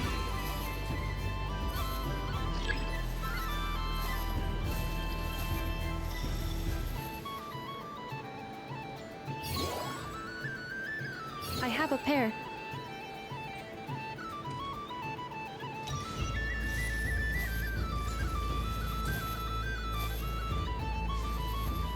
Uh-oh! We gotta pick up the pace!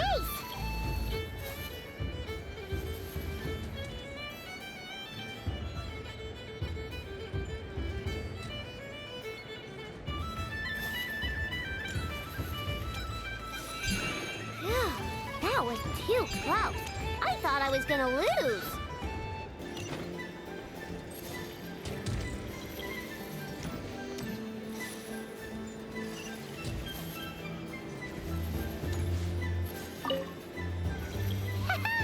Let's see who's gonna be the unlucky one.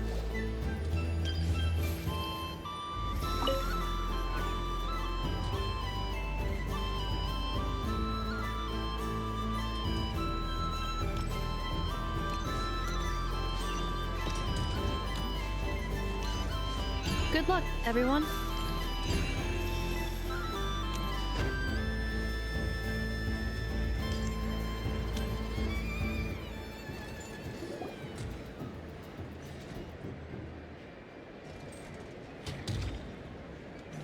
Let me pick a good one. What's it gonna be? You're looking very pleased with yourself there. What happened to being a huge Grumposaurus? I won. Duh.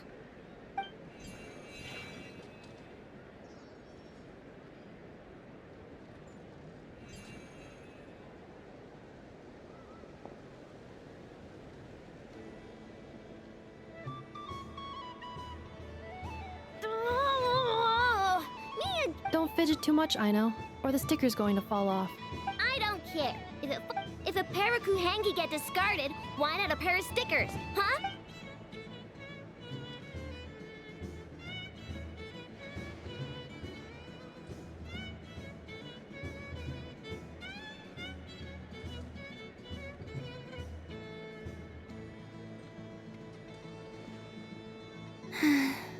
I've lost. Sticker, sticker, sticker!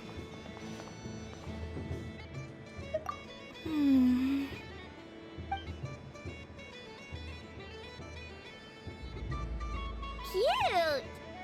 You think so? Shame. I can't see it for myself. What did Luanatar say? She said it looks so cute that she wants me to lose a few more rounds.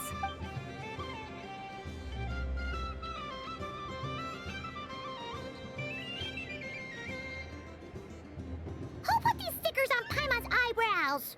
Ugh, she can barely see. Alright, now, I think we got enough evidence to prove that there's a serious problem here. Yes, I agree as well. The culprit is... Ineffa! Culprit? What did I do? Quit acting dumb, Ineffa! You're not wriggling your way out of this one. I've been watching you. Not only did you remember whose side Luanatar started at, but every time someone drew a Kuhenki, you were logging it and calculating every last possibility. Which Kuhenki pairs were gone, who had what color Kuhenki in their hand, even our facial expressions. You were keeping track of it the entire time. Exactly! What Aino said! Putting aside the fact that running calculations is not against the game rules, do you have any evidence to support your allegations? But that's not against the rules either. So she admits it. She certainly does. Alright, everyone grab a sticker. It's time to get Ineffa back. But... Take that!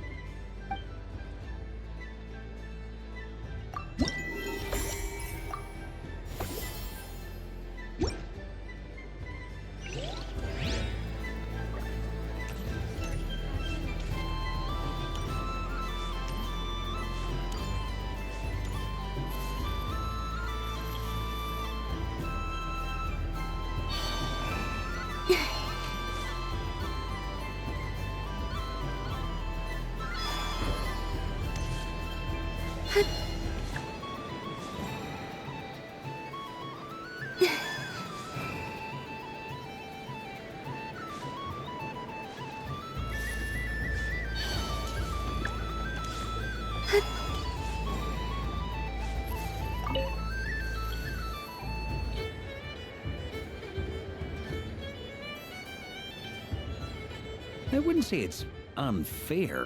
I mean, your voice goes right into people's heads. How would you explain that to the kids?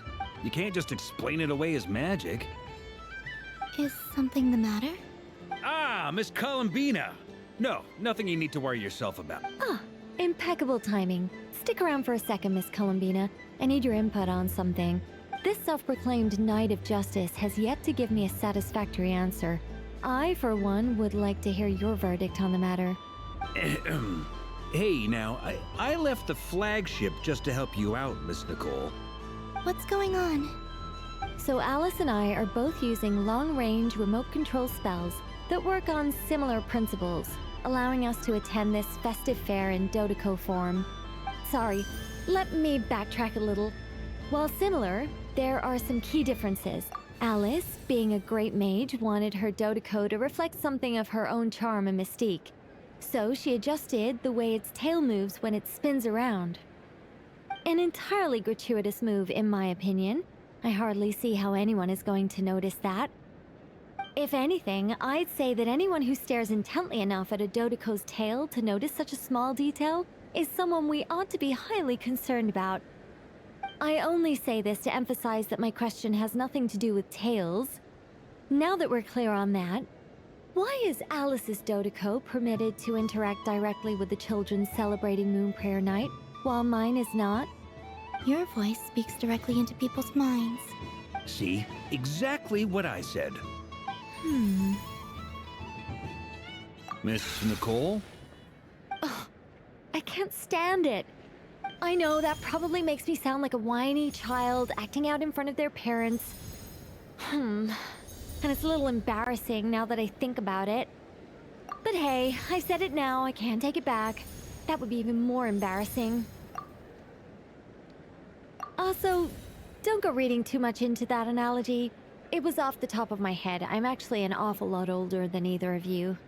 Miss Nicole, are you saying that you'd like someone to play the game you've prepared? I'm not so invested in that. It's just something cobbled together using items I borrowed from Alice. She probably didn't even make them herself. The point is, I want to know everyone's thoughts after they receive their prizes. But as you've said, I can't just ask. I've been biting my lip for so long, and I've had no one to vent my frustrations on. I thought this was going to be a nice, straightforward festival where I'd get the chance to guide people to treasure. Well, can I play? I can't guarantee that I'll win a prize, but... You will? I'd like to try. Then what are we waiting for? Let the game begin! It's like they forgot I was ever here. Ha!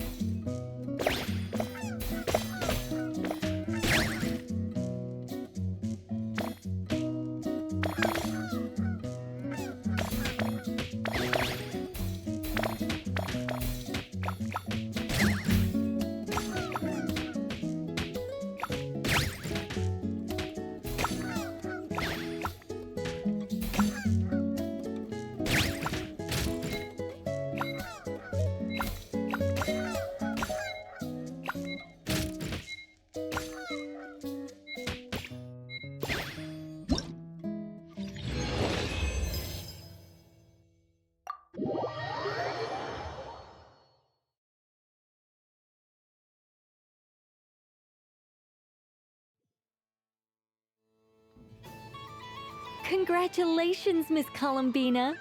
With your great wisdom, you have overcome every obstacle in your path and conquered the great challenge posed to you by fate. Fate? Well, something to that effect. If you'd prefer something more poetic, it could be the icy winds or the dawn. Anything you like, really. You could even go with the challenge posed to you by Dodoco, if that's what you're into. Anyway, you can take or leave my suggestions. Moving on. All my hopes are now resting on this. Can I open it now? Stop teasing me. Please, I'm begging you. No more talk. Just... Wow. What a lovely sculpture. Classic and... There we go. Music to my ears. You have my sincerest gratitude, Miss Columbina. Thank you for sharing your precious time with me and fulfilling my wish. Don't mention it. You've all done much to help me. And still, I'm the one receiving all these gifts.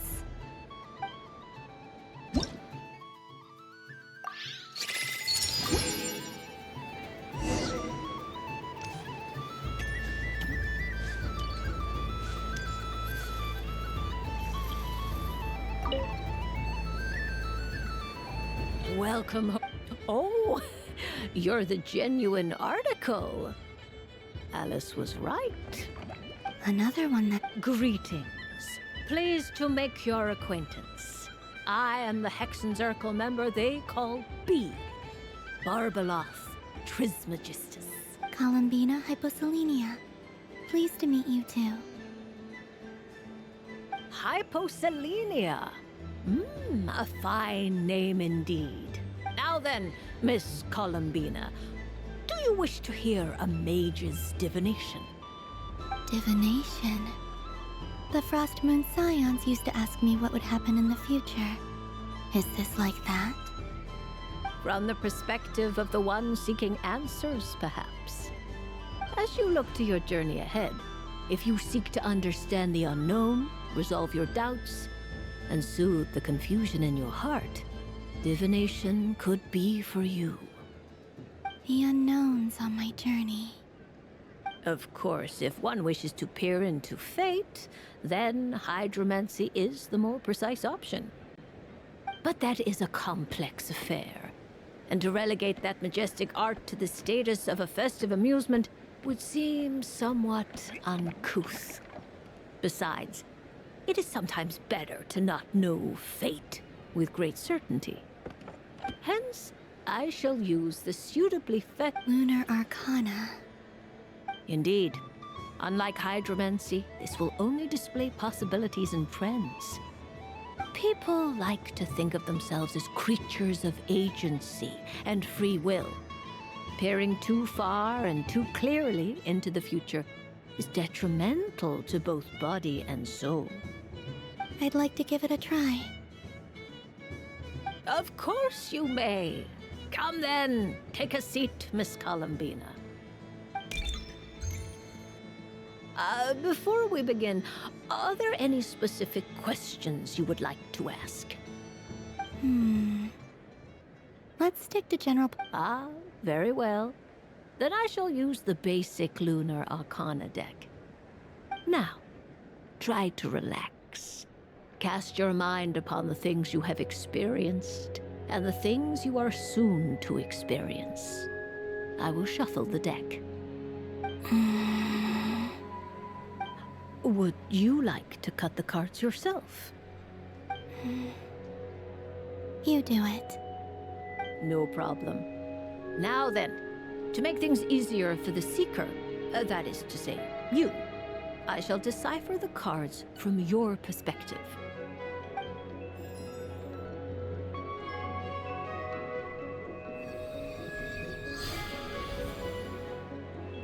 Please, draw the first Lunar Arcana. This represents destiny and is the foundation for the divination as a whole.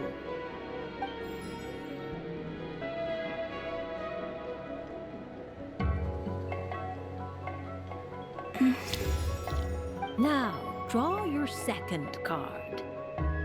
This will stand for the past, the sum of all your experiences that have come before.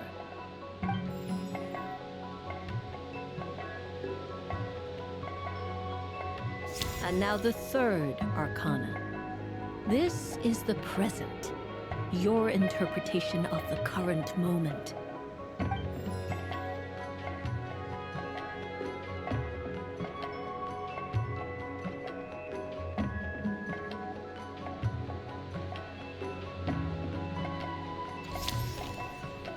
Finally, the last card. This shall speak of the future, which... Oh. Kuvaki Pulse? Fascinating. I've never encountered this before in my role as a diviner. Something has exerted an influence upon this card, causing it to leave its designated position. What do you make of this, Miss Columbina? Perhaps this is the guiding hand of fate in action.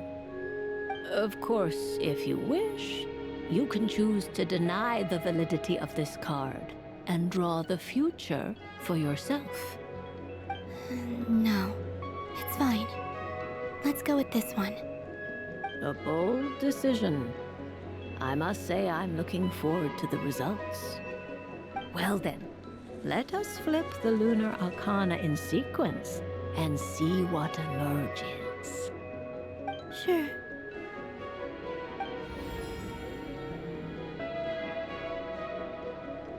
First, Destiny.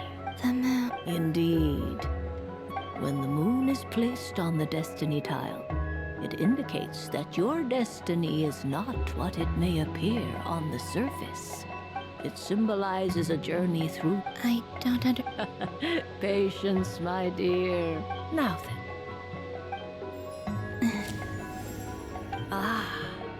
The Hermit, but inverted. Inverted? Yes. The Hermit symbolizes solitude, introspection, and the pursuit of truth. When inverted, it represents isolation, truth out of reach, and a path that leads one astray. Combined with the moon as one's destiny, the Hermit inverted represents a choice you made to stand alone in the past. It was a choice made not out of fear or arrogance, but for reasons that others could not perceive. You fumbled through the darkness without a guide, but you did not find your way. Rather, you went astray. More than once, it would seem. Is this about how I became Kutar despite not wishing to become a god? And how I joined the Fatui because I yearned for a place to belong? I suspect only you know the answer to this question. All is not lost. The past is in the past, and so it shall remain. Shall we look into the present now?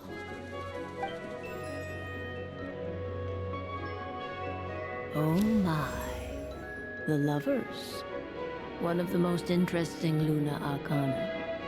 What does this one mean? This means that you have had an unprecedented emotional experience. The joy of finding your soul becoming intertwined with that of another. A precious and one... It's true. I've made a lot of friends recently, and they are very good to me. That sounds lovely. I am most delighted for you. The Lovers can also represent important decisions, perhaps related to a parting of ways. Now, if I were to guess... Yes. My return to the moon. I understand. Parting with friends is never easy, Columbina. But rest assured, this is not the end of your journey. There is always another story waiting to be told. The future always lies ahead. The future. Well now, it's finally time to flip this most mysterious of cards. I'm ready. Very well. Flip this card and see what lies. Oh. Miss Barbeloth? What? This card is death. That doesn't sound very good. It depends on how we interpret it.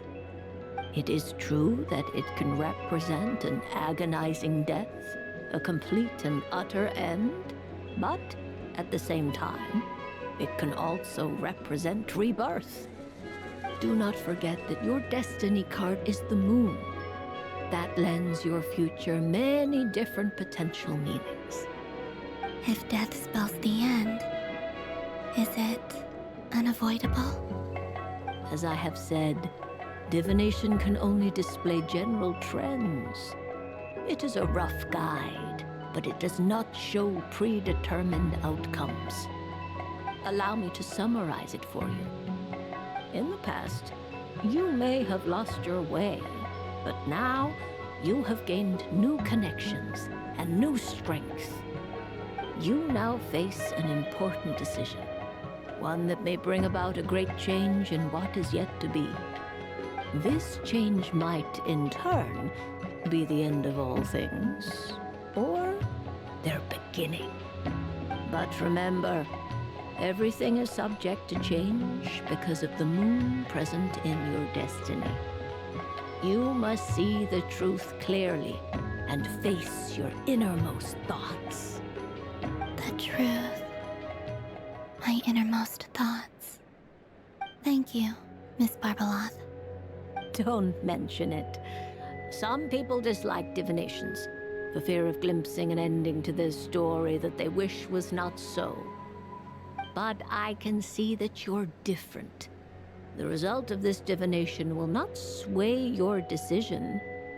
This is a rare quality, and one that diviners always hope to see in the seeker. We are here merely to guide, not to exert undue influence. I understand. Go then and illuminate your future, Miss Columbina. The moonlight that shines from you now is most captivating.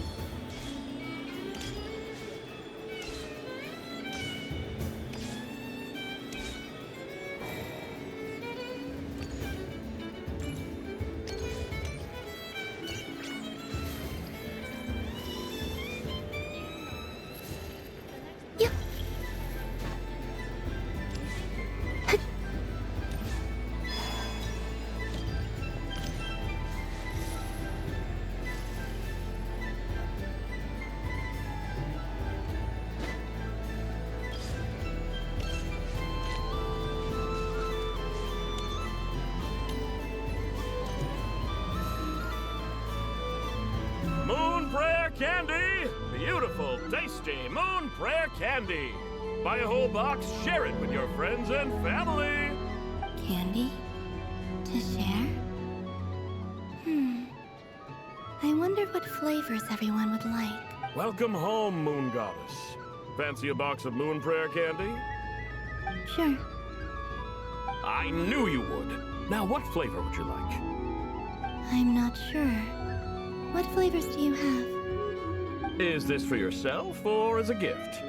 A gift for my friends. Ah, I see. In that case, I'd recommend apple, lockaberry, or midsummerberry. Those are the most popular. Do you have nocturnal blossom flavor? Huh. I've seen couples give those as gifts before, but I did not know they were edible. No? Okay then. Moonfall silver? You did say this was for friends, right? Maybe smetana then. Hey, now that's a creative idea! I've never tried it before, but if you're happy to wait, I can see about whipping up a batch on the spot. While we're at it, you got any other ideas?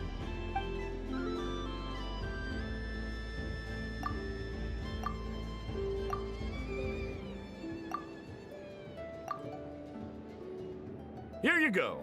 Every flavor you asked for is in there. Thank you. I should be the one thanking you! You brought me a whole bunch of new business.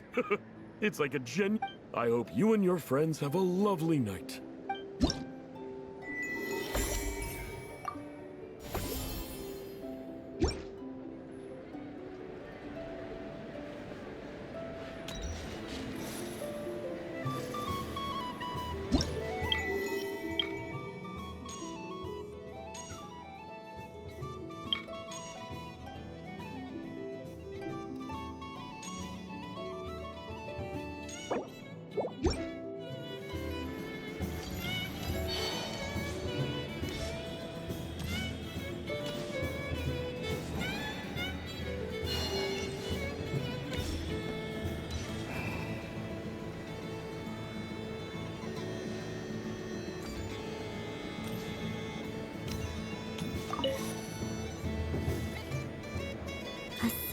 certain furry creature that bounces and jumps. Welcome home, Moon Goddess. Huh, this one talks too. Allow me to introduce myself. I am a Dodoko from a distant archipelago, the most mischievous of all my Dodo brothers and Dodo sisters. When the going got tough, I powered through, and when I met obstacles, I boomed them away. That sounds like a lot of fun. Doesn't it just? Oh, but then the trouble started. Recently, I found a lovely beach, the same beautiful jelly color as my hometown, and so I dove in to have a look. Only to find it overgrown with seagrass and nasty little spiky fish everywhere, looking to turn me into a Dodoko kebab. I made it back to shore by the skin of my teeth, but my tail was sorely hurt. Couldn't you just boom them away? Oh, I wanted to, believe me. But I've heard that you, Moon Goddess, can understand animal speech. The last thing I wanted was to cause a gigantic fuss and get taken to court by a school of spiky fish. And so, dear Moon Goddess, I was wondering if you might lend me your allegiance. Are you roping me into a crime? Oh, let's call it a once-in-a-lifetime carefree adventure. Does that sound better? All the festival goers tonight are dressed up as the Moon Goddess, but there's nothing to say that the Moon Goddess can't disguise herself as a Dodoko, is there? Besides, this is your home. You should be free to be whoever you wish. I'm afraid I'm not well acquainted with Dodokos, Madam Mage. Oh, that's quite all right. We Dodokos are innocent, happy creatures with a free-spirited nature. Many, like myself, are mischievous troublemakers. Others are lazy souls who like nothing better than to lie down on a nice rock and take a nap. In our eyes, every creature who yearns for happiness and freedom is a Dodoko. But perhaps in yours, we Dodoko are a fluffier and more mischievous breed of Kuhenki. Yes, that is a much easier image to follow. Oh, wonderful! Then let's play! Grab onto my tail and follow me into the sea! Time to settle some scores with the bad guys!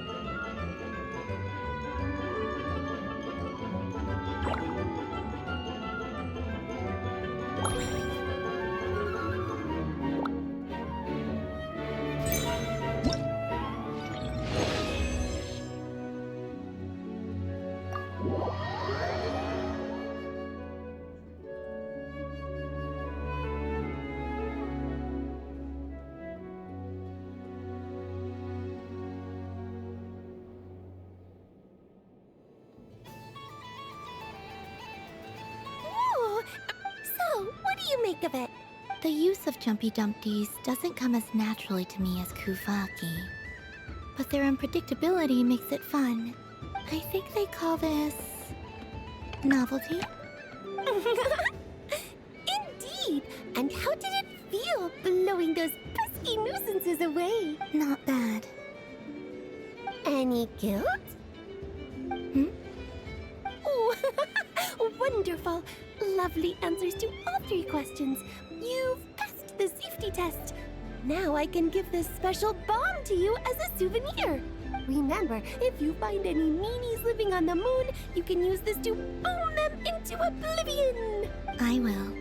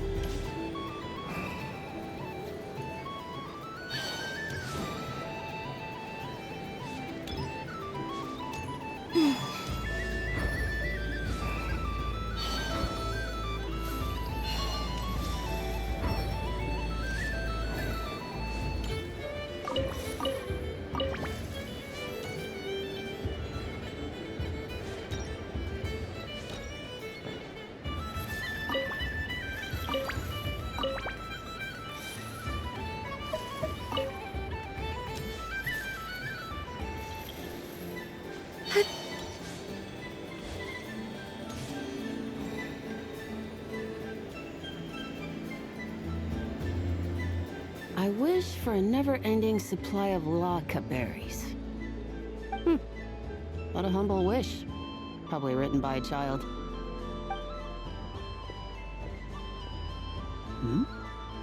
Is that Lama the Moon Chanter?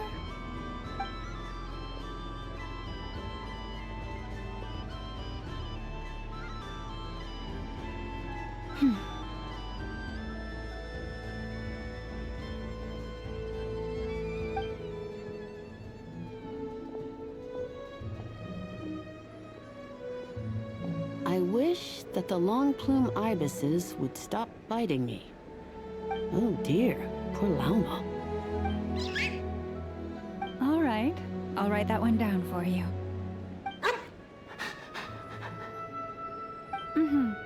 I got it. While everyone else is celebrating Moon Prayer Night, you're as busy as ever. I don't mind. It's rewarding work. A good kind of busy. My antlers are at their heaviest tonight, and the Kuvaki waves are especially strong. But as I help these dear friends hang their wishes up, I feel a great peace within myself that is hard to describe. You see, they are all such beautiful wishes, and they are ones that we can fulfill by our own strength. Do you blame me, Lama? I want to hear your honest answer. It is by the help of so many people that I can return to the moon. But I feel as though I've hardly done anything in return. You've done plenty, Columbina.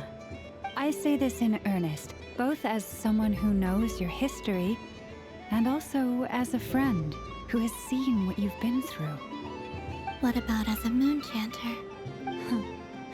I feel proud to honor our moon goddess's wish, and I'm sure any moon chanter in history would have felt the same way. Thank you for your kind words, Lama. But... since you asked for my honesty, I won't lie to you. My feelings are mixed right now. Besides pride, I also feel... I suppose it's a reluctance to let go. Once you return to the moon, we will be far apart and separated by a false sky. I'm sure those of us left behind will gaze up at that sky, yearning for the moon once in a while, just as you used to do. I will miss you, Lama. I will miss you all. I hope to stay in touch. I will try and find some way to send messages down from the moon. Perhaps you could use Kuvaki. I've heard Yehoda say that signals can be sent using long and short waves, or strong and weak lights. That sounds a little complicated. What if we forget what the signals mean? We could prepare a codebook beforehand, but... You're right. It wouldn't really suit you. Still, whatever happens, I believe that you will find your own unique way of communicating with us. And now that I think about that, my heart feels lighter. Because you trust in me? Yes. I have faith in you, and in the power of truth. In my experience, the truth tends to be difficult. But that's what makes it stand out from what is false. So I'm confident that your thoughts and your love will shine through the curtain of lies. We will know it when we see it. Thank you. Now, could you help me hang up my wish? Is this? I wish that all who dwell in this moonlit world can find a place to belong. And I wish that I shall one day see my friends again. It's 2 wishes. I hope that's not too greedy of me. Not at all. And I think you speak for us all with the second one.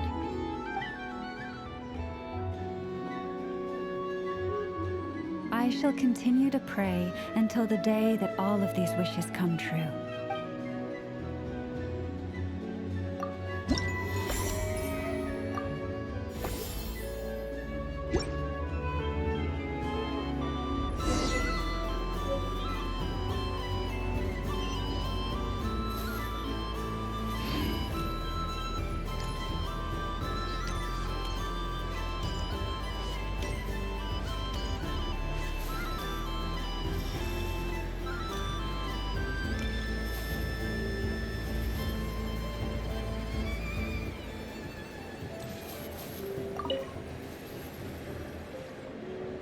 Traveler.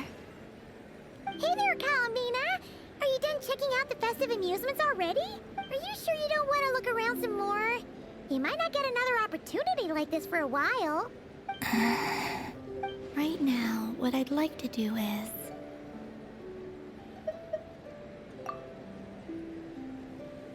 Oh! Candy for us? Thanks a bunch, Kalamina. Don't mind if we do. Whoa! This one's intense. But it's so tasty. What about you, Traveler? How does yours taste? Oh, sounds good. Paimon's drooling now. Yes, I believe... Hey, gotcha. Let's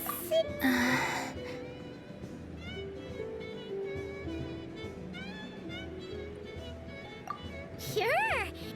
This one, and yep, this one looks right too. Okay, that's 3. Here we go. 1 per person.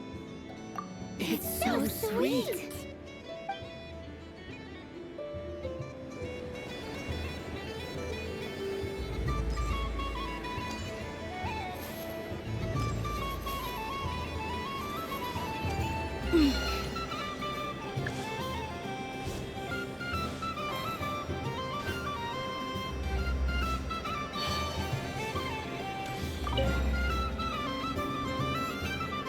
Traveler, Paimon. Kalumbina! Finished with the festival already? Okay, no need to rush, just take...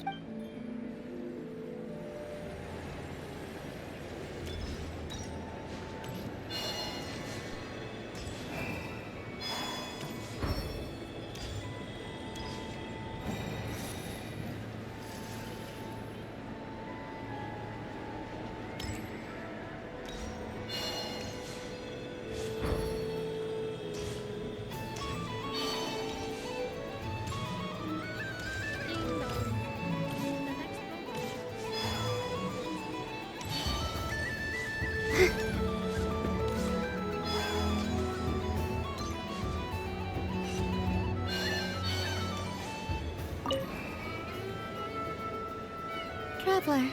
Columbina! Finished with the festival already? Really? You're sure you don't want to have a little more fun out there? Final answer. Yes, I am sure.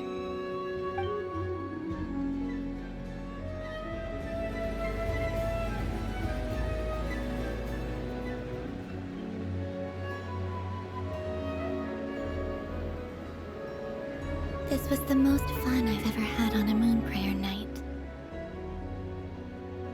Everywhere I went, people were saying, "Welcome home," and there were friends at every turn. I only wish it could last longer than one night. Oh. Yes, you're right. The moon prayer blossoms. Ooh, look! Look! Moon prayer night has come.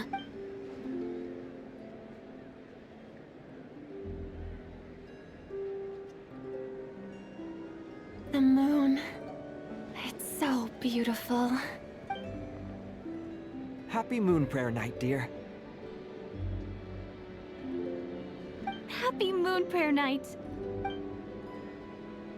Happy Moon Prayer Night.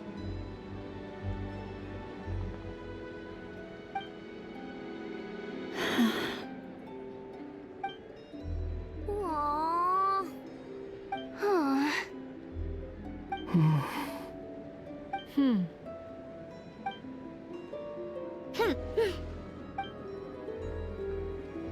Time flies when you're having fun. Oh, looks like the time has come. Columbina. You're heading off, then? Yes, to the ruins you mentioned. And from there, back home to the moon. Wait! I know? At least... Take one of our craft shop's crumb cookies up to the moon with you. You know, for a snack. Sure, why not? The Curatorium of Secrets believes in proper farewells. No story should be left without a satisfactory endnote. Never. Farewells are an important affair for the Ratniki, too. We never know when we might meet again. Haha! And here I thought grand farewells wouldn't suit tonight's mood. But I suppose friendly passion is not to be stopped, eh?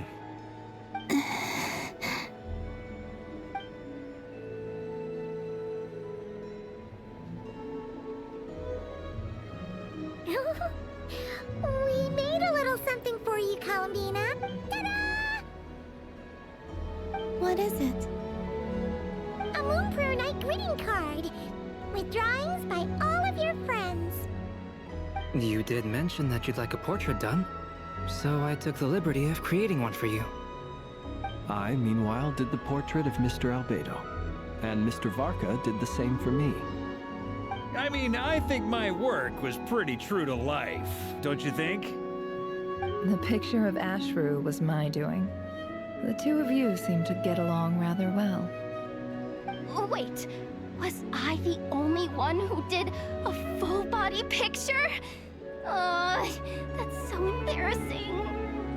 I did pictures of me and Anefa. I did my own portrait and one for Hat Guy. Plus, there's the two mages, Arlecchino and Sandrone. So, if you ever miss us, just flip the card open and we'll all be right there with you. I don't know what to say. Thank you so much, everyone. This whole moon prayer night was more than I could have ever asked for. It is the greatest gift I have ever received. Lauma, I figured it out. Figured what out? Remember how the Frost Moon Scions used to use milk as invisible ink to write hidden messages? That was a very long time ago. Oh, are you saying? Yes. When I miss you all, I shall use moonlight in the same way, to write words that only you can see upon the moon itself. Wow, that sounds lovely. Quite. But how will we see them?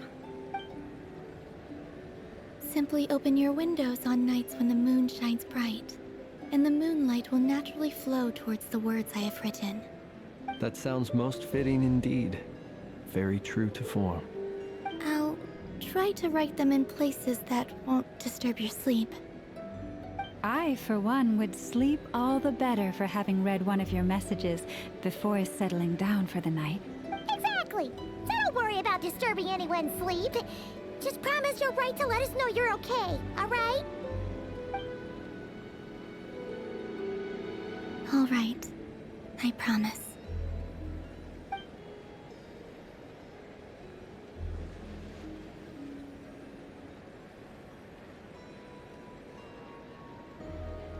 In that case, Columbina.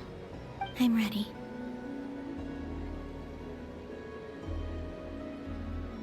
Very well.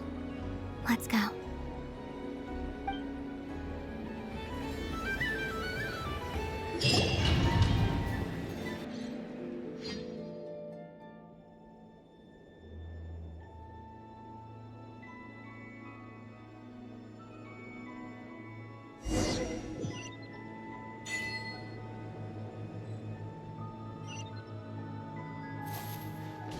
In just a few moments, I will be gone. I still don't know what to expect on the moon. Will I really be able to send messages to my friends? The Kuhenki, the animals of Notcry. I'll never get to see them again. I wonder where I'll be when the next moon prayer night comes.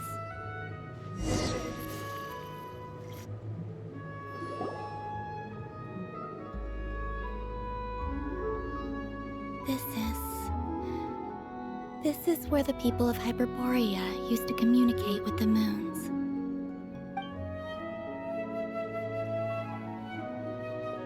Eternal moon, frost moon, iridescent moon. When the power of all three converge, the gate to the moons shall open. Moon marrow preparations are complete. Only the final step remains. I'm sure Nasha Town is livelier than ever at this moment. Yeah, it's a shame you couldn't be there for it, but it's now or never, right? It's fine. I'm more than happy with this. My last piece of luggage. My only piece of luggage.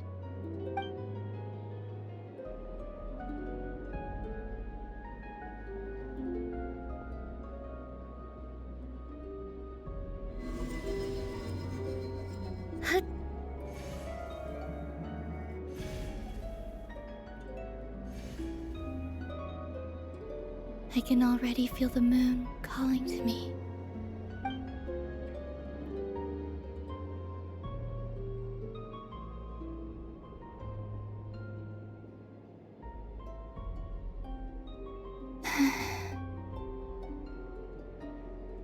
Your home lies on the far side of this light, Columbina. From now on, we will at last have a reason to pray to the true moon. Columbina. Yes? I'm listening. Be sure to come back and see us when you get the chance.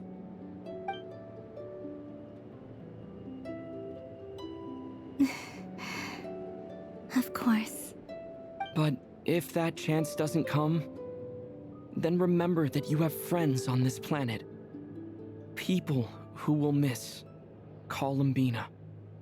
Yes, I will. Thank you for everything you've done for me. And remember, come night or day, the moonlight shall always connect us. Well then, farewell, my friends.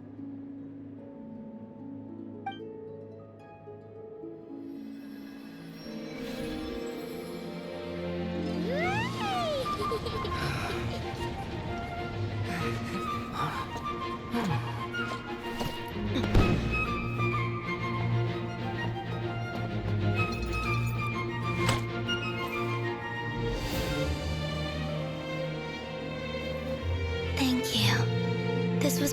happiest night in Teyvat. Farewell, Columbina.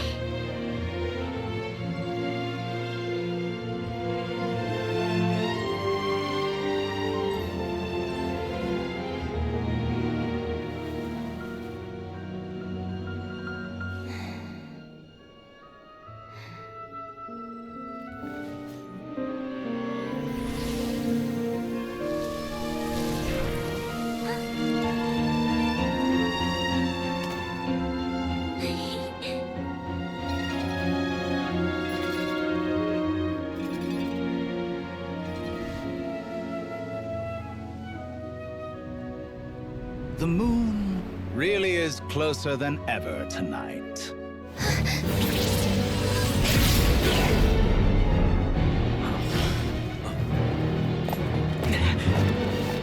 Columbina.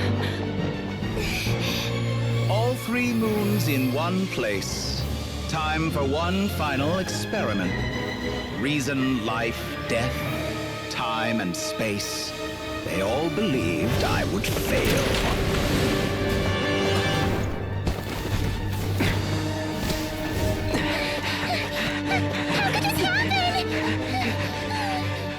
But Teyvat's primordial power never did belong to the throne of heaven. And now, they are mine.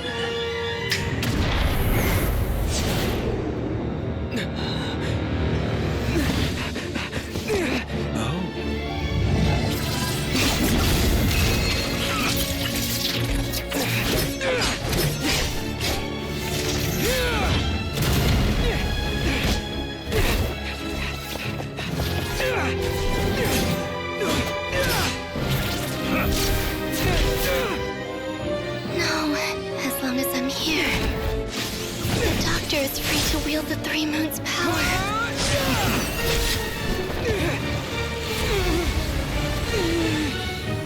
It's the only way.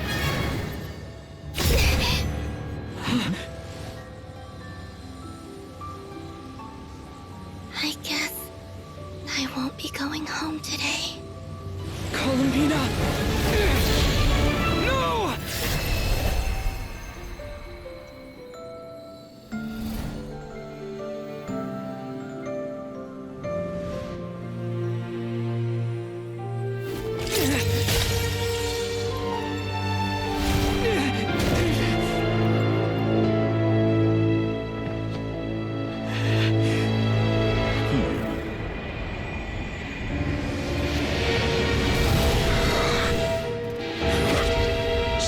World, do not try to control me.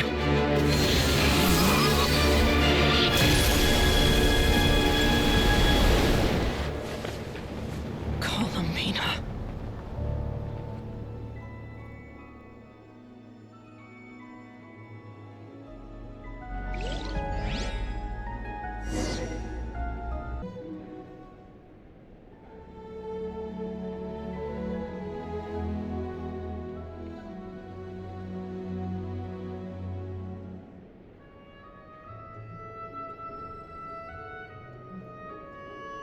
Are you all right? Do your wounds still hurt? I had someone prepare a little medicine that could prove effective. Take it if you need to. In that case, let me relate the contents of the call we made to Alice after the incident occurred. That Dottore is a crafty one. He distracted the Hexenzirkel by creating a huge fuss at Teyvat's borders. I'd assumed that the cause was an abyssal intrusion from the outside world, which in fairness is a rather common occurrence. But after learning that you managed to influence the phantoms in Nordcry, I realized that perhaps this interference could have come from within Teyvat instead. But we weren't able to change their fates. True, you couldn't change how their stories ended, but you did build some variables around yourself. Variables? Yes, things you heard that you could not otherwise have learned, ideas that would otherwise have never crossed your mind. All these things are variables. Of course, most variables usually pale into insignificance with the myriad of possibilities floating around. But the moment you start treating them as building blocks and intentionally stacking them, that changes things. That's what Dottore did, and it's how he created the necessary conditions so that when you activated the portal tonight, it played right into his plan. However, we have no way of knowing exactly what he did. Yeah, we also need to ascertain Columbina's status. And that about sums it up. As I suspected, Dottore has disappeared completely. If it's any consolation, he wasn't able to control Columbina as he might have wished to. Oh no! What? She did what? All we saw was Dottore appeared and used some kind of power. The next thing we knew, he and Columbina were gone and you were falling into the sea.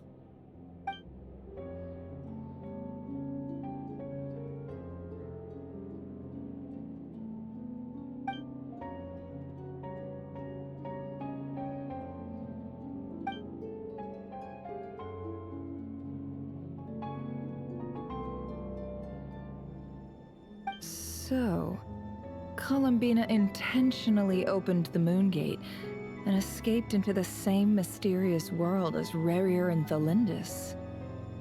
Sounds like bad news.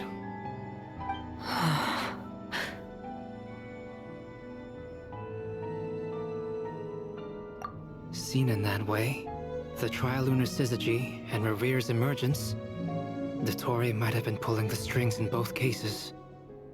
According to Miss Alice, he is attempting to transcend his destiny and finish an experiment that only a god might complete. An utter lunatic. Wait a sec, where's Hat Guy? Seems like he'd want to be here for this. He took off with the Dodo communication device after we spoke to Alice. He said he had a hunch that he wanted to investigate by himself. The look on his face was terrifying. I've never seen...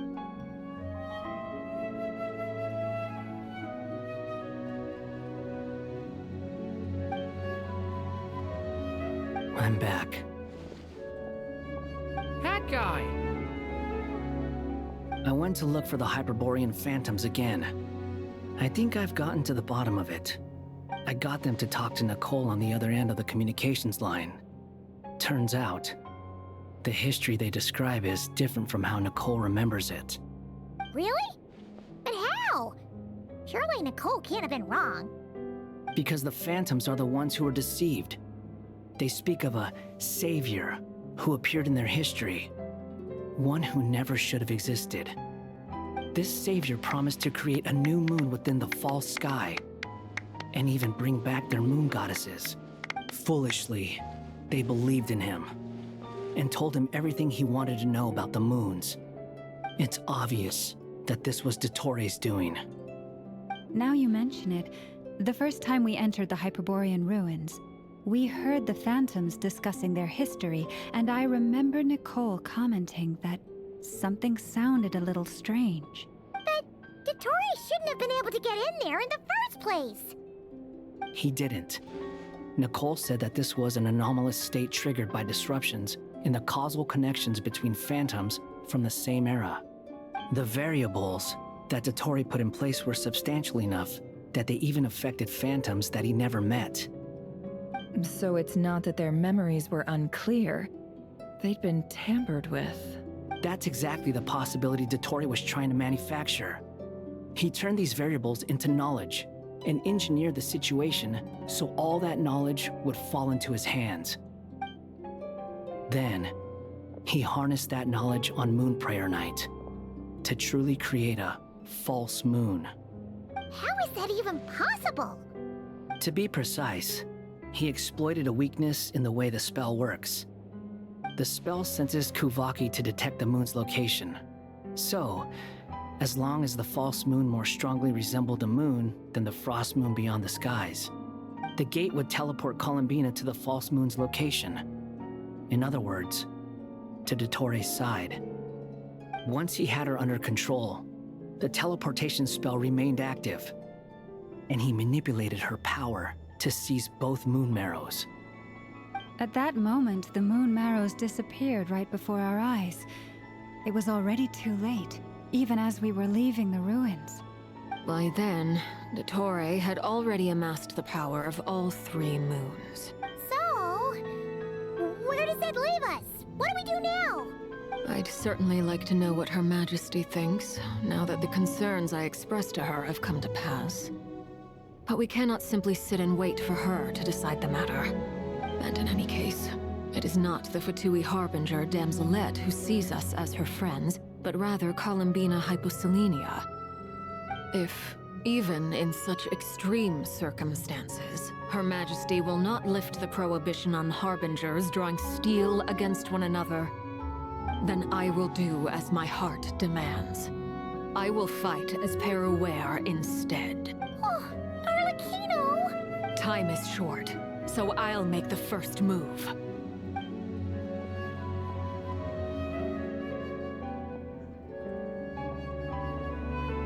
Whew. Even Arlecchino seems to be losing her cool now.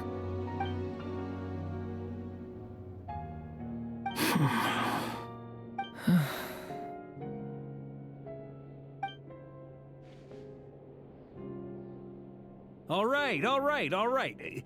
Lose those dejected looks for a moment and let me get a word in. It looks bad, I won't lie. Very bad, in fact. So Dottore's pulled some real dirty tricks to gain the upper hand. For now. And yeah, it's to the point where even the mages say that his variables have affected destiny. I'm not so sure, though. Many have told me that Teyvat's destiny is fixed, and that does appear to be the case. Well, what makes Dottore so sure he'll be the exception? And since he was able to stack these variables up, who's to say we can't do the same? You of all people should not be discouraged, traveler from afar. This isn't over yet. And you're not alone in that. Everyone here does, whether they've spoken thus far or not. But none of us are the type to sit back and wait for the sun to shine again. That's exactly how a knight should roll. If they knock you down, you get back up and get back in it.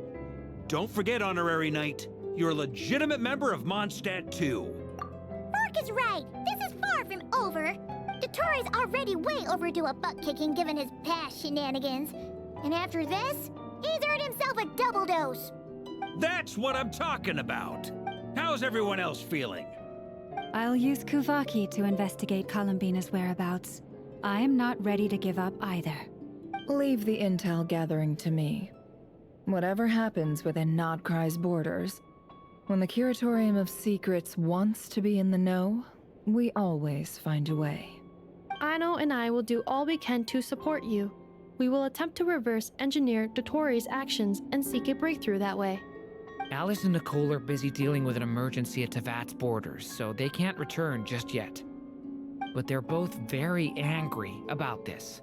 They've asked Albedo and me to act on the Hexenzirkel's behalf and do everything in our power to fight back against Dottore. Are you ready then? We're going to have to conduct a lot of research, even in the early stages. I'll do my best.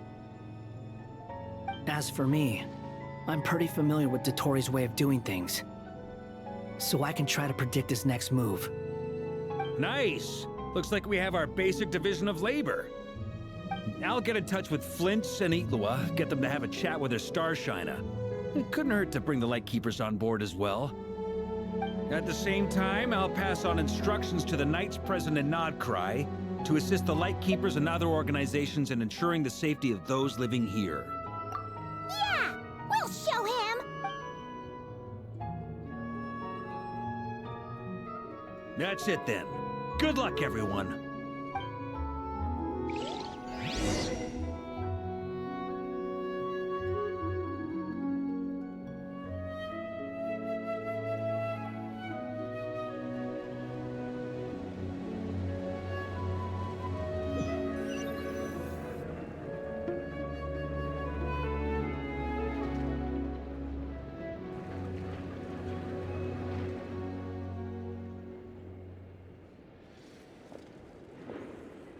I never thought that Columbina would become my real name. It went from being a Fatui code name to something my friends call me. And remember, come night or day, the moonlight shall always connect us.